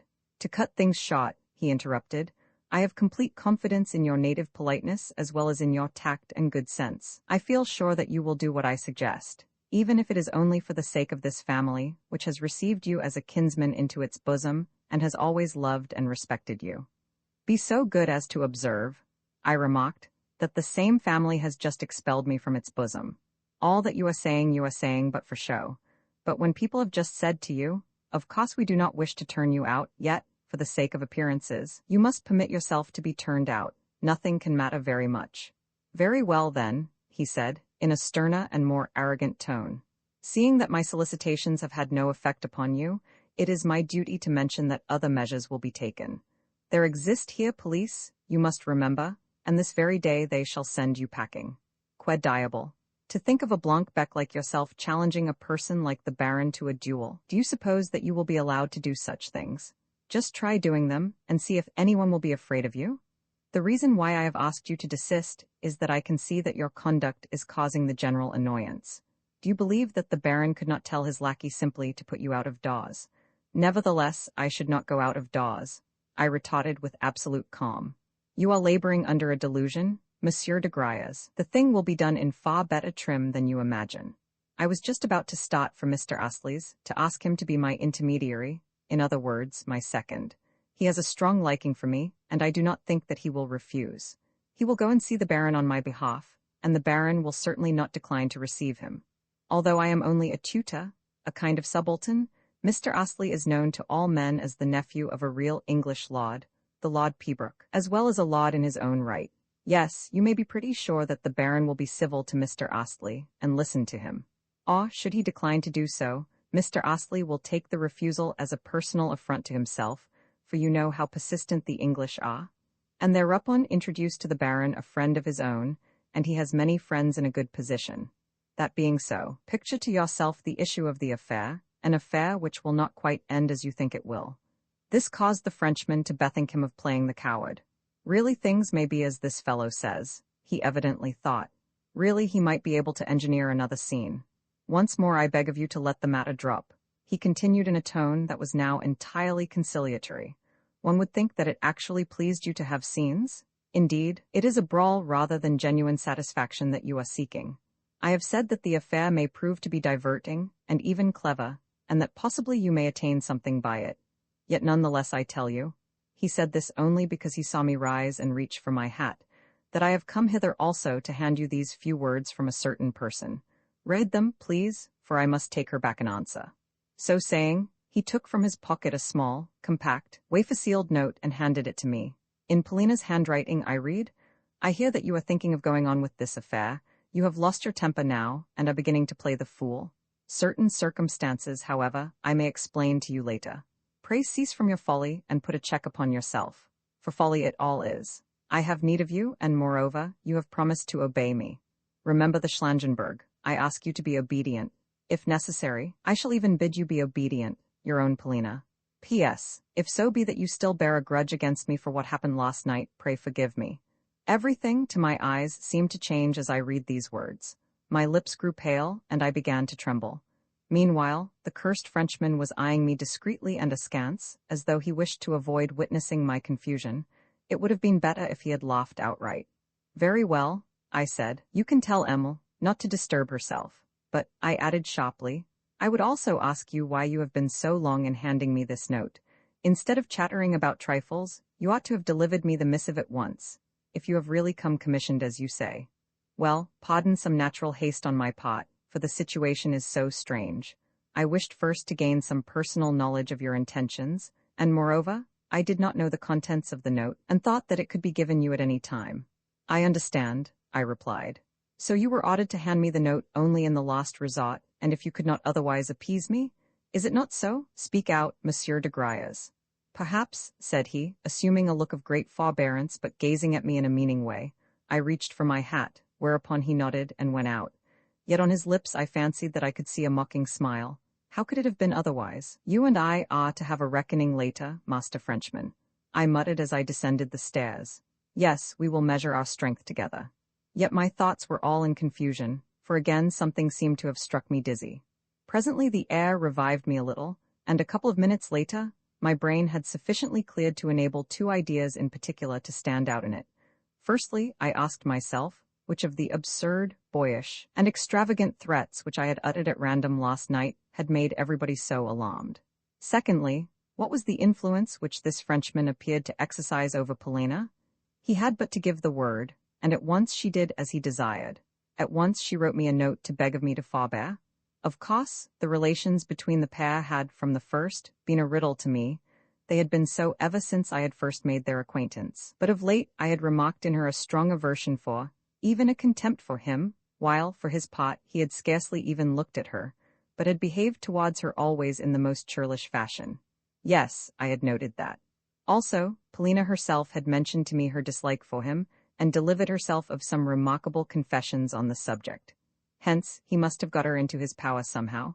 Somehow he must be holding her as in a vice. Roman 8 all at once, on the promenade, as it was called, that is to say, in the Chestnut Avenue, I came face to face with my Englishman. I was just coming to see you, he said, and you appear to be out on a similar errand, so you have parted with your employers? How do you know that? I asked in astonishment. Is everyone aware of the fact? By no means. Not everyone would consider such a fact to be of moment. Indeed, I have never heard anyone speak of it. Then how come you to know it? Because I have had occasion to do so. Whither are you bound? I like you, and was therefore coming to pay you a visit. What a splendid fellow you are, Mr. Astley, I cried, though still wondering how he had come by his knowledge. And since I have not yet had my coffee, and you have, in all probability, scarcely tasted yours, let us adjourn to the Casino Café, where we can sit and smoke and have a talk. The café in question was only 100 paces away, so when coffee had been brought, we seated ourselves and I lit a cigarette. Astley was no smoker, but taking a seat by my side, he prepared himself to listen. I do not intend to go away, was my first remark. I intend, on the contrary, to remain here. That I never doubted, he answered good-humoredly. It is a curious fact that, on my way to see him, I had never even thought of telling him of my love for Polina. In fact, I had purposely meant to avoid any mention of the subject. Nor, during our stay in the place, had I ever made aught but the scantiest reference to it. You see, not only was Astley a man of great reserve, but also, from the first I had perceived that Polina had made a great impression upon him, although he never spoke of her. But now, strangely enough, he had no sooner seated himself and bent his steely gaze upon me, than, for some reason or another, I felt moved to tell him everything, to speak to him of my love in all its phases. For an hour and a half did I discourse on the subject, and found it a pleasure to do so, even though this was the first occasion on which I had referred to the matter. Indeed, when at certain moments I perceived that my more ardent passages confused him, I purposely increased my ardor of narration. Yet one thing I regret, and that is that I made references to the Frenchman which were a little over-personal. Mr. Astley sat without moving as he listened to me. Not a word nor a sound of any kind did he utter as he stared into my eyes. Suddenly, however, on my mentioning the Frenchman, he interrupted me, and inquired sternly whether I did right to speak of an extraneous matter. He had always been a strange man in his mode of propounding questions. No, I fear not, I replied. And concerning this Marquis and Emile, Polina, you know nothing beyond surmise? Again I was surprised that such a categorical question should come from such a reserved individual. No, I know nothing for certain about them, was my reply. No, nothing. Then you have done very wrong to speak of them to me, or even to imagine things about them. Quite so, I interrupted in some astonishment. I admit that, yet that is not the question. Whereupon I related to him in detail the incident of 2 days ago. I spoke of Polina's outburst, of my encounter with the Baron, of my dismissal, of the General's extraordinary pusillanimity, and of the call which de Griers had that morning paid me. In conclusion, I showed Astley the note which I had lately received. What do you make of it? I asked. When I met you I was just coming to ask you your opinion. For myself, I could have killed this Frenchman, and am not sure that I shall not do so even yet. I feel the same about it, said Mr. Astley. As for Emile, Polina, well, you yourself know that, if necessity drives, one enters into relation with people whom one simply detests. Even between this couple there may be something which, though unknown to you, depends upon extraneous circumstances. For my own part, I think that you may reassure yourself, or at all events partially. And as for Emile, Polina's proceedings of 2 days ago, they were, of course, strange, not because she can have meant to get rid of you, or to earn for you a thrashing from the Baron's cudgel, which for some curious reason he did not use, although he had it ready in his hands, but because such proceedings on the part of such, well, of such a refined lady as Emile, Polina are, to say the least of it, unbecoming. But she cannot have guessed that you would carry out her absurd wish to the letter. Do you know what? Suddenly I cried as I fixed Mr. Astley with my gaze. I believe that you have already heard the story from someone, very possibly from Emile, Polina herself. In return he gave me an astonished stare. Your eyes look very fiery, he said with a return of his former calm, and in them I can read suspicion. Now, you have no right whatever to be suspicious. It is not a right which I can for a moment recognize, and I absolutely refuse to answer your questions. Enough, you need say no more. I cried with a strange emotion at my heart, yet not altogether understanding what had aroused that emotion in my breast. Indeed, when, where, and how could Polina have chosen Astley to be one of her confidants? Of late, I had come rather to overlook him in this connection, even though Polina had always been a riddle to me, so much so that now, when I had just permitted myself to tell my friend of my infatuation in all its aspects, I had found myself struck, during the very telling, with the fact that in my relations with her, I could specify nothing that was explicit, nothing that was positive. On the contrary, my relations had been purely fantastic, strange, and unreal. They had been unlike anything else that I could think of. Very well, I replied with a warmth equal to Astley's own.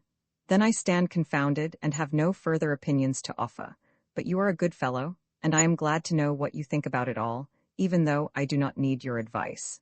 Then, after a pause, I resumed, For instance, what reason should you assign for the General taking fright in this way? Why should my stupid clowning have led the world to elevate it into a serious incident? Even de Griers has found it necessary to put in his awe, and he only interferes on the most important occasions, and to visit me, and to address to me the most earnest supplications. Yes, he, de Grias, has actually been playing the suppliant to me, and, mock you, although he came to me as early as 9 o'clock, he had ready prepared in his hand Polina's note. When, I would ask, was that note written? Polina must have been aroused from sleep for the express purpose of writing it. At all events, the circumstance shows that she is an absolute slave to the Frenchman, since she actually begs my pardon in the note. Actually begs my pardon? Yet what is her personal concern in the matter? Why is she interested in it at all? Why, too, is the whole party so afraid of this precious baron? And what sort of a business do you call it for the general to be going to marry Blanche de Cummings? He told me last night that, because of the circumstance, he must move with especial care at present. What is your opinion of it all? Your look convinces me that you know more about it than I do. Mr. Astley smiled and nodded. Yes, I think I do know more about it than you do, he assented. The affair centers around this Blanche, of that I feel certain. And what of Blanche? I cried impatiently, for in me there had dawned a sudden hope that this would enable me to discover something about Polina. Well, my belief is that at the present moment Blanche has in very truth a special reason for wishing to avoid any trouble with the Baron and the Baroness. It might lead not only to some unpleasantness, but even to a scandal. Also I may tell you that Blanche has been in Rouletenberg before, for she was staying here 3 seasons ago. I myself was in the place at the time, and in those days Blanche was not known as de Cummings, nor was her mother, the widow de Cummings, even in existence. In any case no one ever mentioned the latter. De Grias, too, had not materialized, and I am convinced that not only do the parties stand in no relation to one another, but also they have not long enjoyed one another's acquaintance. Likewise, the Marquisate de Grias is of recent creation. Of that I have reason to be sure, owing to a certain circumstance. Even the name de Grias itself may be taken to be a new invention, seeing that I have a friend who once met the said Marquis under a different name altogether. Yet he possesses a good circle of friends. Possibly, Blanche also may possess that. Yet it is not 3 years since she received from the local police, at the instance of the Baroness, an invitation to leave the town, and she left it. But why? Well, I must tell you that she first appeared here in company with an Italian, a prince of some sort, a man who bore an historic name, Barberini or something of the kind. The fellow was simply a mass of rings and diamonds, real diamonds too, and the couple used to drive out in a marvelous carriage. At first Blanche played Trentequarante with fair success, but later her luck took a mock change for the worse. I distinctly remember that in a single evening she lost an enormous sum. But worse was to ensue, for one fine morning her prince disappeared, horses, carriage, and all. Also, the hotel bill which he left unpaid was enormous. Upon this Zelma, the name which she assumed after figuring as Madame Barberini, was in despair. She shrieked and howled all over the hotel, and even tore her clothes in her frenzy. In the hotel there was staying also a Polish count. You must know that all traveling Poles accounts, and the spectacle of Zelma tearing her clothes and, cat-like, scratching her face with her beautiful, scented nails produced upon him a strong impression. So the pair had a talk together, and by luncheon time she was consoled. Indeed, that evening the couple entered the casino arm in arm, Zelma laughing loudly, according to her custom, and showing even more expansiveness in her manners than she had before shown. For instance, she thrust her way into the file of women roulette players in the exact fashion of those ladies who, to clear a space for themselves at the tables, push their fellow players roughly aside. Doubtless you have noticed them? Yes, certainly. Well, they are not worth noticing. To the annoyance of the decent public, they are allowed to remain here.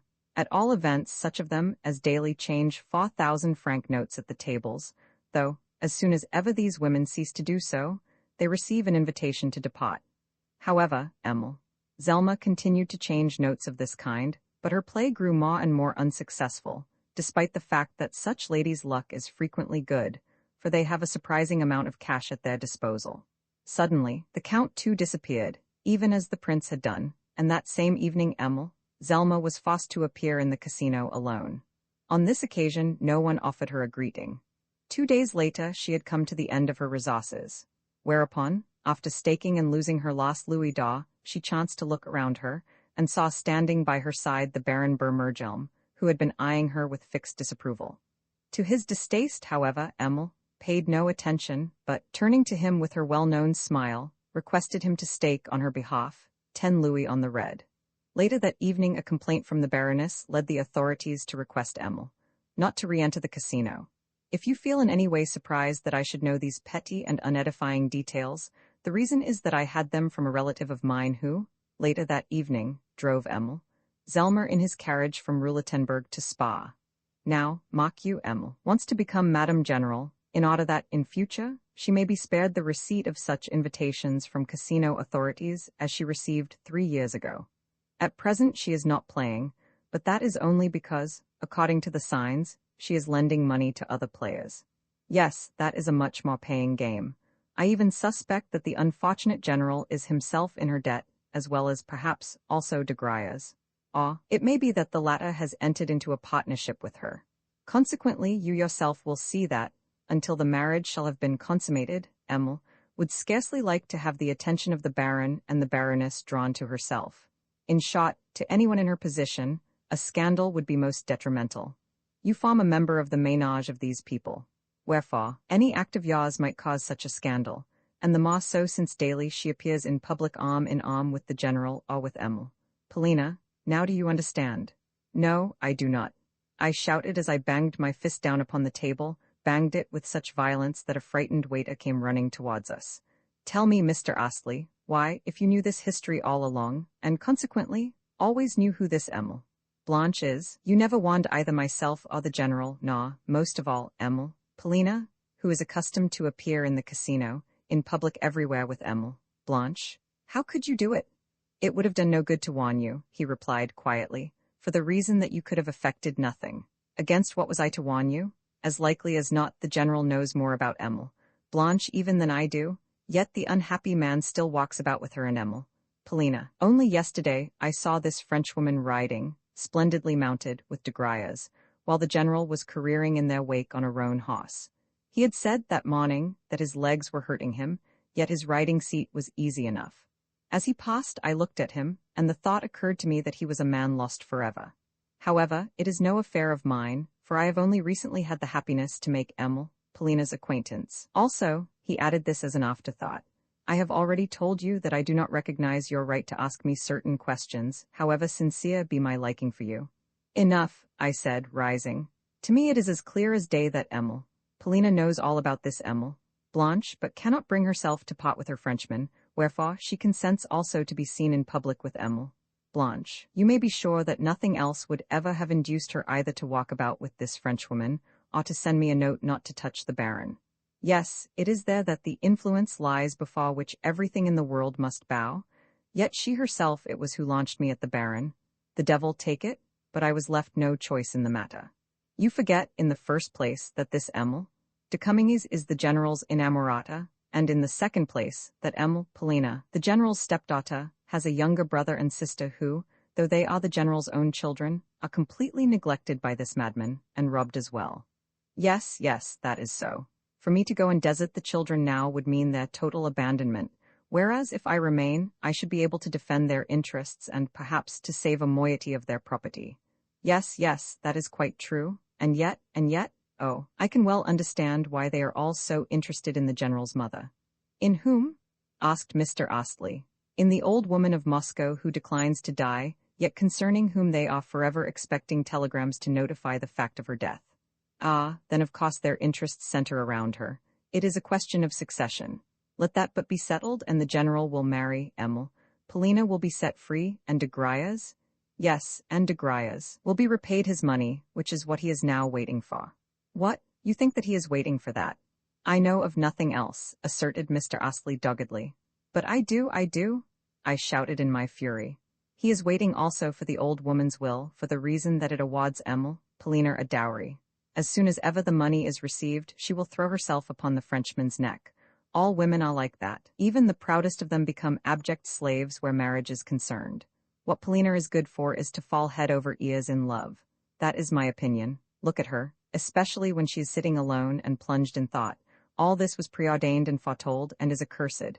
Polina could perpetrate any mad act. She, but who called me by name? I broke off. Who is shouting for me? I heard someone calling in Russian, Alexis Ivanovitch. It was a woman's voice. Listen, at the moment we were approaching my hotel, We had left the cafe long ago, without even noticing that we had done so. Yes, I did hear a woman's voice calling, but whose I do not know. The someone was calling you in Russian. Ah, now I can see whence the cries come.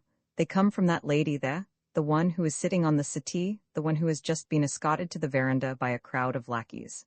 Behind her see that pile of luggage? She must have arrived by train. But why should she be calling me? Hear her calling again? See, she is beckoning to us.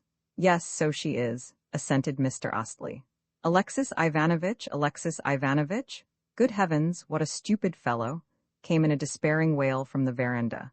We had almost reached the portico, and I was just setting foot upon the space before it when my hands fell to my sides in limp astonishment, and my feet glued themselves to the pavement. Roman 9 for on the topmost tier of the hotel veranda, after being carried up the steps in an armchair amid a bevy of footmen, maidservants, and other menials of the hotel, headed by the landlord. That functionary had actually run out to meet a visitor who arrived with so much stir and din, attended by her own retinue, and accompanied by so great a pile of trunks and portmanteaux. On the topmost tier of the veranda, I say, there was sitting the grandmother. Yes, it was she, rich and imposing, and 75 years of age, Antonida Vasilievna Tarasevicha, landowner and grand dame of Moscow. The La Babulenka who had caused so many telegrams to be sent off and received, who had been dying, yet not dying, who had in her own person descended upon us even as snow might fall from the clouds. Though unable to walk, she had arrived borne aloft in an armchair, her mode of conveyance for the last 5 years, as brisk, aggressive, self-satisfied, bolt upright, loudly imperious, and generally abusive as ever. In fact, she looked exactly as she had on the only 2 occasions when I had seen her since my appointment to the general's household. Naturally enough, I stood petrified with astonishment. She had sighted me 100 paces off. Even while she was being carried along in her chair, she had recognized me, and called me by name and surname, which, as usual, after hearing once, she had remembered ever afterwards. And this is the woman whom they had thought to see in her grave after making her will? I thought to myself. Yet she will outlive us and everyone else in the hotel. Good Lord, what is going to become of us now? What on earth is to happen to the general? She will turn the place upside down. My good sir, the old woman continued in a stentorian voice, what are you standing there for, with your eyes almost falling out of your head? Cannot you come and say how do you do? Are you too proud to shake hands? Or do you not recognize me? Here, Potapitch, she cried to an old servant who, dressed in a frock coat and white waistcoat, had a bald, red head. He was the chamberlain who always accompanied her on her journeys. Just think, Alexis Ivanovitch does not recognize me. They have buried me for good and all. Yes, and after sending hosts of telegrams to know if I were dead or not. Yes, I have heard the whole story. I am very much alive, though, as you may see. Pardon me, Antonida Vasilievna, I replied good-humoredly as I recovered my presence of mind. I have no reason to wish you ill. I am merely rather astonished to see you. Why should I not be so, seeing how unexpected? Why should you be astonished? I just got into my chair and came. Things are quiet enough in the train, for there is no one there to chatter. Have you been out for a walk? Yes, I have just been to the casino. Oh, well, it is quite nice here, she went on as she looked about her. The place seems comfortable and all the trees are out. I like it very well. Are your people at home? Is the general, for instance, indoors? Yes, and probably all of them. Do they observe the convenances and keep up appearances? Such things always give one tone. I have heard that they are keeping a carriage, even as Russian gentlefolks ought to do. When abroad, our Russian people always cut a dash. Is Praskovia here too? Yes, Polina Alexandrovna is here. And the Frenchwoman? However, I will go and look for them myself. Tell me the nearest way to their rooms. Do you like being here? Yes, I thank you, Antonida Vasilievna. And you, Potapitch, you go and tell that fool of a landlord to reserve me a suitable suite of rooms. They must be handsomely decorated and not too high up. Have my luggage taken up to them. But what are you tumbling over yourselves for? Why are you all tearing about? What scullions these fellows are. Who is that with you? She added to myself. A Mr. Astley, I replied. And who is Mr. Astley? A fellow traveler and my very good friend as well as an acquaintance of the general's. Oh, an Englishman? Then that is why he stared at me without even opening his lips. However, I like Englishmen. Now take me upstairs direct to their rooms. Where are they lodging? Madame was lifted up in her chair by the lackeys, and I preceded her up the grand staircase. Our progress was exceedingly effective, for everyone whom we met stopped to stare at the cottage. It happened that the hotel had the reputation of being the best, the most expensive, and the most aristocratic in all the spa, and at every turn on the staircase or in the corridors, we encountered fine ladies and important-looking Englishmen, more than one of whom hastened downstairs to inquire of the awestruck landlord who the newcomer was.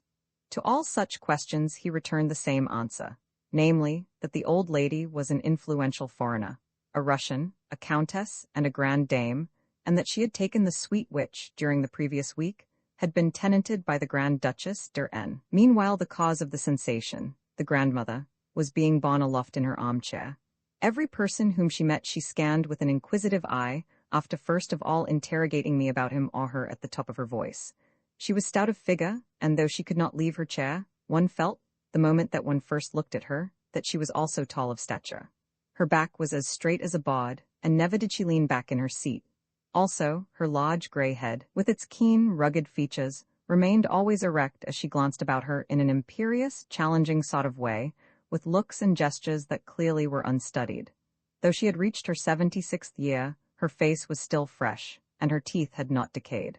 Lastly, she was dressed in a black silk gown and white mob cap.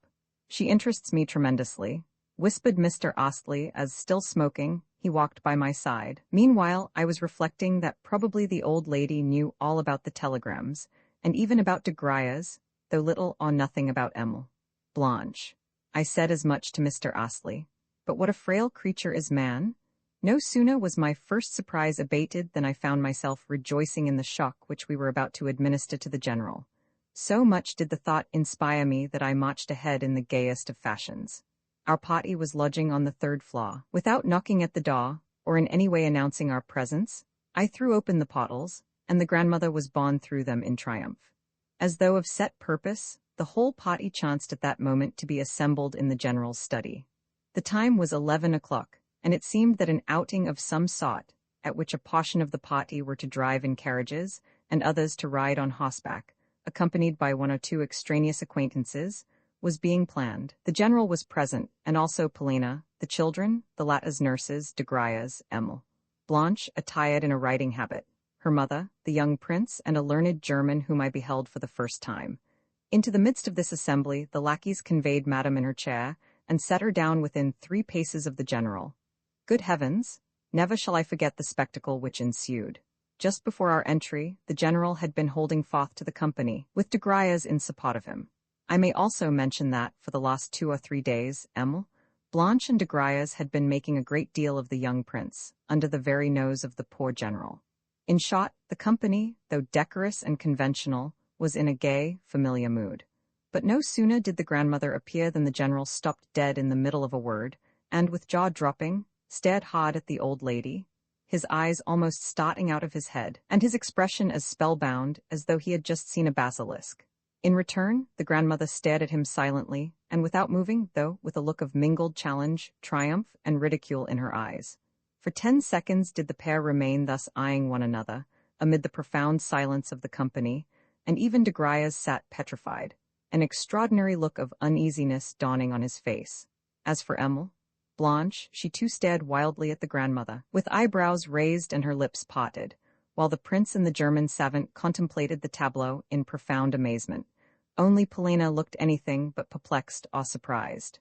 Presently, however, she too turned as white as a sheet, and then reddened to her temples. Truly the grandmother's arrival seemed to be a catastrophe for everybody. For my own part, I stood looking from the grandmother to the company, and back again, while Mr. Astley, as usual, remained in the background, and gazed calmly and decorously at the scene. "Well, here I am, and instead of a telegram too," the grandmother at last ejaculated to dissipate the silence. "What, you were not expecting me? Antonida Vassilievna? Oh, my dearest mother, but how on earth did you? The mutterings of the unhappy general died away. I verily believe that if the grandmother had held her tongue a few seconds longer she would have had a stroke. How on earth did I what?" she exclaimed. "Why, I just got into the train and came here. What else is the railway meant for? But you thought that I had turned up my toes and left my property to the lot of you? Oh, I know all about the telegrams which you have been dispatching. They must have cost you a pretty sum, I should think, for telegrams are not sent from abroad for nothing. Well, I picked up my heels and came here. Who is this Frenchman? Monsieur de Gruyas, I suppose?" "Oui, madame," assented de Gruyas. "Et croyez, je suis si enchanté, Votre santé, c'est un miracle vous voir ici, une surprise charmante? Just so, charmante, I happen to know you as a mountebank and therefore trust you no more than this. She indicated her little finger. And who is that? She went on, turning towards Emile. Blanche. Evidently, the Frenchwoman looked so becoming in her riding habit with her whip in her hand that she had made an impression upon the old lady. Who is that woman there? Emile. De Cummings, I said. And this is her mother, Madame de Cummings. They also are staying in the hotel. Is the daughter married? Asked the old lady without the least semblance of ceremony. No, I replied as respectfully as possible, but under my breath. Is she good company? I failed to understand the question. I mean, is she or is she not a beau? Can she speak Russian? When this de Griers was in Moscow, he soon learnt to make himself understood. I explained to the old lady that Emile, Blanche had never visited Russia. Bonjour, then, said Madame, with sudden brusquerie. Bonjour, Madame, replied Emile. Blanche, with an elegant, ceremonious bow as, under cover of an unwanted modesty, she endeavored to express, both in face and figure, her extreme surprise at such strange behavior on the part of the grandmother. How the woman sticks out her eyes at me, how she mows and minces, was the grandmother's comment. Then she turned suddenly to the general and continued. I have taken up my abode here, so I'm going to be your next-door neighbor. Are you glad to hear that, or are you not? My dear mother, believe me when I say that I am sincerely delighted, returned the general, who had now, to a certain extent, recovered his senses. And inasmuch as, when occasion arose, he could speak with fluency, gravity, and a certain effect, he set himself to be expansive in his remarks, and went on. We have been so dismayed and upset by the news of your indisposition. We had received such hopeless telegrams about you. Then suddenly, fibs, interrupted the grandmother. How on earth, too, did you come to decide upon the journey? Continued the general, with raised voice as he hurried to overlook the old lady's last remark. Surely, at your age and in your present state of health, the thing is so unexpected that our surprise is at least intelligible. However, I am glad to see you, as indeed are we all. He said this with a dignified, yet conciliatory, smile, and will use my best endeavors to render your stay here as pleasant as possible. Enough, all this is empty chatter. You are talking the usual nonsense. I shall know quite well how to spend my time.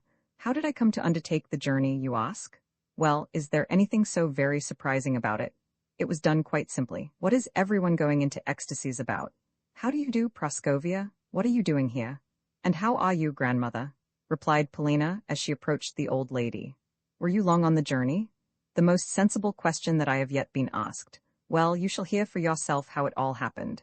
I lay and was ducted and ducted, until at last I drove the physicians from me, and called in an apothecary from Nikolai who had cured an old woman of a malady similar to my own, cured her merely with a little hayseed. Well, he did me a great deal of good, for on the third day I broke into a sweat, and was able to leave my bed. Then my German doctors held another consultation, put on their spectacles, and told me that if I would go abroad, and take a course of the waters, the indisposition would finally pass away. Why should it not? I thought to myself. So I had got things ready, and on the following day, a Friday, set out for here. I occupied a special compartment in the train, and wherever I had to change I found at the station bearers who were ready to carry me for a few coppers. You have nice quarters here, she went on as she glanced around the room. But where on earth did you get the money for them, my good sir? I thought that everything of yours had been mortgaged. This Frenchman alone must be your creditor for a good deal. Oh, I know all about it, all about it. I am surprised at you, my dearest mother, said the general in some confusion. I am greatly surprised, but I do not need any extraneous control of my finances. Moreover, my expenses do not exceed my income, and they do not exceed it? Fie, why, you are robbing your children of their lost kopeck, you, their guardian. After this, said the general, completely taken aback. After what you have just said, I do not know whether. You do not know what.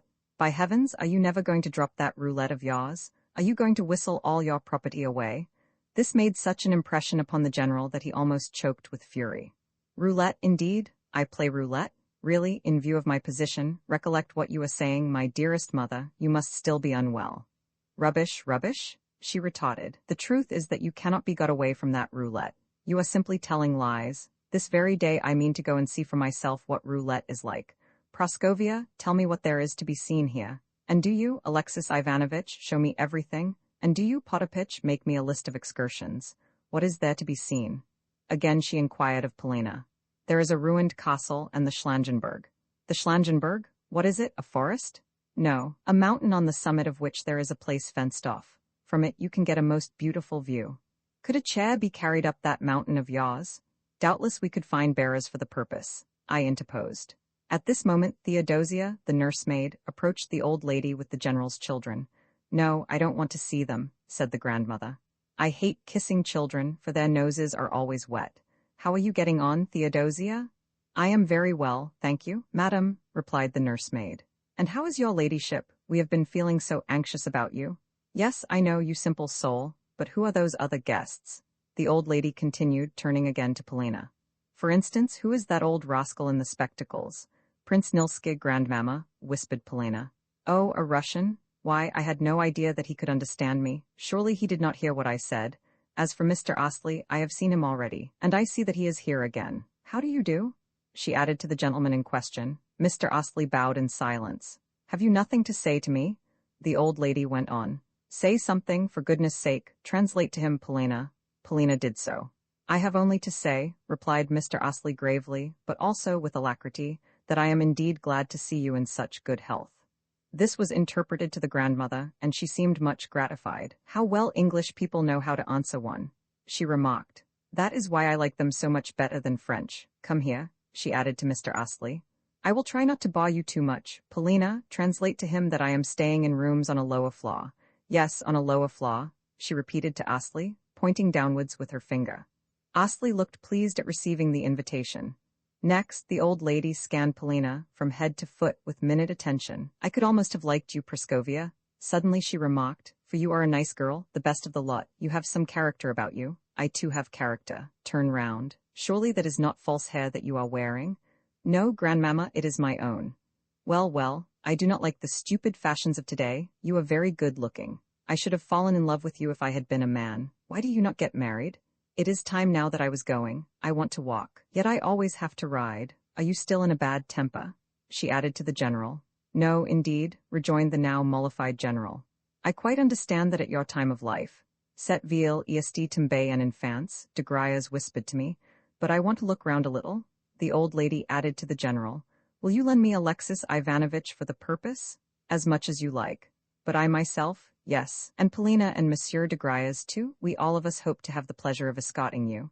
Mais, madame, cela sera un plaisir, de Gruyas commented with a bewitching smile. Plaisir indeed? Why, I look upon you as a perfect fool, monsieur. Then she remarked to the general. I am not going to let you have any of my money. I must be off to my rooms now to see what they are like. Afterwards we will look round a little.